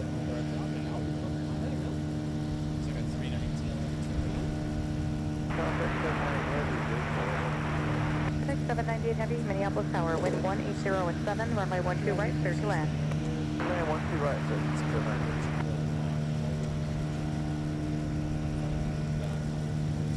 All right, folks, so we have a little bit of a break in the action. Want to welcome on a fellow aviation enthusiast, also one of the co-hosts to a local access show here in the Twin Cities on Egan TV called Access to Democracy. Steve Francisco joins us. Hi, Steve. How you doing?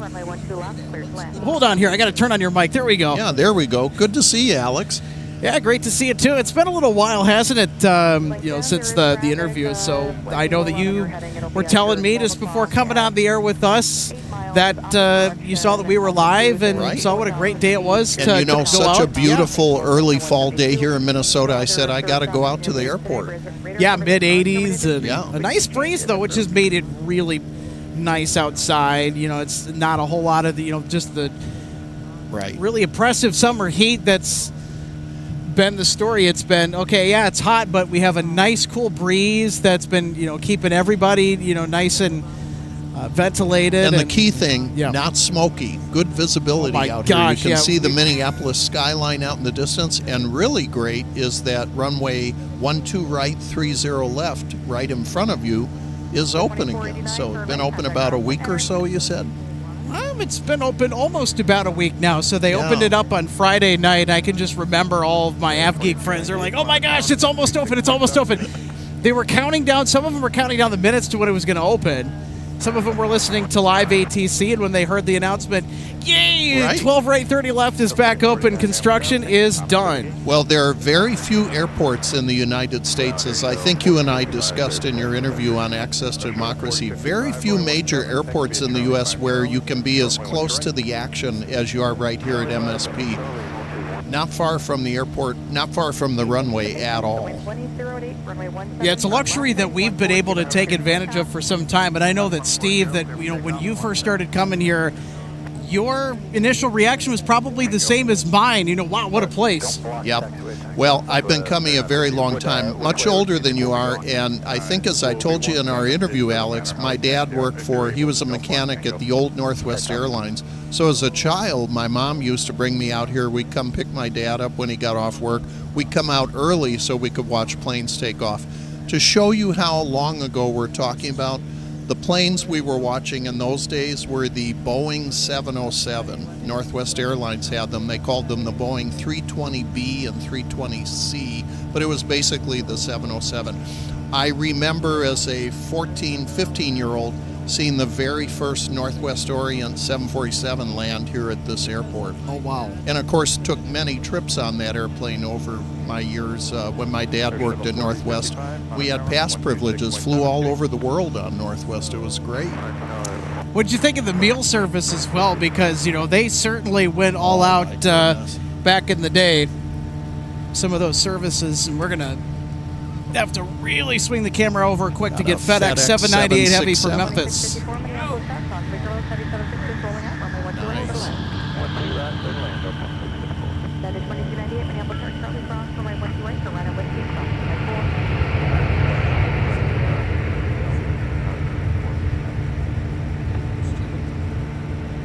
Now, Steve, a couple of years ago, this flight actually used to be an MD-11, but FedEx switched it back to the 76. Right. Is he coming in from Memphis? That would be correct. So FedEx is Memphis and UPS is Louisville? Yep. So the super hub for FedEx is in Memphis, and the world port is for UPS in Louisville, Kentucky. Oh, look over there on the North Complex. Looks like Swoop, the WestJet affiliate, coming in from Canada. Yep, Flight 1900 from Saskatoon. Yep.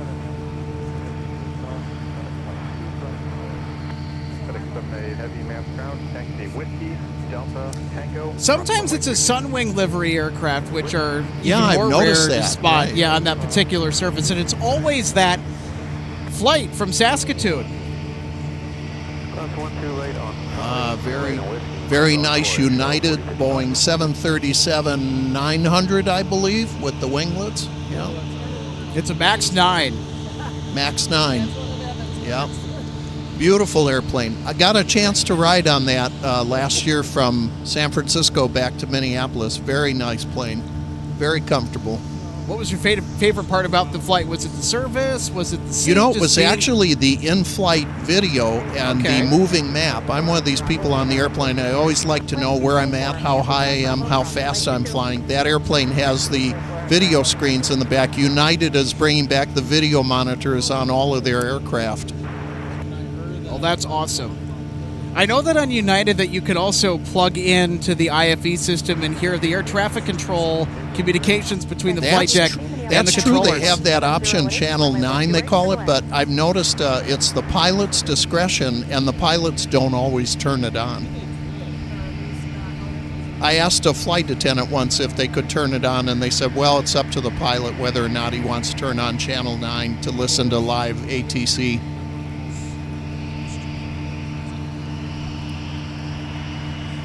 So, Steve, do you have any more upcoming trips you're looking forward to that you want to share my wife with us? and I Awesome. are going to be on Delta Airlines in mid-November. We're flying to Seoul, Incheon, and then connecting on Korean Air down to Singapore, touring Southeast Asia and Australia. Oh, wow, that should be a lot of fun.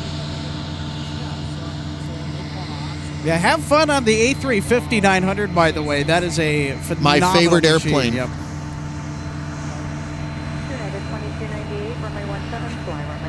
Here's Flight 2654 from Hartsfield-Jackson with a 757.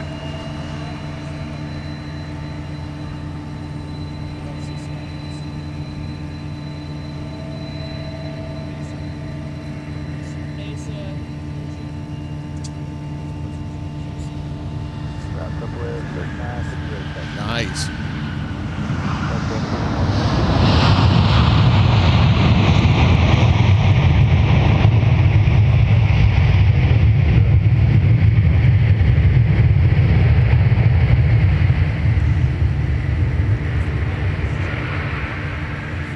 Those Pratt & Whitney PW2000s, wow, they make a ruckus. Every single time they throw it in reverse thrust. Sure whoosh. do. It's an older airplane now, but Delta still has quite a few of them, both the 757-200 and the 300 version. Yeah, and it's now becoming a problem for Delta because they need to cling on to that aircraft type because it fills some specific niche services that are critical to Delta's operating model. And it's also same with United too. I think for their Dash 300 variants, I know that United has stated that they want to get rid of their Dash 200 757s, Right. which are getting pretty old. Air shuttles. But there's no other aircraft that is quite like the 757. That's my favorite narrow-body aircraft that was ever made. Dash 200 or Dash 300, they're all the same to me. I love them. I remember flying on Northwest Orient's early 757s, and the performance difference between the takeoff of a 727 and the 757, it was like night and day. It was like being on a rocket taking off in the 757. I know the 757-200 it was an overpowered airplane. It still is. Yeah. Having the best power-to-weight ratio of any commercial jetliner in the business. I mean, the 727s look like lead sleds in comparison, as the term goes. Or as the pilots called it, the three-holer, because of the distinctive air intake for the third engine on the top of the fuselage. Which is actually the number 2 engine. Or number 2 engine, you're Yeah, right. you're- That's correct. Well, I missed that when the 727s were crawling around MSP Airport, and now they are just a distant memory.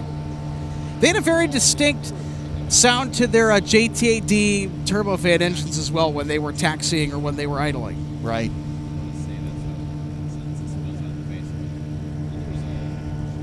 Here's Sun Country from Des Moines, Iowa with the 737-800 and the simplified titles livery, circa 2017. Yep.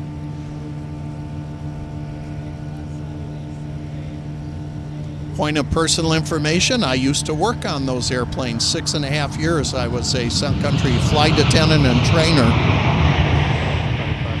Oh, wow.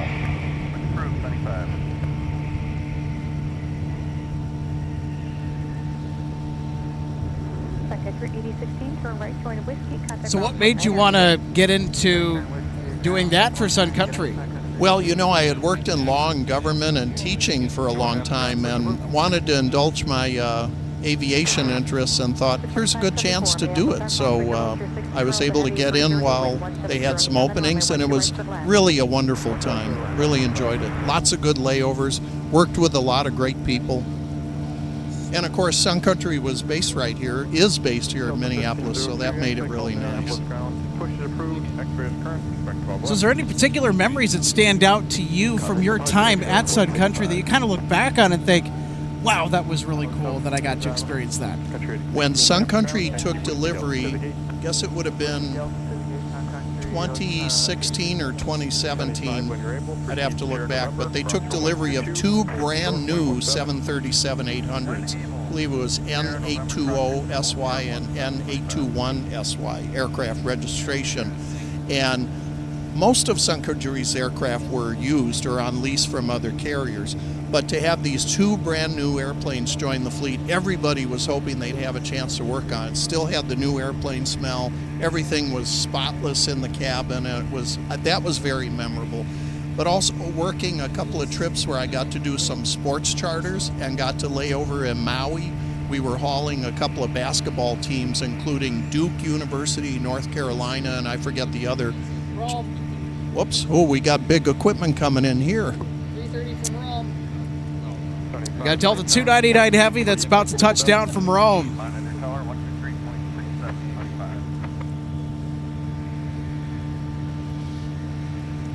I'm going to guess that's about a 10-hour flight.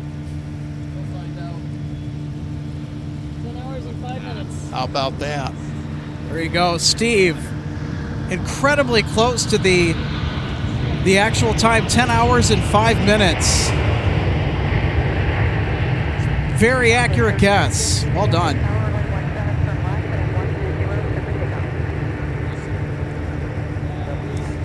And Steve, I'm excited for the Rome flights that Delta has to offer from the Twin Cities because they've been doing phenomenally well. Yeah. And they started with A330 200s, then to the 300s, and now they're on the 900 Neos. And so there's now rumblings of, and now they're just rumors. Right. I'll see it when I believe it. Okay? Yeah, they expanded Or I'll believe it when I see it, I meant to say. Yeah, they expanded their international flights just this year, right, to Dublin and to nonstops to Rome. I think this was the first year that they did that. Yep, so I'll believe it when I see it, but there are rumors that the Rome flight will be an A350. Would be nice. Number 29, heavy map count, hello, taxi Alpha. Well, my own personal opinion, Alex, the A350-900 that Delta flies, I think it's the greatest airplane in the sky. The economics of Yep. it, the comfort of it, the quietness of it. The safety is unparalleled. The safety, the Yep. lower cabin altitude, it's a remarkable piece of engineering from the folks at Airbus.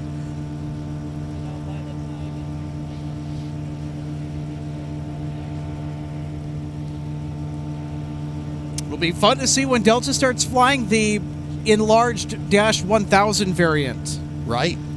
Although some of our viewers doubt that they will ever be based at MSP because Delta, I believe, wanted to use those aircraft on flights to Johannesburg, maybe to India from their hub in Atlanta. Home base for Delta, world's busiest airport. Delta will purposely add flights to maintain the status of being the world's busiest airport. Open 1026 maps ground. Reference a heavy Airbus pushing out of 12 and the heavy Airbus pulling into Gulf. Here's an Airbus A319 from Savannah, Georgia, ex-Northwest gear. Reference the heavy out of 12 and the other aircraft dead out of for Fox 3. Inbound for Gulf. Delta 1026. Copy that.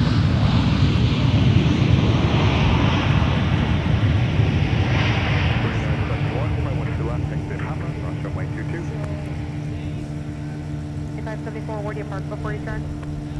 Park in Fox 3. Perfect conditions out here this evening. Turn left, Alpha 5, before your choice. Could on not that. agree more. And I know, by the way, Steve, did you hear our conversation about sports charter flights coming up? No, I didn't. So on November 8th, a day before the Minnesota Vikings are due to play the Baltimore Ravens, the Baltimore Ravens will be coming into Minneapolis, St. Paul at a 747. Ah, wow. Yeah, we're expecting a late afternoon, maybe early evening arrival here from MSP Airport, and then we're expecting a early or late evening departure on Sunday following the conclusion of that matchup. Right. Did you say 747? That is correct. Oh, my goodness. So Atlas Air, and Micah found this out earlier, we were able to confirm Atlas Air has 5 747-400s in the passenger or extended upper deck configuration that they currently use for charters. So military charters, sports charters, just about anything that they can find work for them to fly. And you can actually, and this actually, believe it or not, was a small topic of conversation in the MSP Discord server, which we plugged earlier in the show. We'll bring that up here again in a little bit. But I think one of our viewers found the page where you could go to Atlas Air to actually, charter a 747-400. Now, you have to have a lot of stinking money or be filthy rich, in order to do that. But hey, if you have the money, they'll show up and they'll fly you anywhere you need to go. Well, I suspect so long as you foot the bill. I suspect a professional sports franchise like that, they'll have the money. In fact, the Baltimore Ravens are not the only team that will use Atlas Air. The other two teams are Floridian teams. They're the Jacksonville Jaguars and the Miami Dolphins. They will use the 7-4s when the NFL season is afoot. Of course, the Arizona Cardinals, everybody knows that they use former Delta 777-200 LRs. Right. Rolls-Royce Trent 800 engines, which just sound marvelous. Turn right on Alpha, now hold short on runway 12 right at Alpha 8. Right turn on Alpha, hold short 12 right on Alpha. Skywest 71. Push clips there. Could you repeat it? Skywest 3791, I just got clipped. So, Steve, that noise that we're hearing in the background kind of sounds like a generator. Is actually coming from what we think is this truck here, which is actually an HVAC truck or a vacuum truck or whatever it was called. I think one of our viewers pointed it out. So they're working on some utility line stuff. They were over by that brick building right here in the center of your screen. Oh, look at this. Is that a Gulfstream? Yep. Gulfstream 5? Very nice.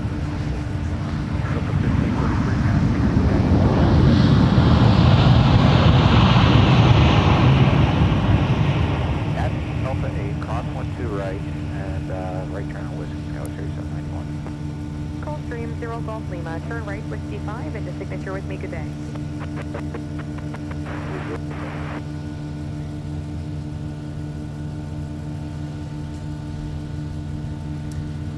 All right, Steve, off in the distance, are you ready to witness Delta 258 Heavy rock and roll to Dublin?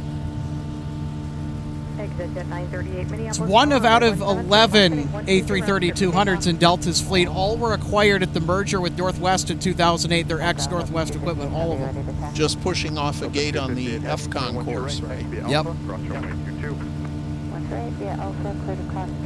It's been the predominant concourse from where that flight has departed for much of this year since Delta started it with that equipment. Now, it's actually a slight upgrade from what they had run last year with that particular service. They started with the 767-300ER, and they were just flying packed over to Dublin. So they decided to upgauge the gear to the A330-200, which is why we have that aircraft assigned to that particular service. I was kind of hoping that Delta would stick the 767-400ER on it, but Delta wants to run those aircraft out of all their other hubs, Right. in particular JFK, and of course Atlanta. That is 467, get rid of the heavy on Alpha. That's 467, you can monitor tower 16.7.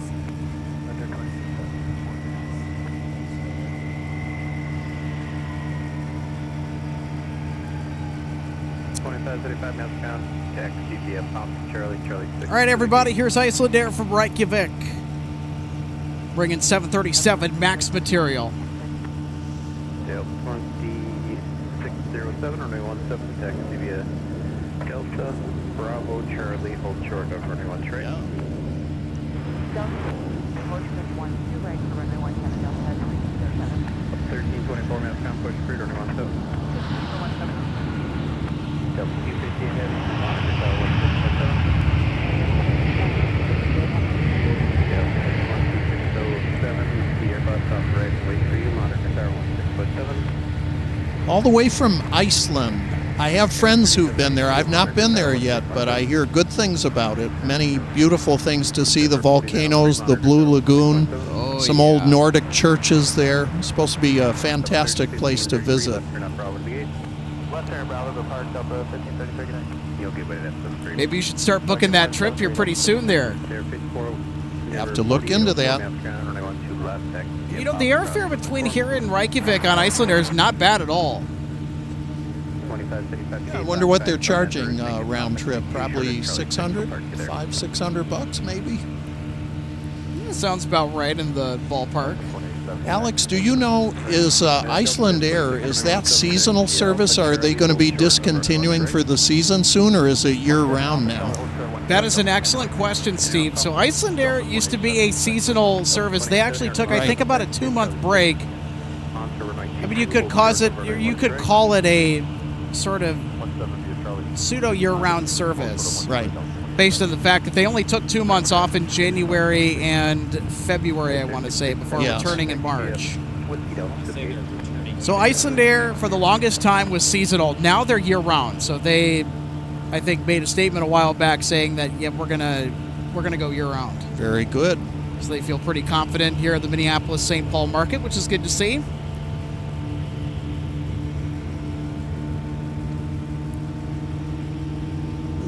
Southwest? That would be correct. Yep, this is Southwest with a MAX 8. I know I need a minute or two for Delta 258. Hold short, runway 1 stride, left. Hold short, left to right, slow by, and then Delta 257. I just saw online today that Southwest Airlines is going to begin flying to Anchorage, Alaska beginning next spring. It'll be their first regularly scheduled flights outside the lower 48 states, starting service up to Anchorage. Or excuse me, they go to Hawaii, so that's outside the lower 48 states. They go to several destinations in Hawaii, but this will be their first service beginning in the spring of 2026, first service to Alaska. Be pretty fun to watch.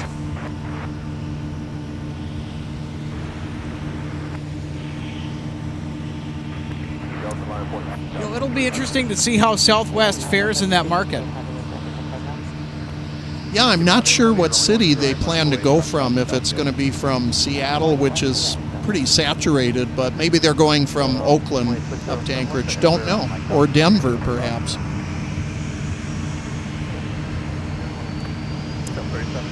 So, Steve, with the news that sort of broke at the end of last month regarding the owners and proud operators of those big, shiny yellow banana bus airplanes, what is your outlook on Spirit Airlines, and what do you remember most fondly about them? Because their service will end this year at MSP for good. Yeah, I don't have any crystal ball to see what's in the future, but they have faced some financial downdrafts before and have managed to survive. You know, the process of reorganizing under the bankruptcy laws. Maybe they'll survive rather than have to liquidate. We'll see. But pulling out of Minneapolis, I was a little bit surprised by that, but maybe the yields are not what they were expecting. Yeah, and especially when you have to cut a market like Minneapolis, which has been in the past profitable for Spirit Airlines. Right. To have to cut that off of your route network is a pretty significant loss. All right. It's Delta 258 is heavy. on the roll. Yep, is on the roll to Dublin. Dublin, Ireland.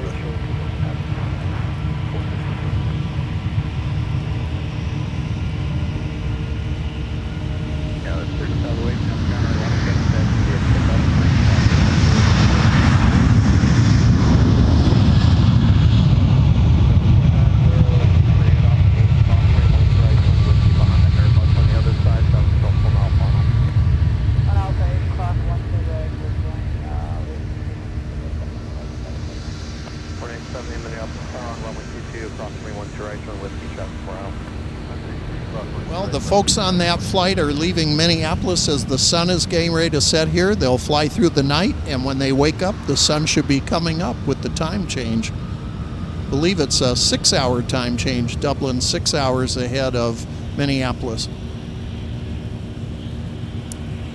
And we wish everybody aboard 258 Heavy a marvelous flight to Ireland on this Thursday evening. 3792, Minneapolis, sorry, be next ready. 3792. Heading, runway 17, takeoff.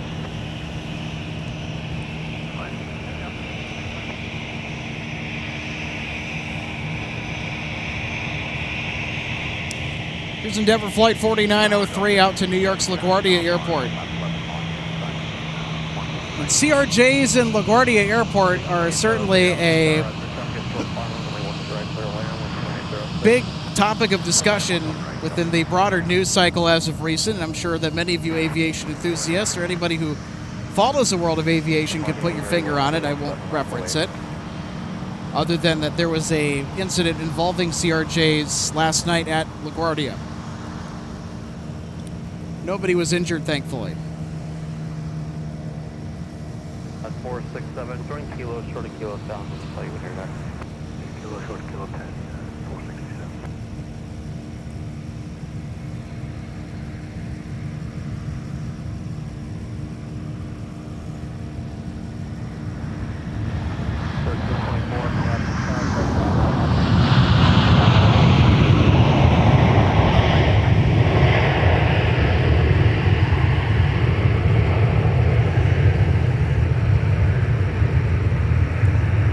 Delta arriving from Los Angeles, California with an A321. Have you been out to LA? Oh yes, many, many times. 914, turn left, contact ground point 9. Good day. Left over ground up 950, good day. That is certainly a busy airport and a great place for plane spotting outside the In-N-Out Burger off Sepulveda Boulevard, where you can literally watch A380 Super Jumbos come right over your head and see people looking out the window just seconds before touching down on, I believe it's runway 24 right on the North Complex at LAX. Yeah, that would be, if I were to go spotting over there, I'd probably grab some In-N-Out too. been there, done that. Great It's burgers. actually really fun. Hey, we have Evan Heath joining everybody. Let's welcome Evan. How are you doing, buddy? I'm doing okay. I just finished right. up a nice move from Minneapolis to Carver just recently, and all settled in. I still got some more packing or unpacking to do, but overall things are good. So what do you think of the spotting today, Evan? You know, I think it's pretty eventful. Got lots of traffic out here, but you know, it's definitely a nice evening. But I believe we're probably going to be dropping down into the upper 60s here pretty soon, is what I'm hearing. Hello, fall. Yeah, finally. Well, hello, fall weather. I heard that by Sunday evening, Sunday or Monday, the high's only going to be in the low 60s. So we're about to have quite the temperature change. I'm But ready for it. we've had, How are just you? think of this though, we've had 2 solid weeks of midsummer weather minus the humidity and minus the smoke. Remarkable. Oh, yeah. No, I really miss the fall temperatures, especially getting up in the morning. You have your cup of coffee right there in your hand. You're wearing your nice sweater. I mean, what more could you want in a nice fall morning? Cozy feeling. Crisp. Chris, just how I like my apples. Yes. Honeycrisp apples. Maybe some apple cider. Yeah, it's getting to be that time of year, especially when all the pumpkin spice stuff starts coming out. I'm already going Oh boy, crazy. brace for impact. Fall's here. Are any of you guys a fan of pumpkin spice stuff? Because I am sort of, but not really. I don't really understand that trend. As long as it's iced, I'll be okay with it. Yeah.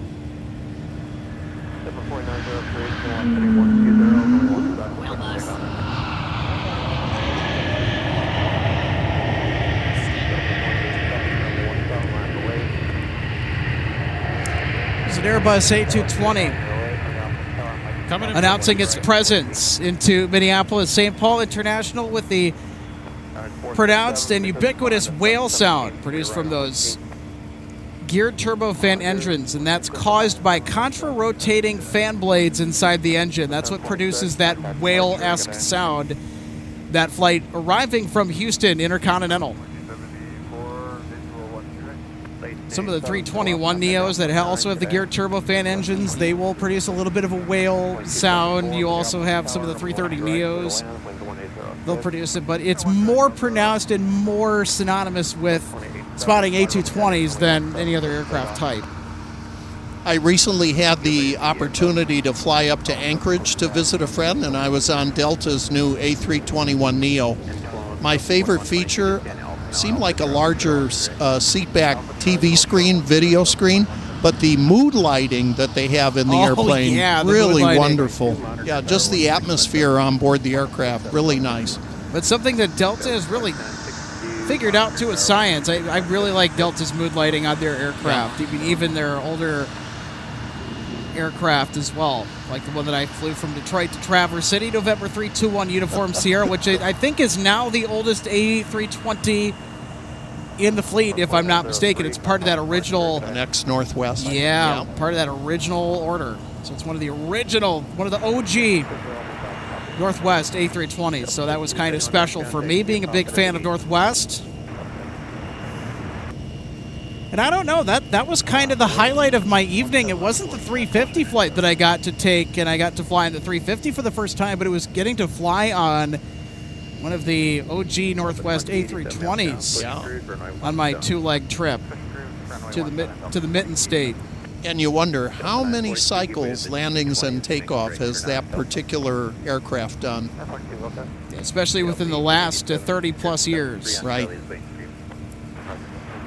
Yes, and I did check the age of that airplane. It is ancient by aircraft standards.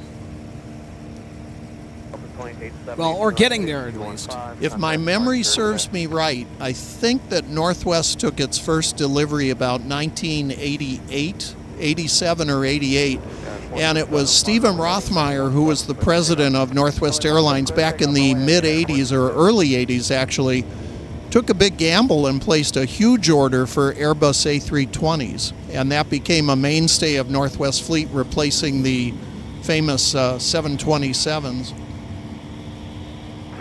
If not for Airbus, I don't think that we would be seeing all these Airbus aircraft like we are right now, especially this A321 for Delta, I think we would have continued to see Boeing orders like the 737 maybe.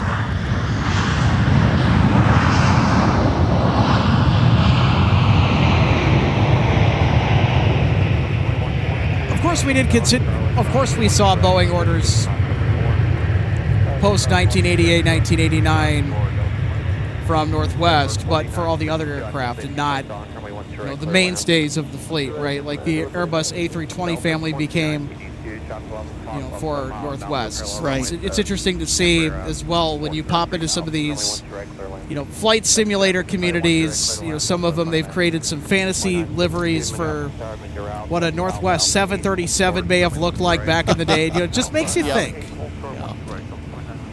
It's always fun to see some of the retro liveries that you occasionally see here at MSP, too. You know, the existing legacy airlines here in the U.S. now have all grown from other mergers or acquisitions.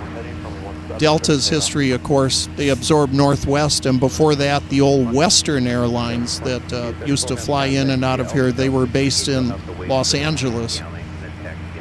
Yeah, they brought the DC-10. That's an actual thing. They had DC-10 service here to Minneapolis, St. That's Paul, right. way back in the day.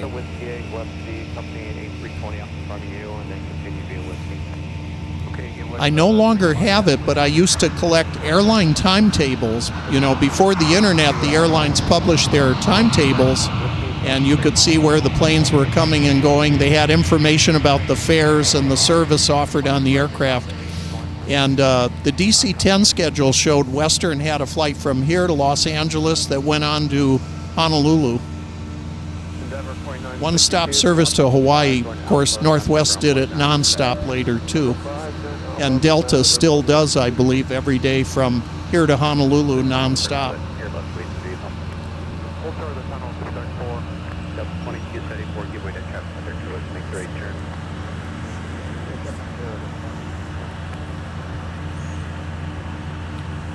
Here's Delta 2962 off to Reagan National Airport. The next Northwest A320.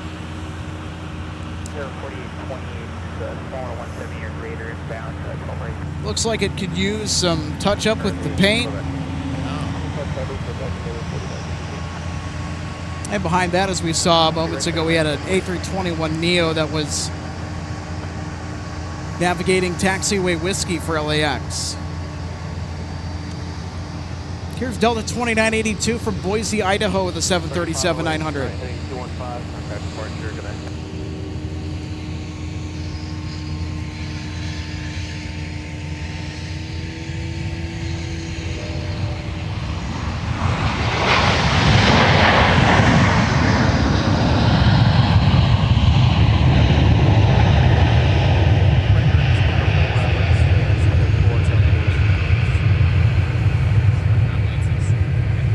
Steve, they hopped that one big time.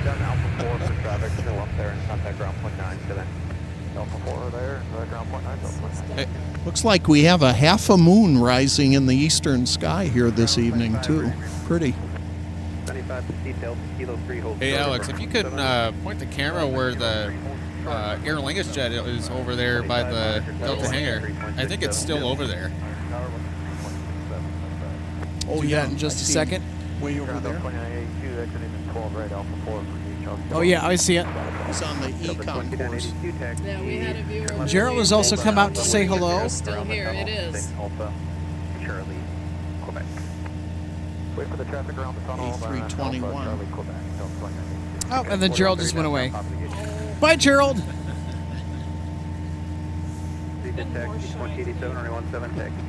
Gerald's been pretty shy today. Yep, there he is. See the tail. All right, where's Waldo? We're like, where's Shamrock? Can you guess where it's at?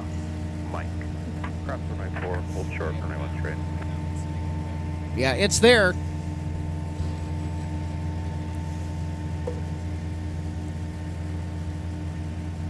It's toward the center left of the frame.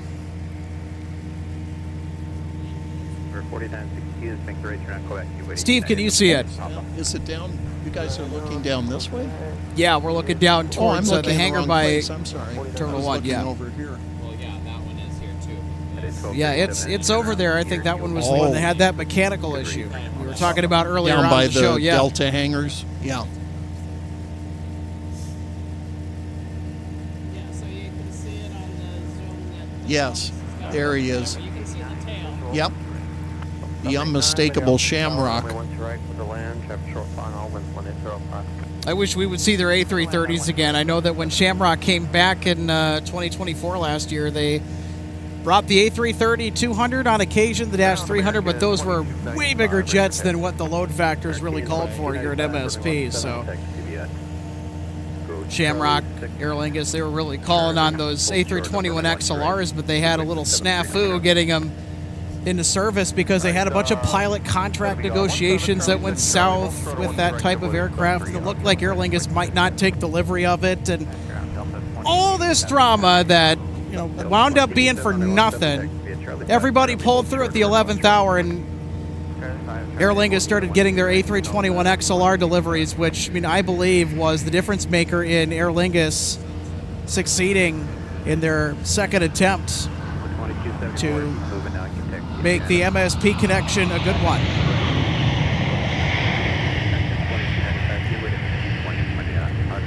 You mentioned load factors. It would be interesting. I'd be curious to know what their current load factor is on the route to Dublin, because we're past the peak of the summer tourist season, so you would expect that the load factor would thin out, but maybe Dublin's being built up as a connecting point for other Aer Lingus service across Europe. I'm not sure. Oh, bye, Gerald. Hi and bye. He never hangs around for long.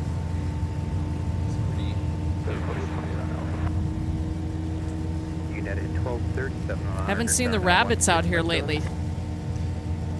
Usually see them down here too. Oh, they can be anywhere. Yeah. Contact the Alpha Delta Quebec to your gate. Denver 4962. You're good right around that pushback downfield for traffic, about a mile south. Beautiful. So we got to turn the camera around here. Steve, thanks for pointing this out. The sun has already set behind the FedEx cargo terminal, but we want to get a look at those magnificent sun rays. And look at that backlighting on those clouds there, that cloud bank. Really beautiful.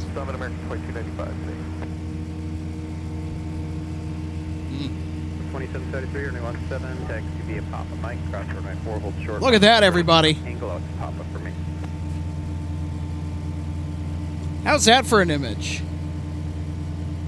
Very radiant sunset here on this Thursday night from MSP as our live plane spotting is drawing closer to an end. So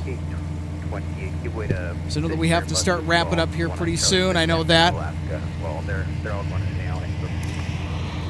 So, Steve, as we start wrapping up here, where could people go to find access to democracy and the interview that you had with me and all the other great people that you'd had on just in the past with the show, and even just some of the great folks you have coming up that are just going to talk about news, current events, and just people in public service in the Twin Cities? Like, where can people go to find out that information to check out that We show? have a website online which you can watch any of our programs, including our great interview with you, Alex, that was recorded about 3 or 4 weeks ago. And the website is accesstodemocracy.com. And again, we are a public affairs television program interviewing people in the community doing interesting things such as MSP Live.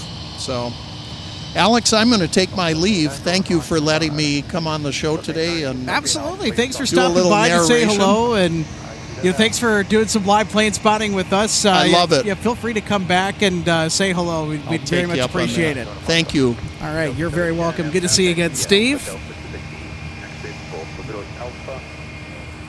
There's another look at our gorgeous sunset tonight.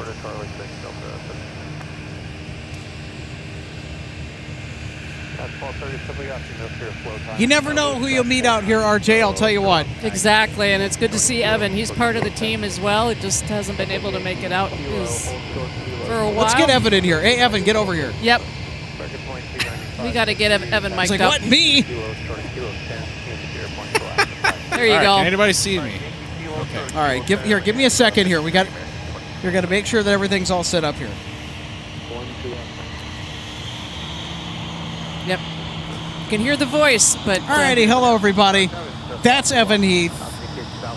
Great day today for spotting, I'll tell you what. I know that we've already said it and established that before, but I think when you factor in that it was in the mid-80s today, which can get a little bit stuffy, especially during the summertime when you have that nice breeze at your back.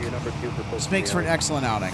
Oh, absolutely. Like, this is the perfect night to have your family members, loved ones, to just come out here and just watch planes while the sun is still up. I mean, this is like the perfect pastime, I think. Any top moments from today's stream that you can kind of recall that we had the pleasure of viewing? For me, it was the MD-11, as always. Love to see the big tri-holers come in for a land and unload their stuff at MSP. What was the top highlight for you tonight? Well, I as far as, you know, I wish I could have stuck around and watched the MD-11 land, but I think I came a little bit too late for that, unfortunately. But I decided, just sitting over there as I was driving over here, and I thought, I knew I missed something. Yeah, we had a pretty stiff crosswind component, too. I think that was the highlight for me, other than the MD-11 today. And I know that we were kind of on go-around watch, but things have really died down to the point where, I mean, unless if there's a spacing problem, you know, or any other, you know, random assortment of different things, I mean, we're really not going to see any sort of, you know, wind shear-related go-around type stuff. Yeah. But, I mean, it certainly made for some pretty interesting landings, and, you know, it certainly... smooth and butter landings. Yeah. Movie theater butter popcorn. It was a great show today. So it's you perfect can't landing. So you can't use the butter that comes in the packs that you can heat up in your microwave as a replacement to that. Well, the movie theater popcorn is extra special, RJ. And we need to give Evan a big shout out for being a part of our team. Yes. It's a Aw, you guys. Aw. soft shoulder. Well, I'll tell you, because Evan, the position that you have here at MSP, you provide some amazing viewpoints to things around here with what you have access to and where you're at. You know, and I don't know if you are allowed to, but you know, you can share with the viewers a little bit about what you do and who with, or you know, what you can and can't say. So, Well, you haven't been with us on the stream for a while, so yeah, it's been a pretty busy, you know, I've had a lot of life events going on, but, you know, life kind of tends to throw unexpected things at us, but some are good, some are bad. But at the end of the day, we all make it through it, and here we are now. Yeah, and you get a great community that is really just kind of there for you, and just we're proud to be a part of that. So, and I'm very happy to be part of it. Yeah, of course. Well, thanks this for being a part of it. community. I know you're not here as often as you know everyone else that kind of helps me do this and kind of pitches in, you know, their spotting vibes. But you know, it's just great to see whenever you come out, and yeah, it's always a pleasure to be here. Yeah, looking forward to seeing you on the next one here as well. So. Yeah.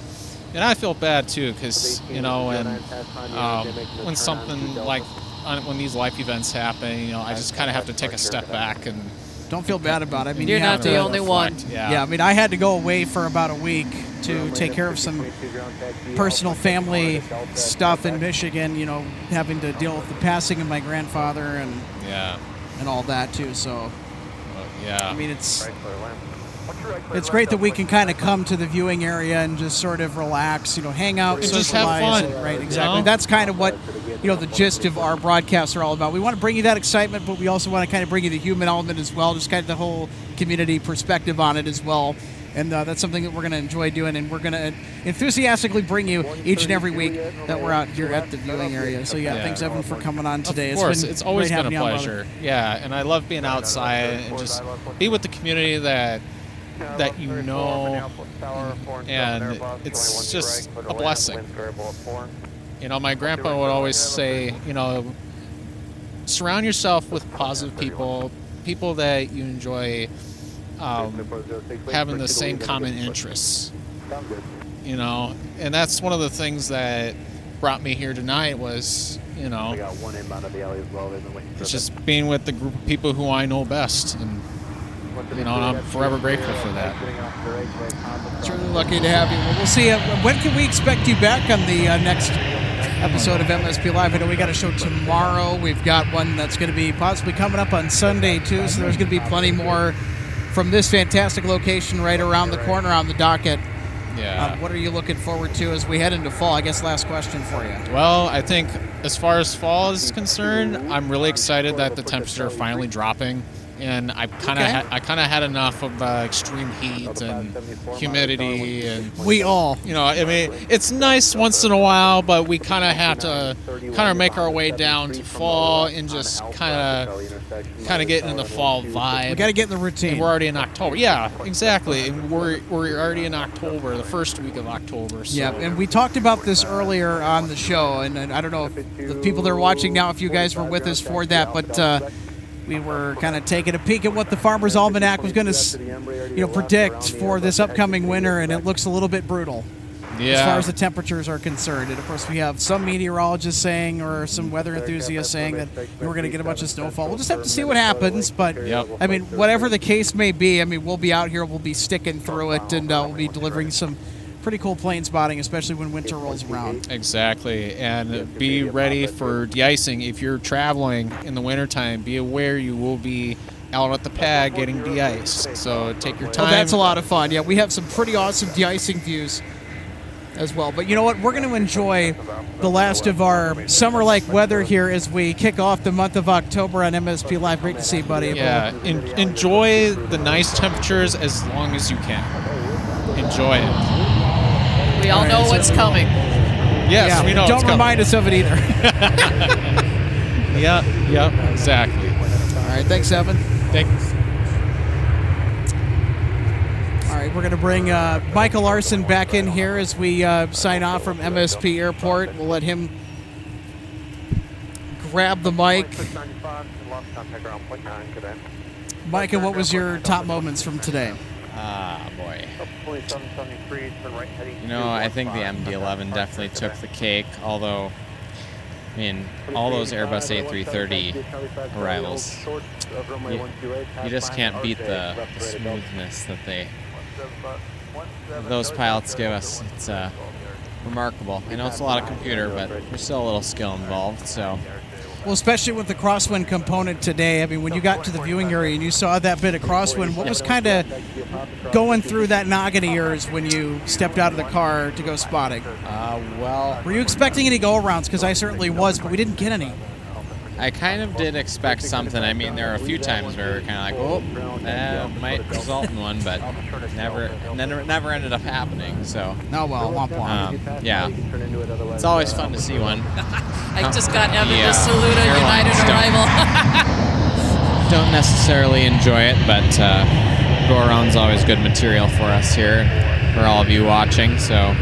But overall, been a great day. Been glad to be out enjoying the last of our summer temps before it takes the dive later this week and into next, and as we move through October. So nice to get out. Well, great to have you aboard for the ride, too, Mike, and thanks for being here with us, and thanks for all the hard work you do behind the scenes as well. Absolutely. I don't think you can get enough credit for all the assistance that you provide just with our chat, with moderating, and just the communications with the channel and everything else. So let's give a big thank you to Micah for helping us be MSP Live. So thank you so much for all you do, Micah. Great to have you on today. My pleasure. Michael Larson. We're going to bring in RJ here as we wrap it up. Off my handy-dandy state fair stool. Oh, yeah. And your Sun and Fun t-shirt. Yes, from the virtual 5Ks that I've done. We're all taking our turn today. Got a whole crew here. That's right, yeah. We have more guests than we have mics for. I guess maybe that's the next item on the agenda that we need to start putting some money toward, is maybe some more headsets or some more mics. Yep. Need a bigger mixer, too. We're going to need more room. Yep, bigger table. And well, thankfully, the viewing area has that real estate. We'll see. Yeah, look. Evan trying to break us off camera. You and your shenanigans. Yeah. Top moments for you today, RJ. What did you enjoy the most about spotting today from MSP? It always has to be the A330 heavy landings and departures. Got to do my roll to rotate salutes. Yeah, out of all the A330 departures, I really like the Dublin departure that we got towards the end. I thought it was a great way to close out tonight. Yep, I got a little distracted there. You know, I got Evan doing it now too for his United aircraft. Yep, for his airline. Yep, for his airline. Yep. So we'll just say United and leave it at that. Yeah, will you be with us tomorrow when we broadcast the back end of our doubleheader this week? I'm not sure. I may or may not be here to start. If I am, then I possibly am going to have to leave. As I just was saying earlier, I have just kind of on very short notice found a little something to do for Halloween as far as a position is concerned, and I might be starting tomorrow, so if I am, then I'm not sure if I'll make it out or not. Well, whatever the case, hope your Friday goes well. I know that it's always a great thing to be looking forward to the weekend, well, especially when you have plane spotting on the docket. I know that on Friday we'll get Discover. We'll get to see them in action. We might get to see UPS MD-11. I think that UPS is continuing to send an evening MD-11 on Friday nights. We'll see. Always subject to change. Yeah, whatever comes our way, we'll catch it here this Friday afternoon and evening. Be sure to stay subscribed to us for what our next broadcast of MSP Airport Live will be rolled out. And for everybody, for Michael Larson, for Evan Heath, for Steve Francisco from earlier, and for RJ Bean, Alex Redding saying good night from the aircraft viewing area. We'll see you in the next installment of MSP Airport Live. Take care, everybody. Catch you next time. 737 that's passing off the right. They're going to come all around your tail into the alley. Wait for that to happen, and they put the approved runway 12 right for you, please. Departure for 12 right, and we're clear for the start after the United 73 direction, so 12 back, come on time.